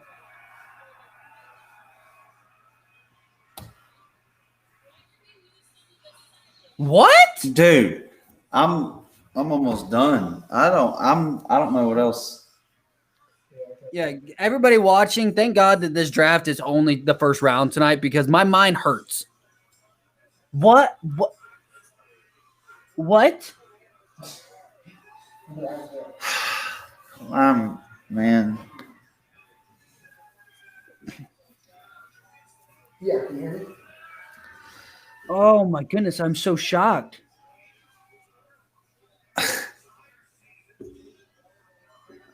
Speechless. Josh, I don't know what's happening, dude. This is the most speechless. This is the most speechless. It's so crazy. It's got me tired. It hurt. My brain hurts. My brain hurts. Thank God we're at the 27th pick. Yeah, I can't wrap my mind around these picks. Like, All right, I'll talk to you later. me and Seth jokingly say this all the time, how we would be great NFL GMs when it comes to building, No, I drafting a Seth- team. And some of this, it's like, okay, who's your GM? Is he a 12-year-old? yeah. Is he on rookie mode and he's doing a draft simulation on Madden? Seth, I don't know if you heard, but the Browns selected Gregory Newsome II. Yeah, just saw it. Good corner. I think there was it's a tough one. I didn't really think they needed a corner that bad. I thought I didn't either. was a little bit more of a need. But Barrymore or Wusu?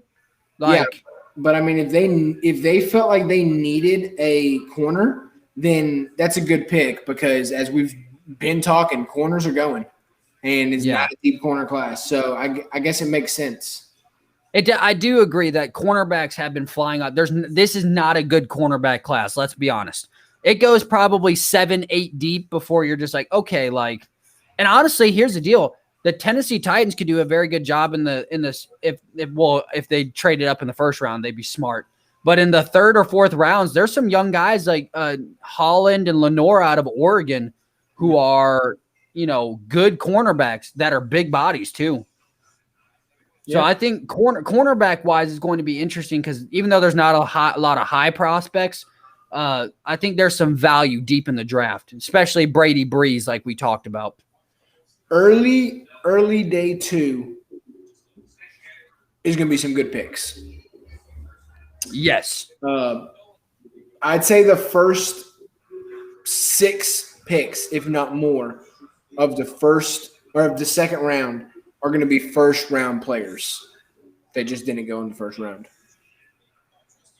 It's quite surprising that some of these guys are left. I mean, what do we got?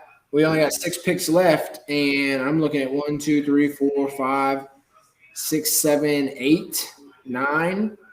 At least 9 players, 10. I'd say at least 10 players that could all have an arguing case that should have been in the first round. So someone is not getting drafted in the first round that should. Well, the Ravens pick is in. I'm interested to see where the Baltimore Ravens go here because there's a bunch of offensive weapons. They could go Rashad Bateman right here. I think they do go receiver because the next 2 picks after them could also arguably go receiver. So if they're going to get the receiver they want, I think they need to get it now. I think Bateman is the pick right here. I don't think they thought Bateman would be here. I think they thought they were stuck with Marshall. I think they were. I 100% agree with you. So I think they're extremely happy with Bateman, honestly. Oh, And that's a good duo. Brown and Bateman. So Dylan and I were actually just talking about this. What happens if Owusu falls all the way back to Tampa Bay? Mm-hmm. Yeah, he told me that, and I said, "Stop it." Oh, dude, it's not even fair at that point. Like, can we just crown them the champions? The defense is already stupid scary. They're already returning all of their starters from the Super Bowl, and their defense was insane in the playoff run. I think if Barmore or Moringer, if either one of them is available at 32, I think that's going to be the pick. I do too, which Because I is think scary. both of those players would start for the Bucs defense next year. And if you add the pressure from Barmore, if you add the coverage skills from Mooring, either one is going to be phenomenal for your defense. Yeah, they wouldn't. I couldn't see them drafting Owusu just because they have Levante David and Yeah, they've got good yeah, linebackers. that guy was I think that'd be the last Fine. defensive position I'd go with. Devin White.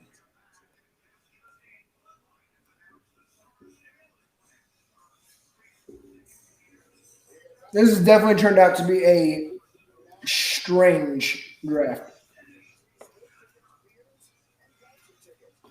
Definitely a draft that I did not expect to go this way.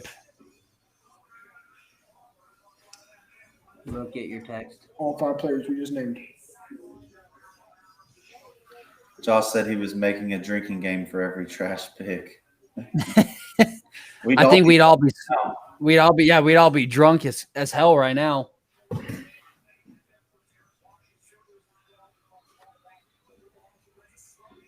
Best available they have listed is Elijah Moore, then Barmore. Then Barmore, Jeremiah Owusu Kamara.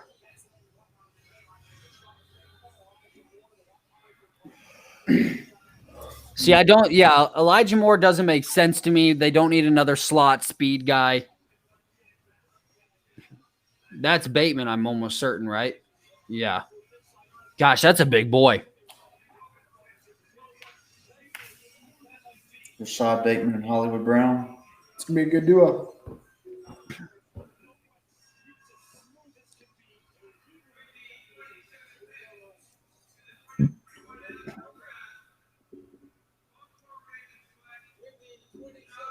All right, here it comes. There it is.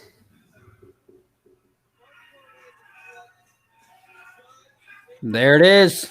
It's a good pickup. Very good pickup. Wow.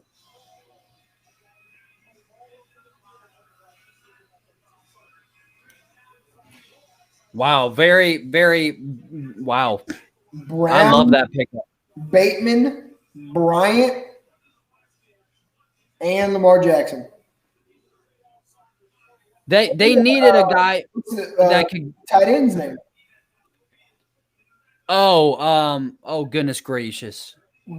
Andrews. Mark Andrews. Andrews. That's a good offense. That's a very good offense. Yeah.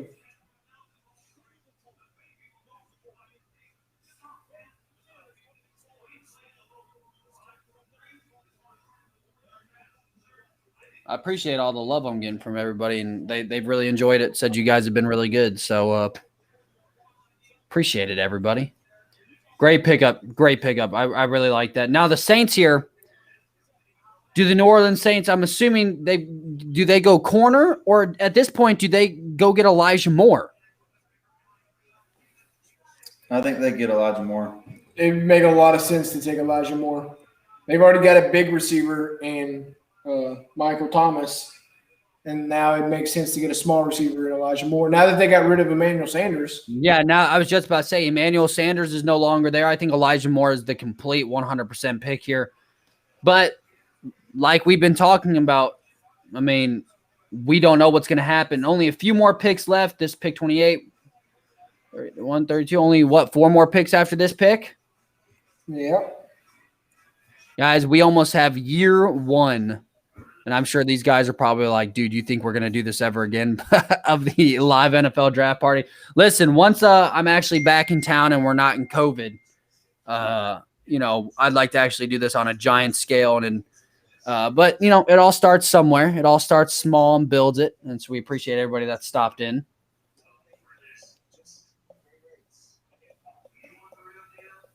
This draft has me exhausted. I don't even know what to say.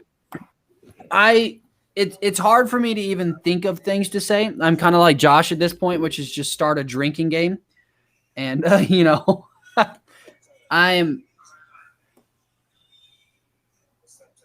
don't know.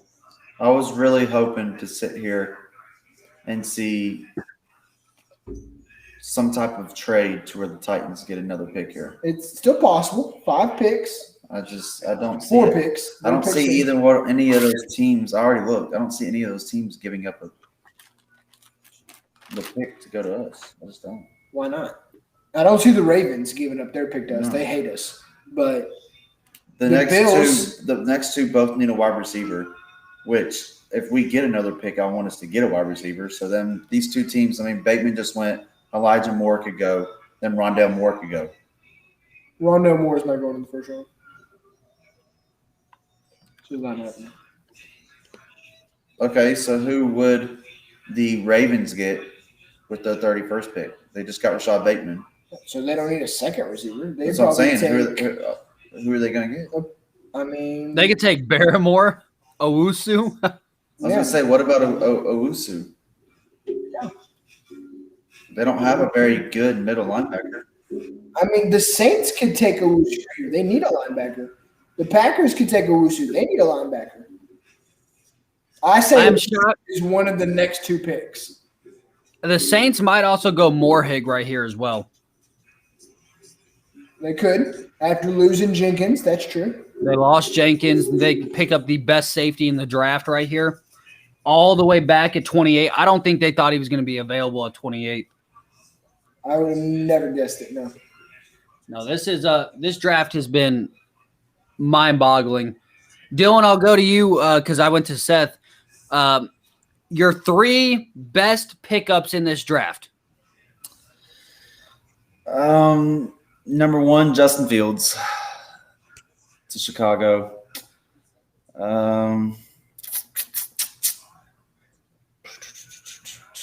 I mean, I'm gonna have to go back and look at this. I'm so tired. I mean, I also like the Najee Harris to Pittsburgh.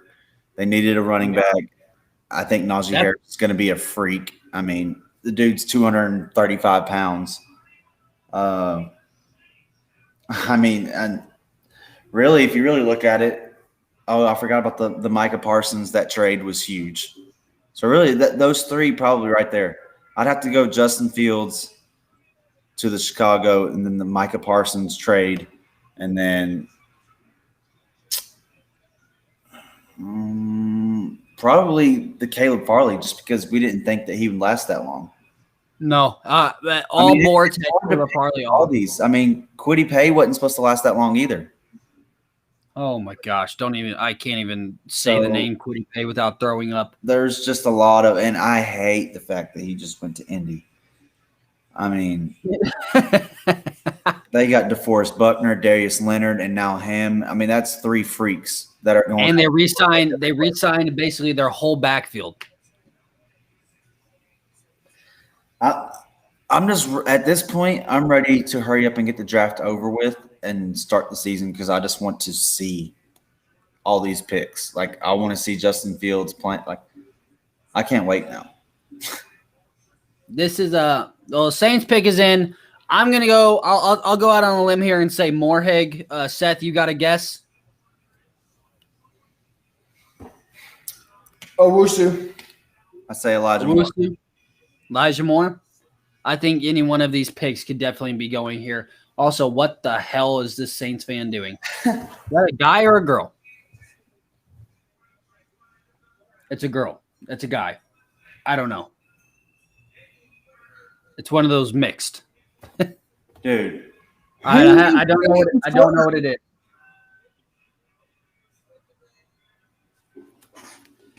Thank you guys for streaming with me. Have a great year. Who is Peyton Turner? I've never even heard of Peyton Turner. Dude, you have Ronnie Perkins, Gregory Ruscio, Jason Awu, and Aziz whatever, and you go with this dude? Are you out of Houston. Everybody knows Houston's a basketball school now. what is wrong with this thing? That's a good one, Dylan. What is wrong with the Saints? Oh my gosh. What is wrong with this draft? Is it the His end of the man world? is Are we? 6'6", 270. He is huge. Yeah, this dude is massive. But I don't care. I don't care if he's massive. Oh, Man, he's pretty agile too, though.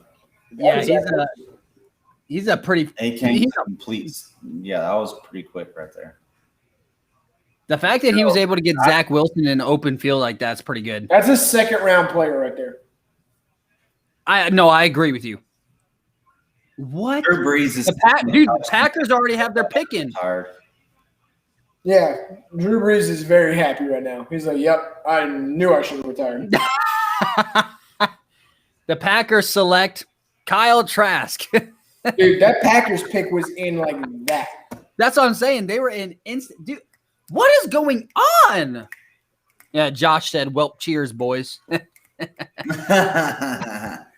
This is seriously. I can't wait to rant about this on Tuesday because who the hell are these GMs? That's what I'm saying. Hire me as a GM, and we're going to the Super Bowl. I feel that, dude. This makes no damn sense.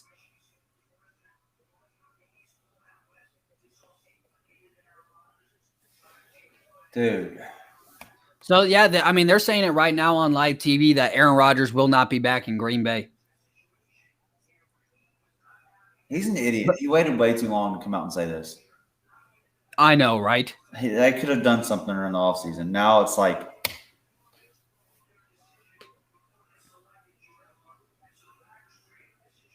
they traded up to draft a quarterback last year, so that's fine. Do they get him a weapon? Do they go Elijah Moore here along with Devontae Adams? They need to. They need to give Jordan Love all the help he can get. Yeah, I know. they might as They're well- going to go something stupid. They're going to go Owusu or Barrymore right here. I'm telling you, they're going to do something dumb. Do you know how mad Aaron Rodgers is going to be if they draft a wide receiver right here? Oh, no, he will burn. He will, Wide receiver help? It's like, He I had to threaten y'all and tell y'all I don't want to play for y'all no more for y'all to get me some help. Really? yeah, he will burn Green Bay to the ground if they draft a wide receiver. Oh my gosh. I'm so exhausted right now. We've got what? Just like 29, 30, 31, 32. I could probably fall asleep just like this. Oh, I could too. The sad part is I have to be at work at 5 a.m. and then I've got to drive to Nashville. I was just thinking about that. I looked at my clock. I was like, I wonder what. Oh, fuck me or screw me. I mean, All right, Justin. I'm sorry, you two. You can tell I get tired. Hey, this was a lot of fun. I do appreciate it. I know you guys took a lot of time out of your day. Been streaming four plus hours. It was a lot of fun. Once, like I said, this is the first round trial. Once we can get all the fun stuff planned, I'm still learning how to do all this fun stuff. So we going to talk about it now. I'm not eating this late. I told my wife, I called my wife. I said, yo, you want to go buy me McDonald's? And she's like, I'm in bed. Yeah, this is a midnight Taco Bell run. What's wrong with that? Dude, So I'm you saying. work for yourself. You can wake up whenever you want. I don't. So Josh just said demonetize. here we go. Hopefully if the stream's super long, they don't realize that I said the F word. I'm sure they have some algorithm where they'll find out. Well, Justin said it 2 seconds in. All right, here we go. I don't know what it is. Stokes. He's good. He's good. I'm okay with that. He's an underrated player. Now they may have reached, Oh, interesting. but he's a good player. I like Stokes, but what is going on in this draft though? Yeah. I mean, that's quite a reach. I'm not going to lie. They could have had Samuel and Holland. They could have had Asante Samuel. Yeah. Hit Dylan. I'm telling you, man, Eric Stokes was laying in his bed, paying on his phone, not expecting to get drafted tonight. He's playing. He was going through TikTok or something. He got a phone call from a random number. He's like, "Hello, No, you been drafted?" 100%. What he literally was playing Xbox with the boy. He probably didn't even answer the phone call. He probably was playing like Call of Duty and streaming, and then all of a sudden He they're was in just the like, middle "Yo, of dude, it, you just got right? drafted." Yeah, he was like, should I answer it? And the guy's like, nah, don't answer it. There's nobody. It's like, bro, there's a full team pushing us. What? I mean, The he's players good. I don't. I mean, it makes me excited for. I mean, Elijah Moore is definitely going to be gone by the Titans' next pick, which sucks. This pick or the Bucks. If the Titans trade in, it's got to be here or the Bucks. McDonald's That's- does sound Not gas, trading man. in, bro. John Robinson, he ain't got the biscuits for that. He did it a couple years ago. A couple years ago, exactly. Okay, all right. Time. History repeats itself. It can happen again. Come on, Robinson. Somebody got Yeah, let me call him. I would love to see. I would love to see Buffalo Bills trade back to the Tennessee Titans second round pick in the tight. Oh gosh, I would lose it.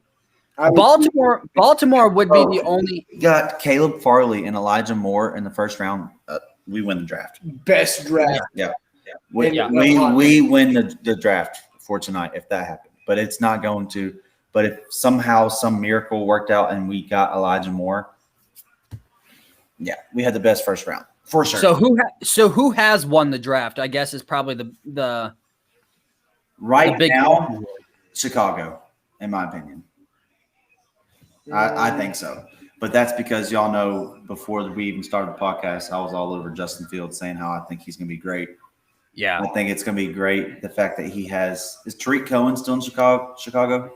Yeah, he was injured last year. He's finally back healthy. Having Tariq Cohen coming out of the backfield and having Allen Robinson as your number one wide receiver, who's very underrated in my opinion. I think he has great hands. Yeah, and they brought Gibson back, which he started balling out at the end. They have a quarterback that can deliver an accurate football, which is the best thing for Chicago. And he's dynamic. He's first mobile, dynamic quarterback ever. He can get outside of the pocket and make a throw downfield. He can get out of the pocket and run for a first down. Yeah. Josh says he thinks the Colts won. I mean, the Colts are number 2 in my opinion. I think Dallas won. I knew you were going to say Dallas. Dude, they got the best defensive player and they got a third-round pick. Okay. We're not talking about who got the best player in the draft. We're talking about who won the first round. They got a third-round pick and the best defensive player. They did phenomenal. I think this is tough. Dude, okay, if the Chicago Bears had naturally drafted Justin Fields, I may have agreed with you guys. But they lost 2 first-round picks, a third, and a fourth. That's a lot to give up. You can't say they won the first round by doing that. I say so because Justin Fields is a beast. You're a hater. Josh is a hater. Levi's a hater. Justin's a hater. Hey, I don't know who's watching. Who's better than Deshaun Watson? Okay. Someone texted me that's watching. I don't know who this is, and they said Miami and the Bears. Miami. I mean, technically, Miami is true because they have 2 first-round picks, so naturally. Yeah, technically, Miami did have an insane draft, I will admit. What's the dumbest pick to you, Jacob? It makes no sense.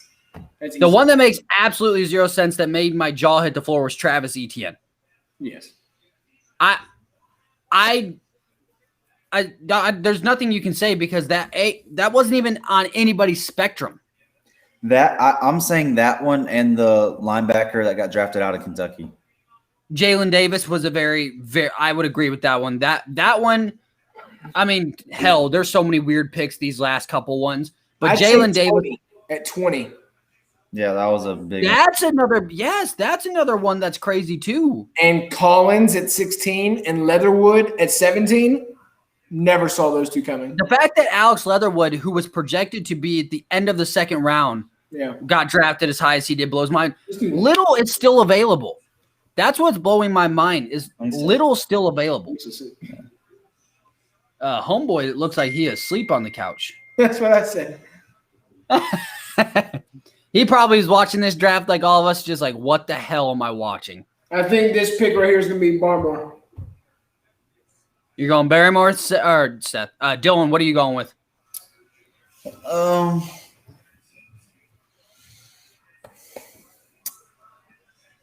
I mean, yeah, I guess so. Barmore makes sense, but the way this draft's going, you never know. They might get Josh Palmer. They just said, did you just see they brought up Azeez Ojulari as a possible pick? Why is Owusu not being talked about here? Dude, we talked about it at the beginning of this, how we loved Owusu. Yeah.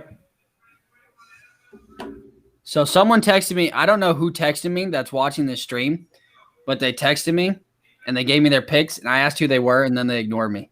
but you're still watching the stream. So why don't you just tell me who you are? All right, here it is. It was a good pick. Oh, wow, Gregory Rousseau. That's exactly who I had the last two mock drafts. I had Gregory Rousseau going to the Bills. Very good pick for them. Also, that man is ginormous. 6'6", 260. Holy crap. He's like, what you say, little white boy? I don't like him more than Barmore, though. Personally, I don't either. I think he's good. And I think it would have been a good pick if Barmore wasn't available. But the fact that Barmore is available, I don't like the pick. You got to think, he had so much pressure because he had Jalen Phillips on the other side of him. I mean, I don't know. Now, what the heck does Baltimore do?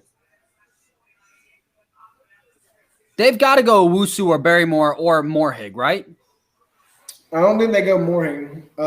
Owusu possibly, maybe an offensive lineman, but I don't really think so. I don't know, man. They've got some options. I still can't believe this draft. After a pick, whatever. I knew when I saw Jalen Waddle go in front of Devontae Smith, I was like, this draft is absolutely going to be a cluster F. I was like, this is going to make zero sense the rest of the way through. Oh my goodness, that man is huge. Yeah, he's a big dude. No, that is stupid big. Also, the Bills fans super creepy in the corner. You see him in his white jacket and blue pants. That's super weird.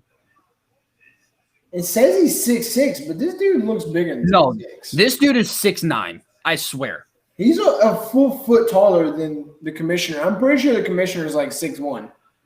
Yeah, the commissioner's like 6'1", 6'2". Yeah. This Somebody dude is in the not 6'6". Somebody in the chat look up his size. No, I did. And then look- He's 6'6", is what it Oh said. my goodness. How big is the commissioner? How big is Goodell? Someone look that up. How tall That boy is stupid massive. All right, now where does Baltimore go? Yeah, it says he's 6'1", Roger Goodell. Good grief. So, yeah, no. He's definitely taller than 6'6". So now yeah. It was a good pick. All right, Baltimore, you haven't picked yet because you're probably shopping your pick around. All right, send it to the Titans. Come on. Yeah, I was about to say, come on, Titans, come on. Hey, hell, at this point, come on, Chicago. Let's see Chicago trade up and get Elijah Moore. Nah, get out of here with that crap. What if Chicago traded in and got Owusu? They'd be saying bye to Roquan Smith or Danny Trevathan. They would never say bye to Roquan Smith. They should pick up Barrymore.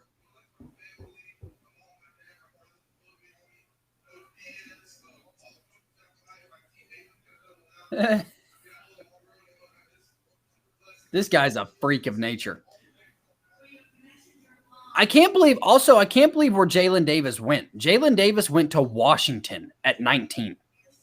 Yeah. Powering through, guys. We've got 2 more picks. Got the energy rolling. I told my wife to get me McDonald's, and she keeps refusing. So, I've got a random person who won't answer me. I tell you, you're in the I see you. I see the viewer. I just want to know who you are, man or woman. Does it not say their name?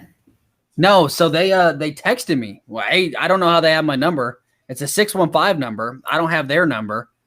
And so I said, who is this? And they won't answer me now. It's kind of driving me up a wall.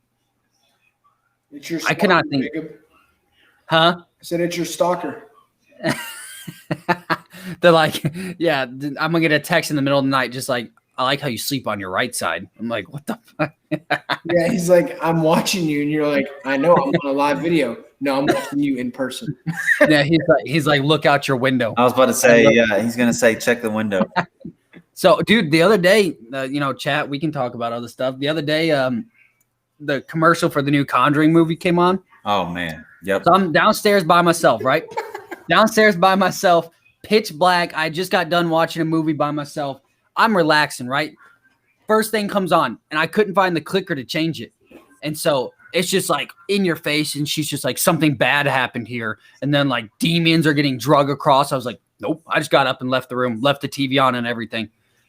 Yeah, I don't I go like those upstairs. movies. I'm not a fan. Sabrina's like, you can go turn off the TV? I was like, nah, I'm good.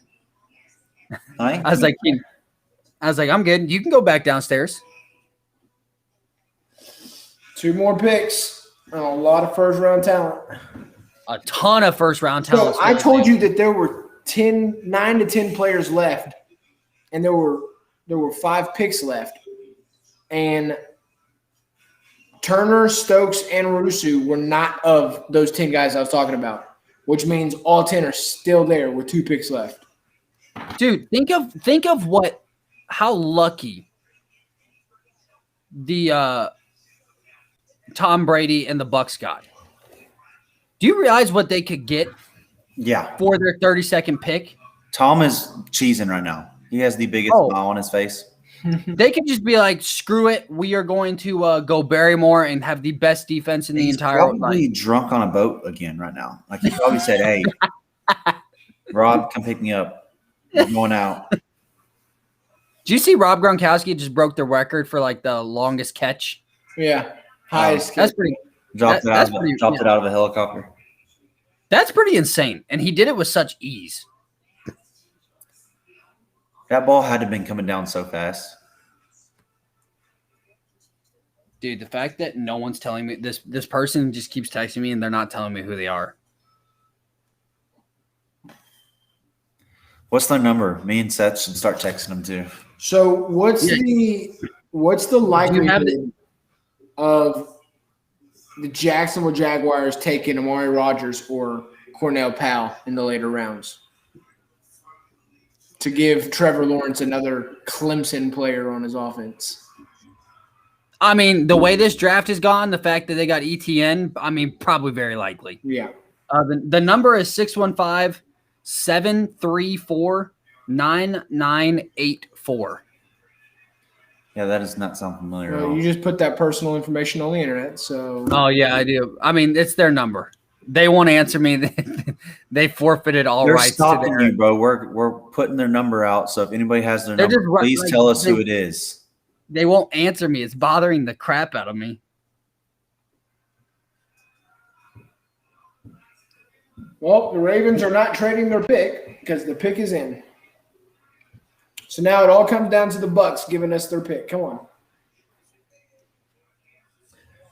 Freaking Amy Adams and Robinson probably already went home. They're going They're to already bed. asleep. Yeah, they're laying in bed just watching the rest of this draft. Like what?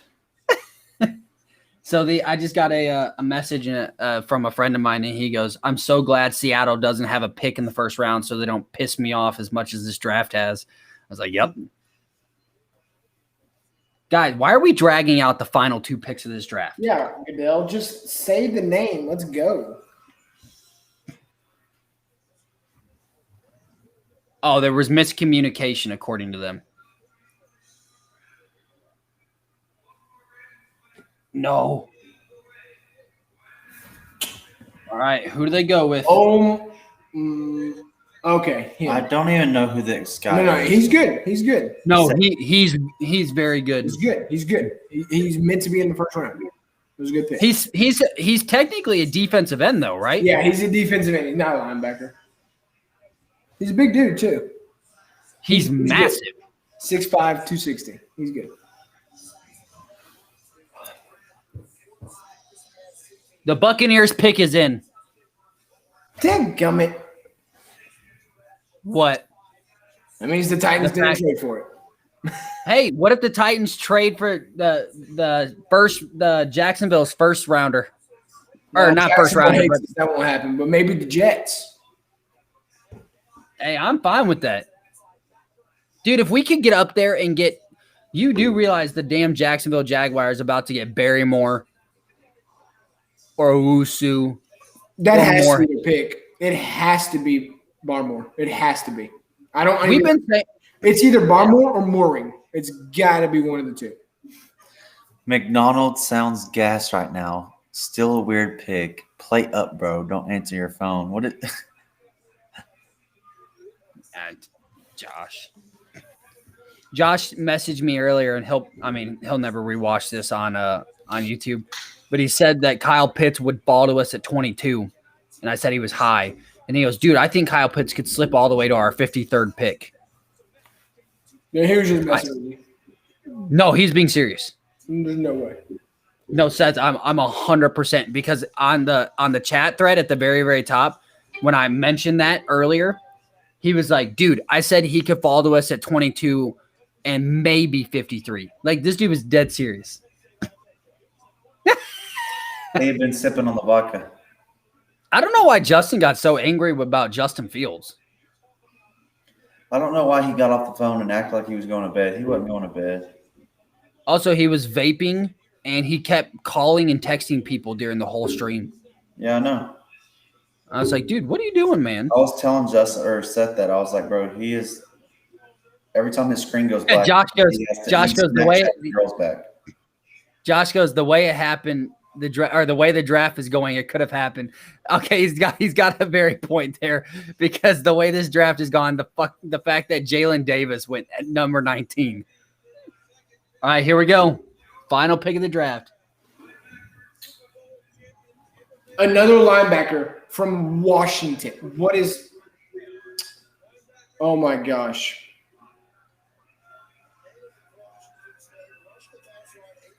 Dude, Jacksonville's going to get a bro. If Jacksonville gets Sorry. Owusu, yeah. Wait, is the second round tonight? No.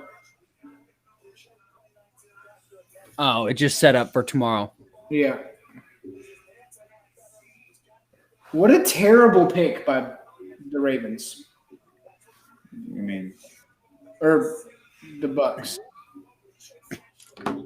They said he rushed the passer on 70% of his passes.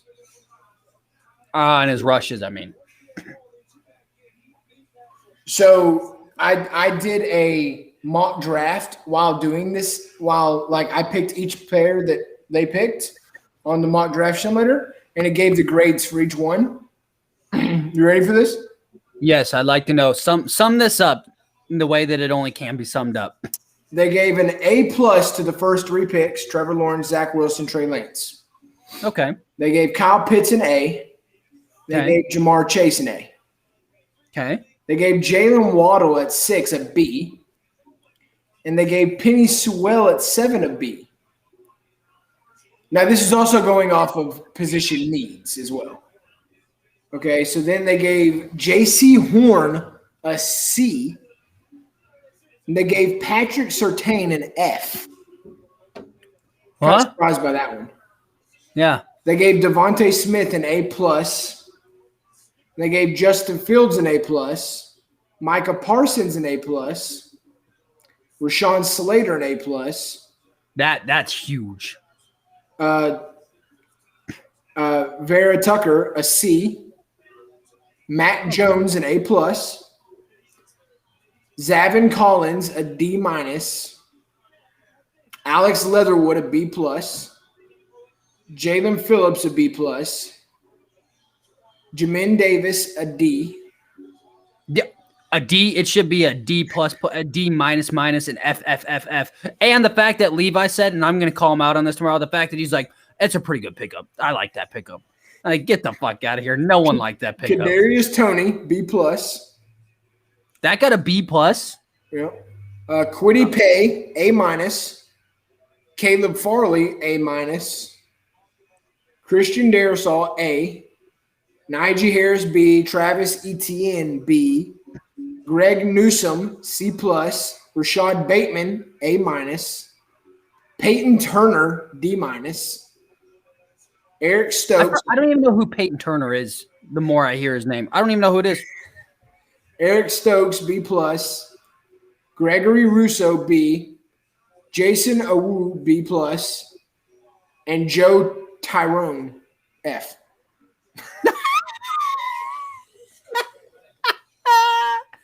Josh, do you have any final thoughts for us on Oh the my gosh. weirdest draft night known to man?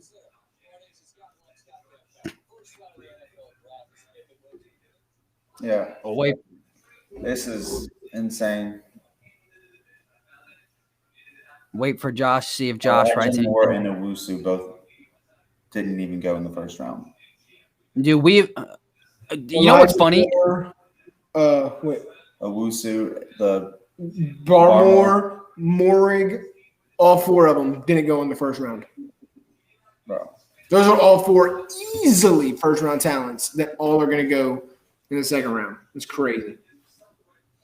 I'm It's speechless. absolutely crazy. I'm give Josh a few more seconds here, see if he responds, if he has any thoughts on the draft before we close it out. The first live stream in the locker room's history. Thought it was pretty successful. Justin dipped out on us. You could definitely tell we started to get tired. Dude, The end. first off, well, We've been it'd doing be a this whole, since 6:30. yeah. It's a whole lot easier. Like it was really good till about pick 18. And then if we were together and like, yeah, it would have been a lot easier, which because of COVID and being in Ohio for the next 2 months, I knew it was going to be like this. But like next year, I'm planning on doing like a big thing where it's all set up. Well, I don't think we're going to hear from Josh. Well, at least not yet, unless he's just typing. Let's go to the YouTube stream. Well, this was very successful. Let's see if I can get Josh on the phone real quick. See if he says anything.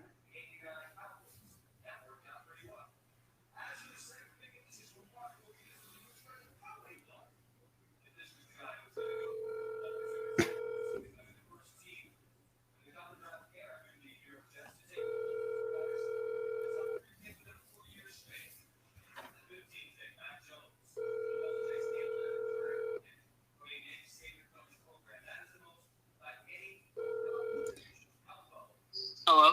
All right, I need your final draft thoughts. You're on air. Close out the show. What are your final thoughts on this year's draft? Final. Well, I don't want to get you demonetized, so I can't actually say my final thoughts. But what the freak? I don't even know my final. Tomorrow's basically a second first round. That's all I can really say about it. Yeah, I was really hoping the Titans would trade up and get Elijah Moore. I was really hopeful Agreed. about that. Okay. But I'm really happy with the cornerback they got. Whatever the fuck is his Caleb. name? Yeah, Caleb Farley. Parley, yeah. I was happy about him. I'm worried about his back, though, because a back injury is really hard to come back from. Yeah, Especially- Dylan Cole, says the same I thing. did not like that. That was a really good pickup for them. I agree with, I think it was Dylan being scared of the Steelers getting Najee Harris. I didn't like that because like he said, he's a mini Derrick Henry, basically. Yep. I think. Proud of the Bears for having some balls. Finally. Finally. Let's see. Trying to think. The first 3 rounds didn't surprise me. 3 quarterbacks going. I was kind of shocked that North Dakota. What school did he go to? Trey Lance. Yeah, North Dakota State. he went number 2. That kind of surprised me, but I think he's gonna be really. Yeah, I like Trey Lance. I've had him going there in every single one of my mock drafts. But you. I did. Oh, go ahead. It didn't super shock me, but I didn't think anyone would have the balls to take him that early. If I was a So- GM, I would have. I liked Yeah. it. Well, I mean, Josh summed it up for us, everybody. The first ever locker room draft is in the books. He said, like he said, tomorrow is basically a first round. So we want to thank everybody for joining us. And that's it. The first ever live stream in the locker room is in the books. Guys, thank you for being a part of it. Josh, thank you for calling in. Seth, Dylan, anything else to say? It was fun. Tomorrow will be interesting. Tomorrow will be interesting. Well, thank you guys. And of course, as the locker room will return on this coming Tuesday, be ready for a full draft show. Thank you guys and have a great night. Peace.